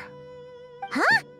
You said the same thing the day you came back, but what does it mean? I'm afraid I can't remember. Hey, did you really forget? Or are you just pretending so you don't have to tell? Why not ask Rex Lapis himself? Whether I've forgotten might be up for debate, but I am certain he remembers. He must have his reasons for not raising the past, and you likely have similar concerns. I shouldn't have asked. An answer that suits your style, General Elatis. Now that we're on the subject, though, I suddenly remembered something. Which is? In the distant past, there was a feast, which I attended. I faintly recall the Lord of Geo also being present that day. Oh, and then? What happened? Among the dishes served, there was one that could be found in every household throughout Langan at the start of spring, a dish called Flavor of Spring.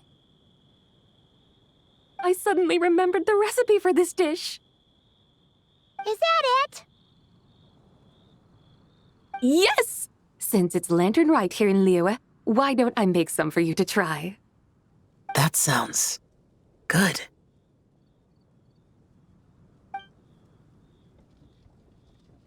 Wow! It might not have been the story Paimon was hoping for, but this looks delicious! The spring breeze stirs. Now is the perfect time to savor this dish. My dutiful guides have gone to great trouble to show me around Liyue. And even the Conqueror of Demons has graced us with his presence. I feel deeply honored. This Flavor of Spring is my way of expressing my gratitude. There's no need for such grand words. What's this? Hey! It's that broken jade token from the Antiques exhibition!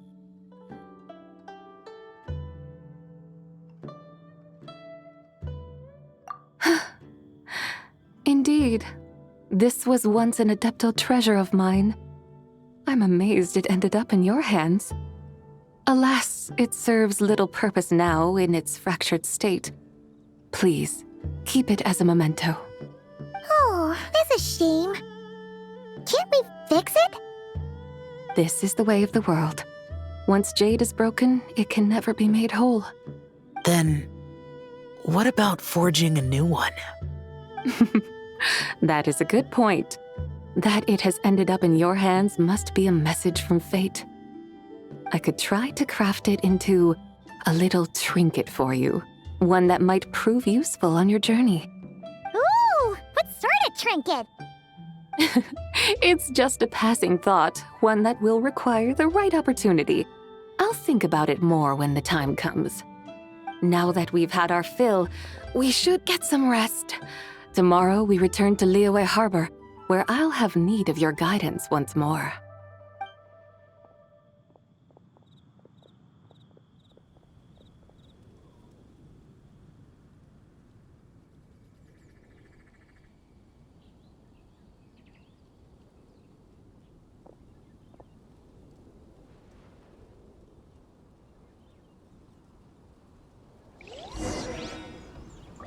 Howdy. Please, head straight on in.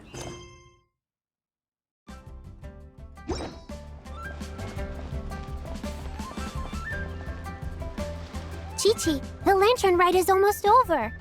Do you remember how to make a Shao lantern? Morning, split bamboo, traveler. And get silk, make Paimon. You've got it all mixed up again. They're here again. Yow Yow! Looking good in that new outfit, huh? Hey, it's Paimon! Dr. Baiju gave this to me as a gift. How does it suit me?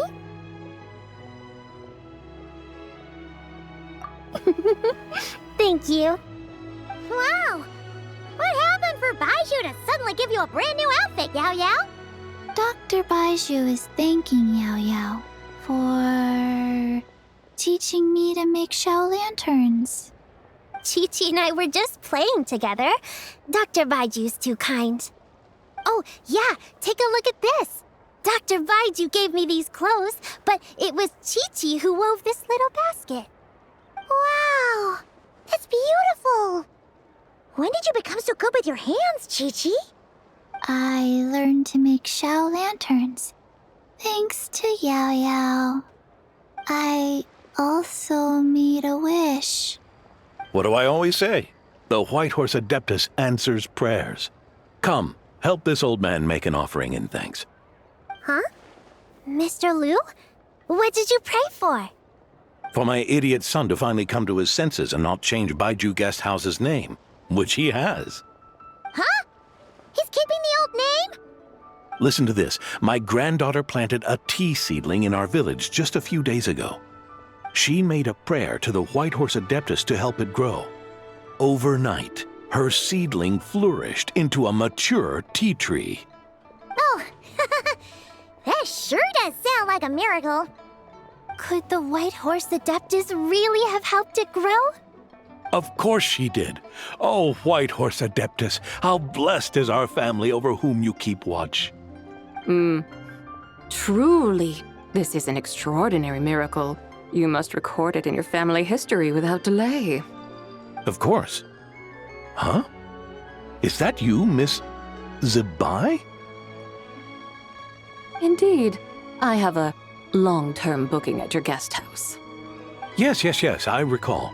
Mr. Zhongli said to charge your expenses to the Wangsheng funeral parlor, if I remember correctly. That Zhongli. Always making trouble for poor Hu Tao. I noticed when you were here last that you bear a striking resemblance to the pictures of the White Horse Adeptus in my family history. You both have golden eyes. Perhaps fate has had a hand in our meeting. And a glad meeting it is, Miss Zibai. Now why don't I gift you some tea from my garden to celebrate this encounter? We grow Sunglaw tea there, and it has quite the reputation throughout Yilong Wharf. I hope you will accept it. Oh! Sunglaw, buy 10 boxes, get half off teas. Back on the menu. Buy 10 boxes, get half off? Don't be silly. This is a gift. It's free. Woohoo! Nice! Thank you so much, Boss Liu. There's no need to thank me. You're a visitor from out of town, which makes you an honored guest. Make yourself at home. Lantern Rite may have ended, but the streets are still bustling with activity. Make sure to take everything in, meet some new friends, and enjoy your time here. And that goes for you kids as well. Happy Lanternlit. Got it, Mr. Liu. Happy... Lanternlit. Yeah! Happy Lanternlit, everyone! Happy Lanternlit indeed.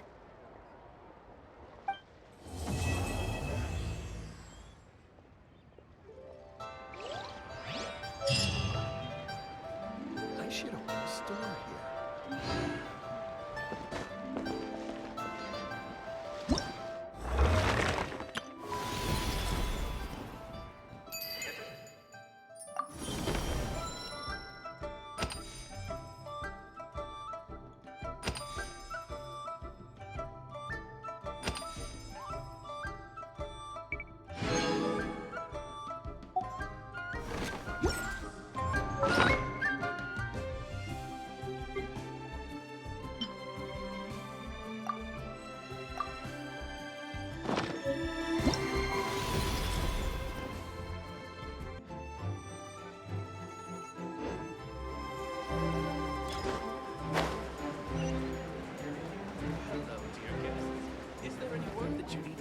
Right, there you are. All your Xiao Lantern parts crafted to order and every piece individually waterproofed. Each is wrapped in 5 to 6 layers of oil paper, so you could toss them in a pond to soak for a week or so and they'd still be fine. My thanks for your diligence. Rest assured, I shall compensate you for your labor and expenditures in full. Oh, come on, my good fellow. No need to be so polite. Doing business means always putting the customer's needs first and foremost. Oh, right. How'd you find the tea you bought last time? Could I interest you in some Chenyu Adept tea as well? We just got a new batch in, freshly dried, top-notch stuff, every leaf. I see. If there's a discount, then... Hold it right there, Neuvillette. You can't go buying stuff just because they say there's a discount. Traveler? Paimon? Now this is a coincidence. I had just been wondering if you had come to Liyue Harbor for the festival. I wish you a happy Lanternlit. Hey, were you buying Xiao Lantern parts just now? And you even had him waterproof them. So, does that mean... Yes, I intend to give these to the Melazines. They have never seen such lanterns before, and I'm sure they'll enjoy them. I would still like to buy a few more to hang outside the Palais Mermonia. However, doing so would create a dilemma.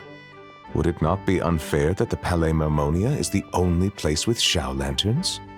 Perhaps I should return and have the Gestionnaire make a bulk purchase, so Xiao lanterns can be hung over the entire Court of Fontaine and Fortress of Merriment. If you let the Gestionnaires handle it, we'll be lucky to hang up any lanterns they buy before next year's Lanternlit rolls around. Also, point of caution, Your Honor, it might not be the best idea to hang them in Merriment. They won't fly high within our walls, and I doubt many of the wishes the inmates will write will have a chance of coming true. They're unlikely to wish for anything in the public interest anyway. Let's try and keep the lantern's reputation clean. Yeah? And as for the good wishes worth making, I've already sent them soaring on the inmates' behalf. All right. Happy Lanternlit, everyone.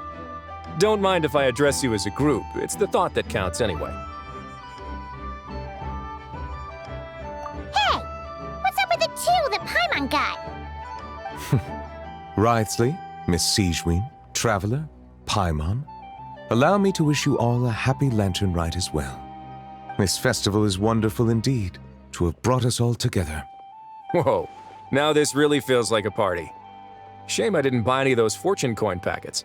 Otherwise, Liyue Custom would have obliged us to hand one each to the Traveler and Paimon.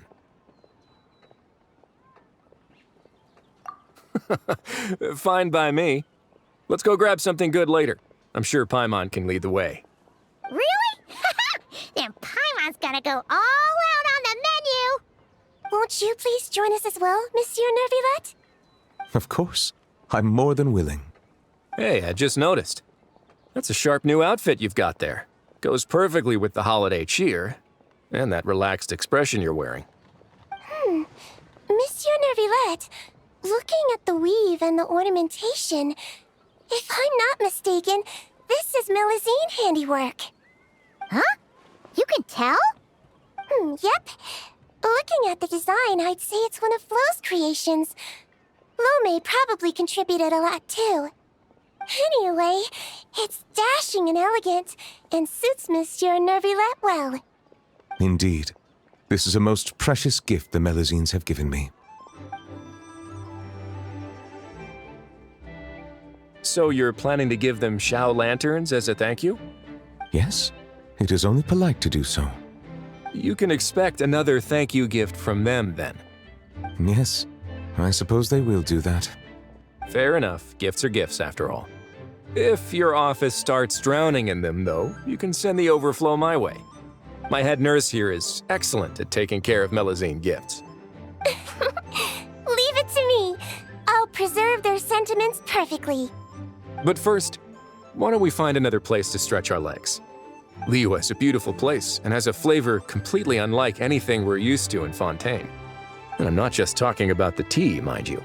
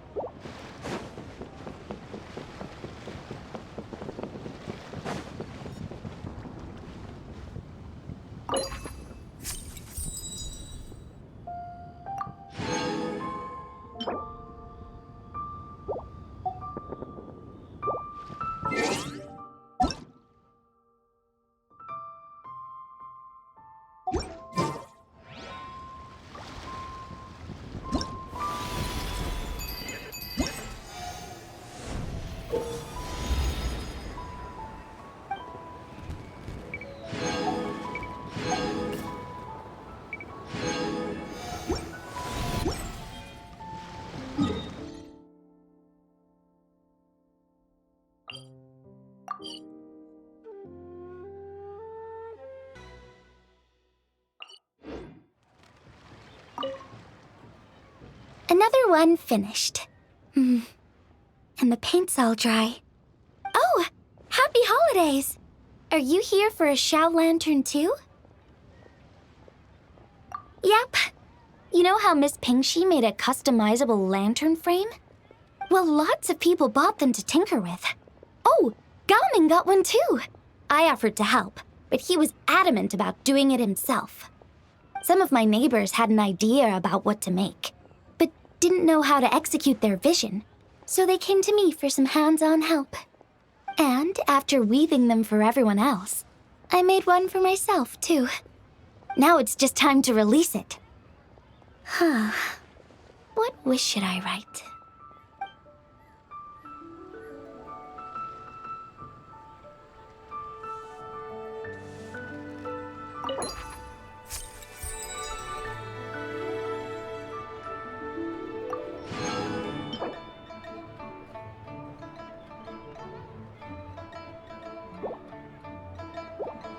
Quan, I wanted to...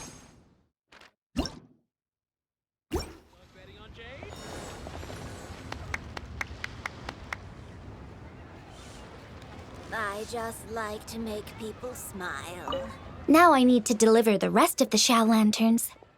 Next is... You did? Oh, you made it yourself? I was going to weave one for you. In any case, here's to hoping every wish on our Shao Lanterns comes true.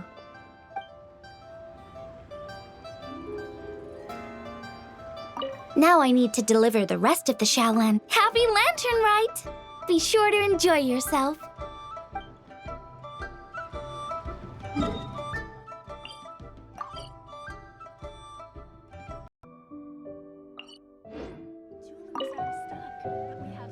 Whoa. The craftsmanship of these Xiao lanterns is something else. How does Lanyan do it? Oh, hey, Traveler! Happy New Year! Yup, took me ages, but this one's turning out pretty decent. I'm gonna paint Manzai on it too. Oh, and I gotta make one for Pops. Whew, that should do it. All that's left is sending it off to the sky.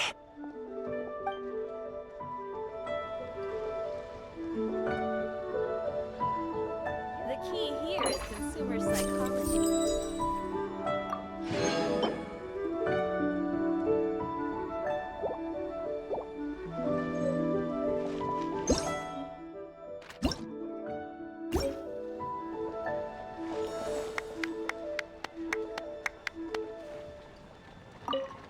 Wow, it's really up there. Next up. Now those are some Xiao lanterns. Oops, and nearly forgot. I need to buy some Xiao lanterns for my bros back at the agency. They just finished an urgent escort mission. No way they had a chance to prep their own.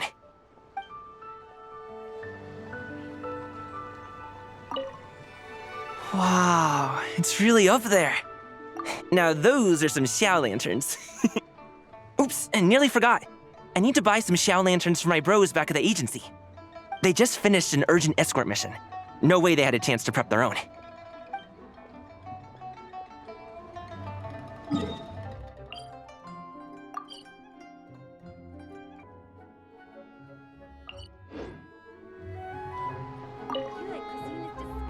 If you make a lantern like this and release it, will the wish really come true?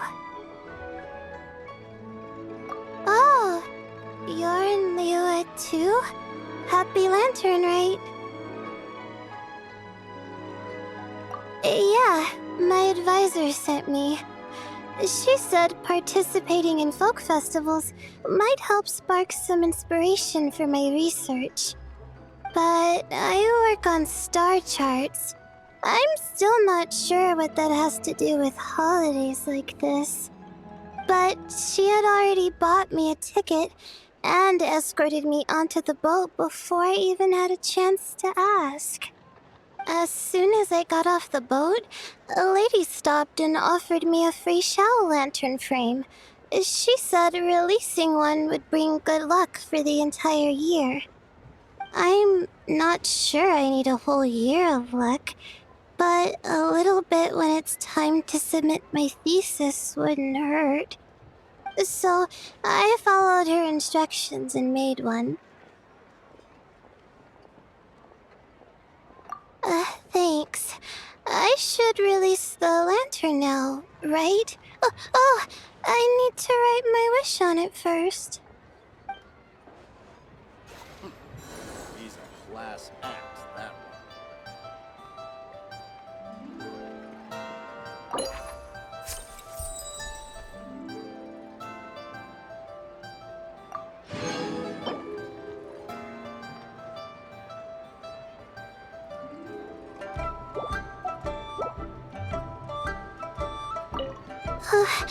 Please let me pass. Please let me pass. Please let me pass. Huh? Oh, yep.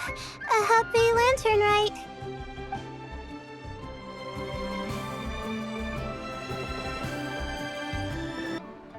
And with that... Wow, was sealed.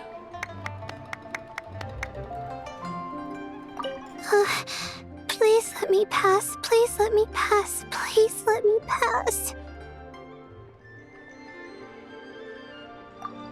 Wow.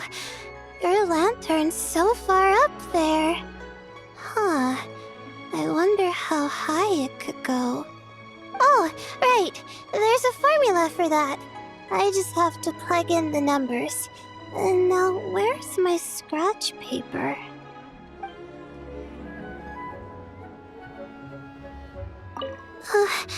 Please let me huh? Oh, yep. A happy lantern, right?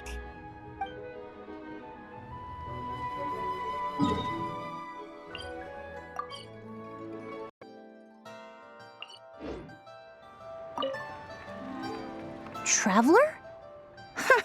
Happy holidays! It's been some time since we last spoke. You could say that. I had already planned to come to Liyue to research floral essences, so when I heard there was a merchant ship heading here, I decided to join them. I had no idea I'd arrive just in time for Lanternlit. In deference to the season, I've decided to put all work aside and simply enjoy myself. I even asked a young lady to teach me to craft Xiao lanterns. In fact, I was just about to release it. Thank you. She told me it's tradition to write down a wish before releasing it.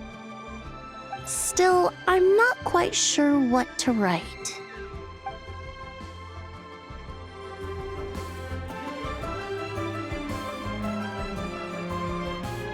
The Lanternlit Festival is more magnificent than I ever imagined.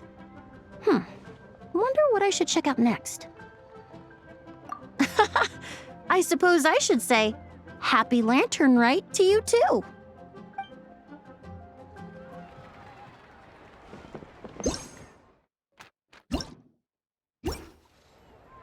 Brave girl. Come on. Don't cry now. So much stuff. The Lanternlit Festival is more magnificent than I ever imagined. Wonder what I should check out next. Is that your Xiao lantern? It's beautiful. I'm thinking of buying a few more to take back to Fontaine. In any case, I hope your wishes come true.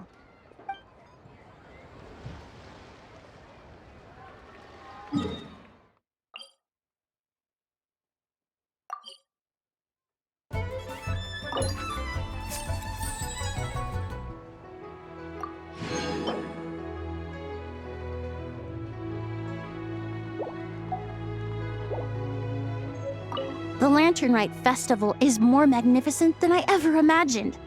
Is that your Xiao lantern? It's beautiful. I'm thinking of buying a few more to take back to Fontaine. In any case, I hope your wishes come true. The Lanternlit Festival is more magnificent. I suppose I should say, Happy Lanternlit to you too.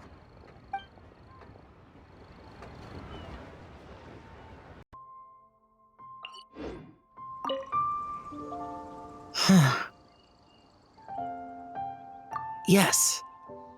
I saved someone from monsters earlier. She was carrying a frame and tools for making Xiao lanterns, and gave them to me as thanks. She also said this type of Xiao lantern can be modified however you like. So... yes, well, I tried my best. I suppose the next step is releasing the Xiao lantern.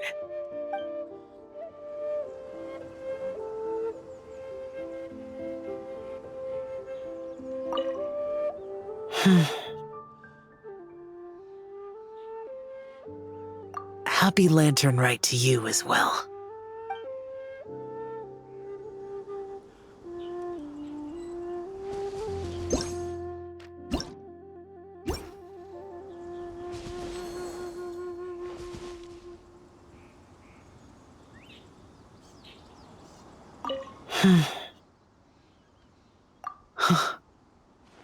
It's beautiful. I hope the wishes it carries come true.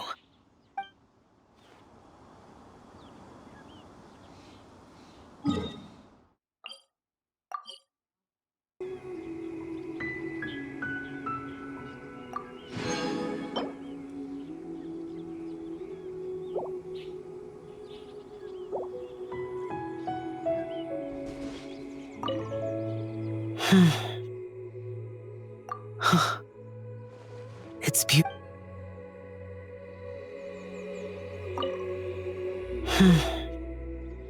Happy Lanternlit to you as well.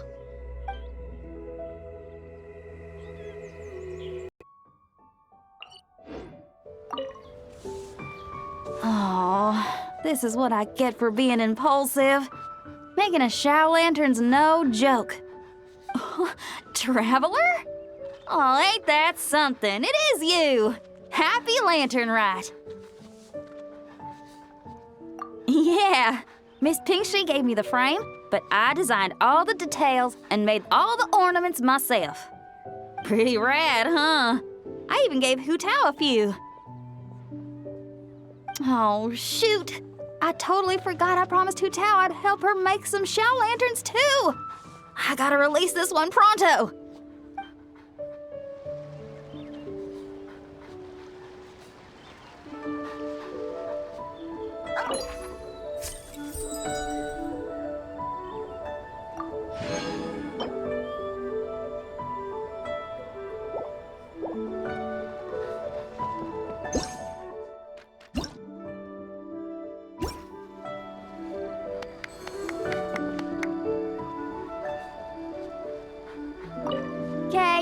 I gotta go find Hu Tao now. First stop, Wangsheng Funeral Parlor. Whoa! Your Shao Lantern is way up there. I reckon all the wishes written on it are gonna come true for sure.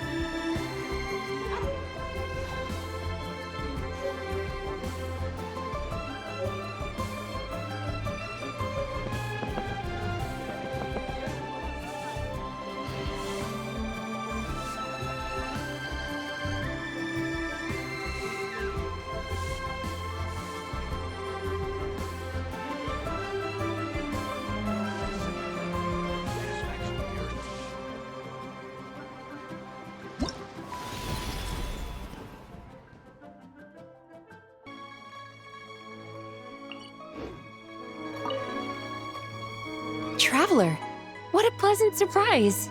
Happy Lanternlit. Ah, I did ask Miss Pingxi to help arrange a commemorative photo shoot. You must be the photographer she had in mind then. Wonderful. Looks like I'll be bringing back some lovely photos from this year's Lanternlit.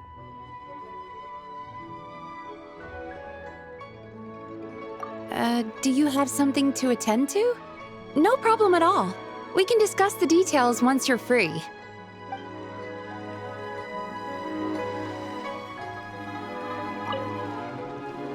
Shall we begin now? All right then, Master Photographer. What kind of pose do you think would be the most photogenic?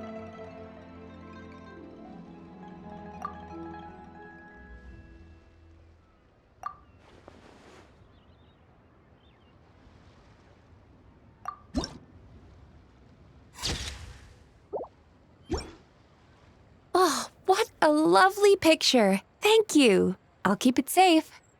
I think I'll have it framed and put in the shop. And to you.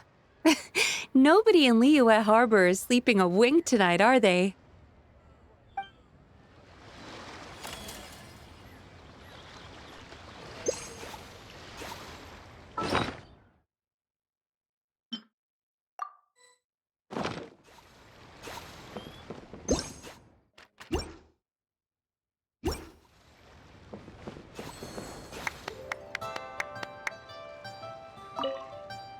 Oh, what a lovely picture. Thank you. I'll keep it safe. I think I'll have it framed and put in the shop. I saw it. And what a beautiful lantern it was. I gave it a little boost just now, so it should soar to even greater heights. As they say in Liyue, wishes written on lanterns are sure to come true.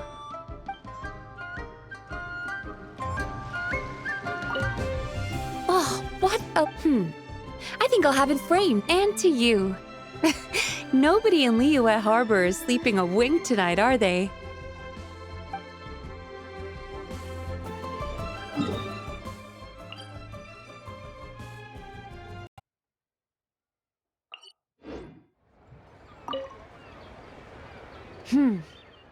To encounter you here amidst Liyue's celebrations is unsurprising. Happy Lanternlit. Indeed, I submitted the request to Miss Pingxi. Evidently, you are the professional photographer she mentioned. Very well. I trust you will take excellent photographs. Let us begin. You have something urgent to attend to? No matter. I shall wait here. Come find me once you're done.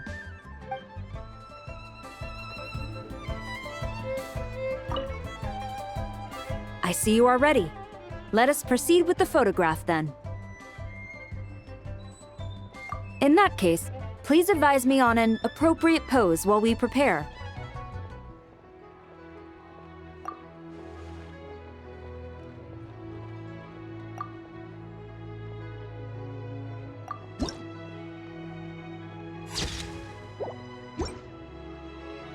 A commendable picture, a perfect memento for the occasion.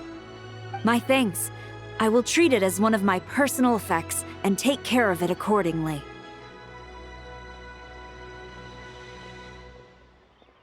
Thank you. Happy Lanternlit to you as well. But if I may ask, does the Millelith always maintain such strict vigilance during Lanternlit? To maintain such strict discipline even amidst the festivities, I'm impressed.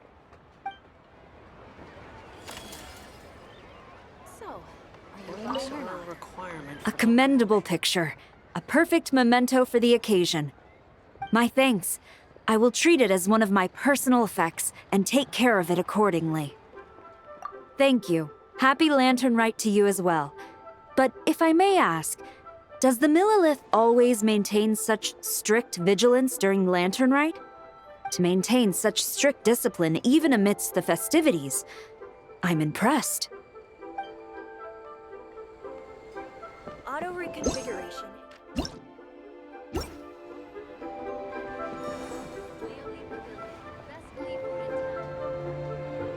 A commendable picture. My thanks. I will treat it as one. Yes, I saw it. I intend to purchase some Shao lanterns to take back to Inazuma after this. They will look quite nice hanging at the entrance of the Tenryou Commission. With Doshin Shikanoin around, I doubt any thieves would dare lay hands on them.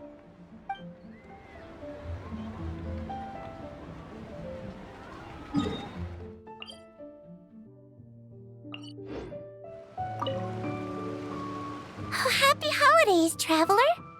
The Duke mentioned we might meet you here, but I didn't expect our paths to cross so soon. Yep, he invited me to experience Liue's Lanternlit with him, and also to finally use up all the vacation days I never got around to taking. We met a very kind lady at the harbor who said that if we'd like, she could arrange for a professional photographer to take our picture as a keepsake. Oh, that's perfect! Oh, I'm sure you'll take a really good photo, and then I'll be able to show it to Monsieur Neuvillette later. Oh, something came up? That's fine. I'll take a stroll nearby. Come find me once you're ready.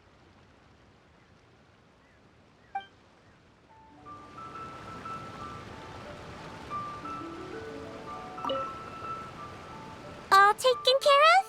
Then let's take that picture now. Sure.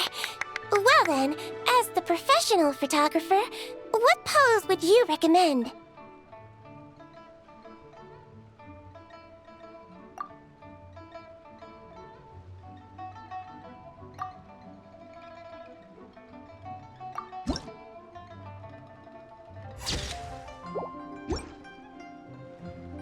All done? May I look? My expression looks great! Oh, it really is a lovely photo. I'll keep it close and treasure it. Bye! Have a wonderful Lanternlit!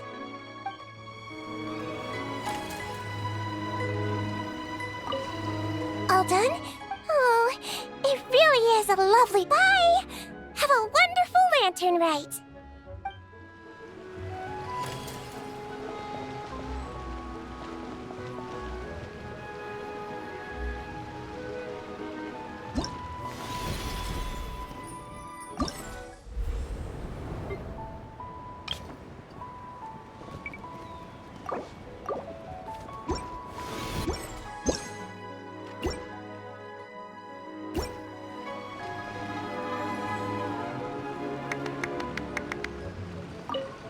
All done?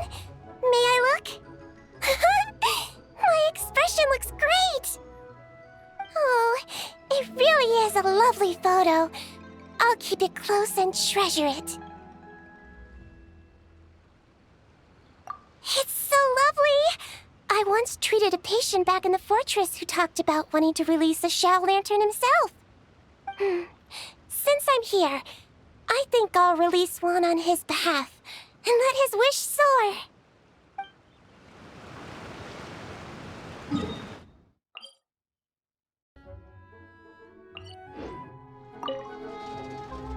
Traveler, had a feeling I might run into you here.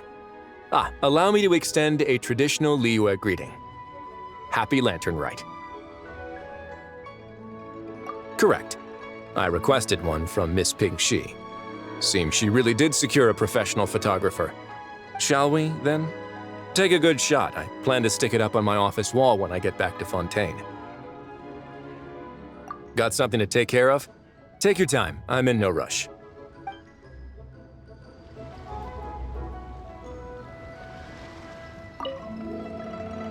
Whoa, quick work. Shall we, then? Sure. Do I need to strike a pose, or... Suggestions are welcome, traveler.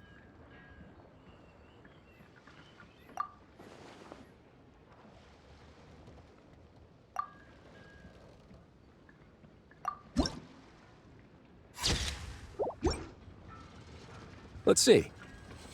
Not bad. Pretty standard shot. If you look at it from the neck up, it could even pass for a mugshot. I'll be keeping this. Really appreciate the help. Oh, and to you too. I'll still need to buy some gifts later.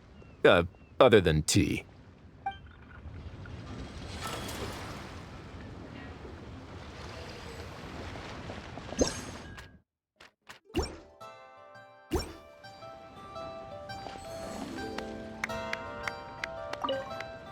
Let's see. Not bad. Pretty standard shot. If you look at it from the neck up, it could even pass for a mugshot. I'll be keeping this. Really appreciate the help. Not bad at all. Flew high and burned bright. Makes me want to buy a few to bring back to the fortress. Then again, Shao Lanterns released in the Fortress of Merriment wouldn't fly to the sky or grant wishes. They just mean more work for the janitorial crew.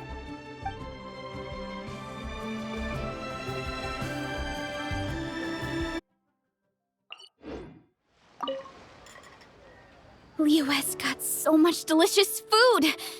What should I eat next? Oh, how about boiled fish? No, wait. I need to take a picture for everyone back at the tribe first. Traveler? Oh, wow. So you're the pro photographer that lady was talking about?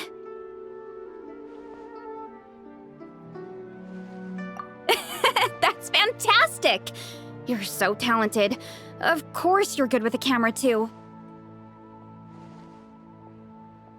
Got something on your plate? All good. I'll grab a bite to eat first.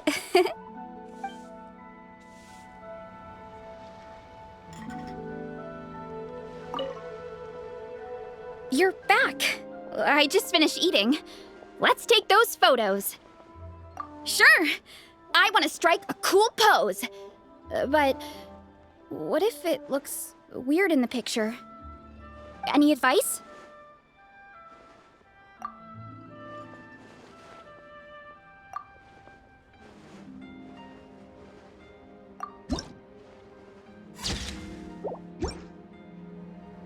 Done already? Well, let me see. Whoa, told you they'd be good! Now, would it be the best spot in the orchard to hang it? Thanks!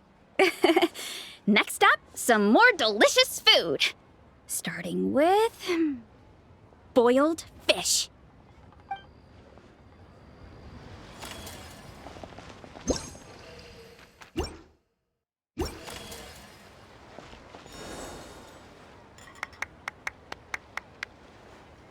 Done already? Well, let me see. Whoa, told you they'd be good! Now, would it be the best spot in the orchard to hang it? Wow, it's way up there. Hey, Traveler, is there a limit to how many Shao lanterns we can release? I want to launch one for everyone in the tribe. I wrote down all their wishes in my notebook, and there's a ton of them. So we're gonna need a mountain of lanterns. Welcome to Second Life.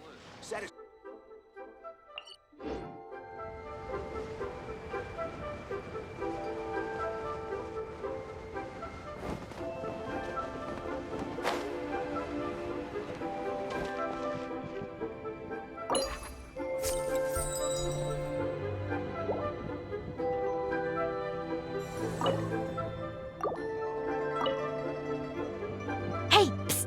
Over here! Over here! I knew you wouldn't miss Lantern, right? I was wondering when I'd bump into you. No. I can't be working at every Lantern right now, can I? I really am here on vacation this time. Yup. Miss Pingshi said she'd find a professional photographer to take a good portrait photo. Hey, wait a sec. Don't tell me... It really is you! That's perfect then! Come on, take my photo. Let's see who's better behind the lens. So, ready to start? Have something else to take care of? No worries, we can come back to the photo later.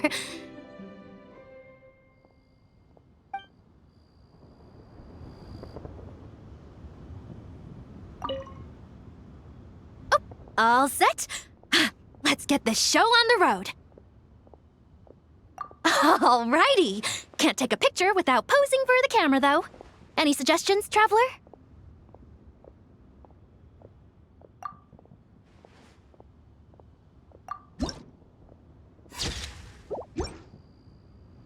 Done? Did you adjust the lens and check the lighting? Make sure the focal length was properly set? Let me check. Wow, you actually nailed everything! Oh, a shot like this is front page quality! Next interview, I'm definitely bringing you along. Imagine the amazing shots we could take together! And a very merry lantern rite to you, too! Oh, hang on, that doesn't sound quite right. Whatever, have lots of fun!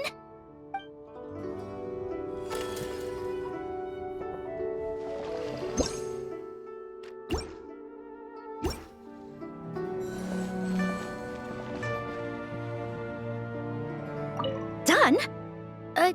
Did you adjust the lens and check the lighting? Make sure the focal length was properly set? Let me check. Wow, you actually nailed everything! Oh, a shot like this is front page quality! Next interview, I'm definitely bringing you along. Imagine the amazing shots we could take together! I know, I saw it already. I launched a whole bunch earlier. It was the perfect photo op. Wishes? What? Huh? Oh, I was so busy taking photos I forgot to write any. Oh, shoot. And I released so many. Does that mean my wishes aren't gonna count?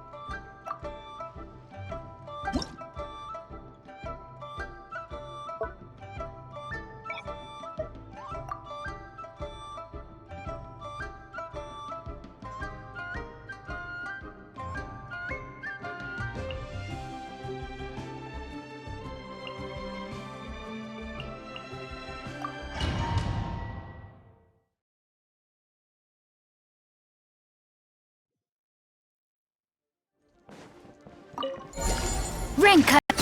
Time for takeoff. Burn it down! Pyroclastic surge! A turning point in fate!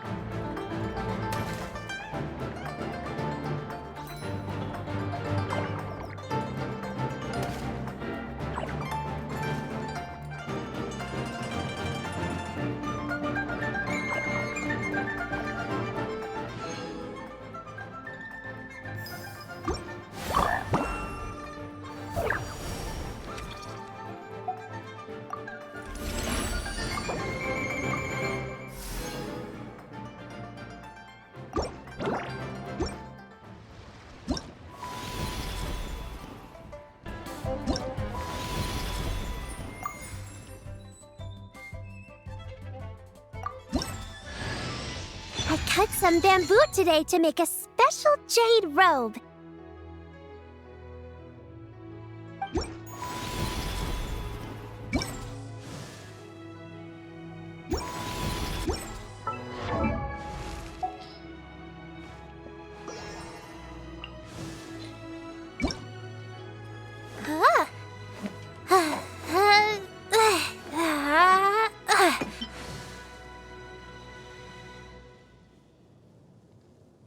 I cut some bamboo today to make a special jade robe.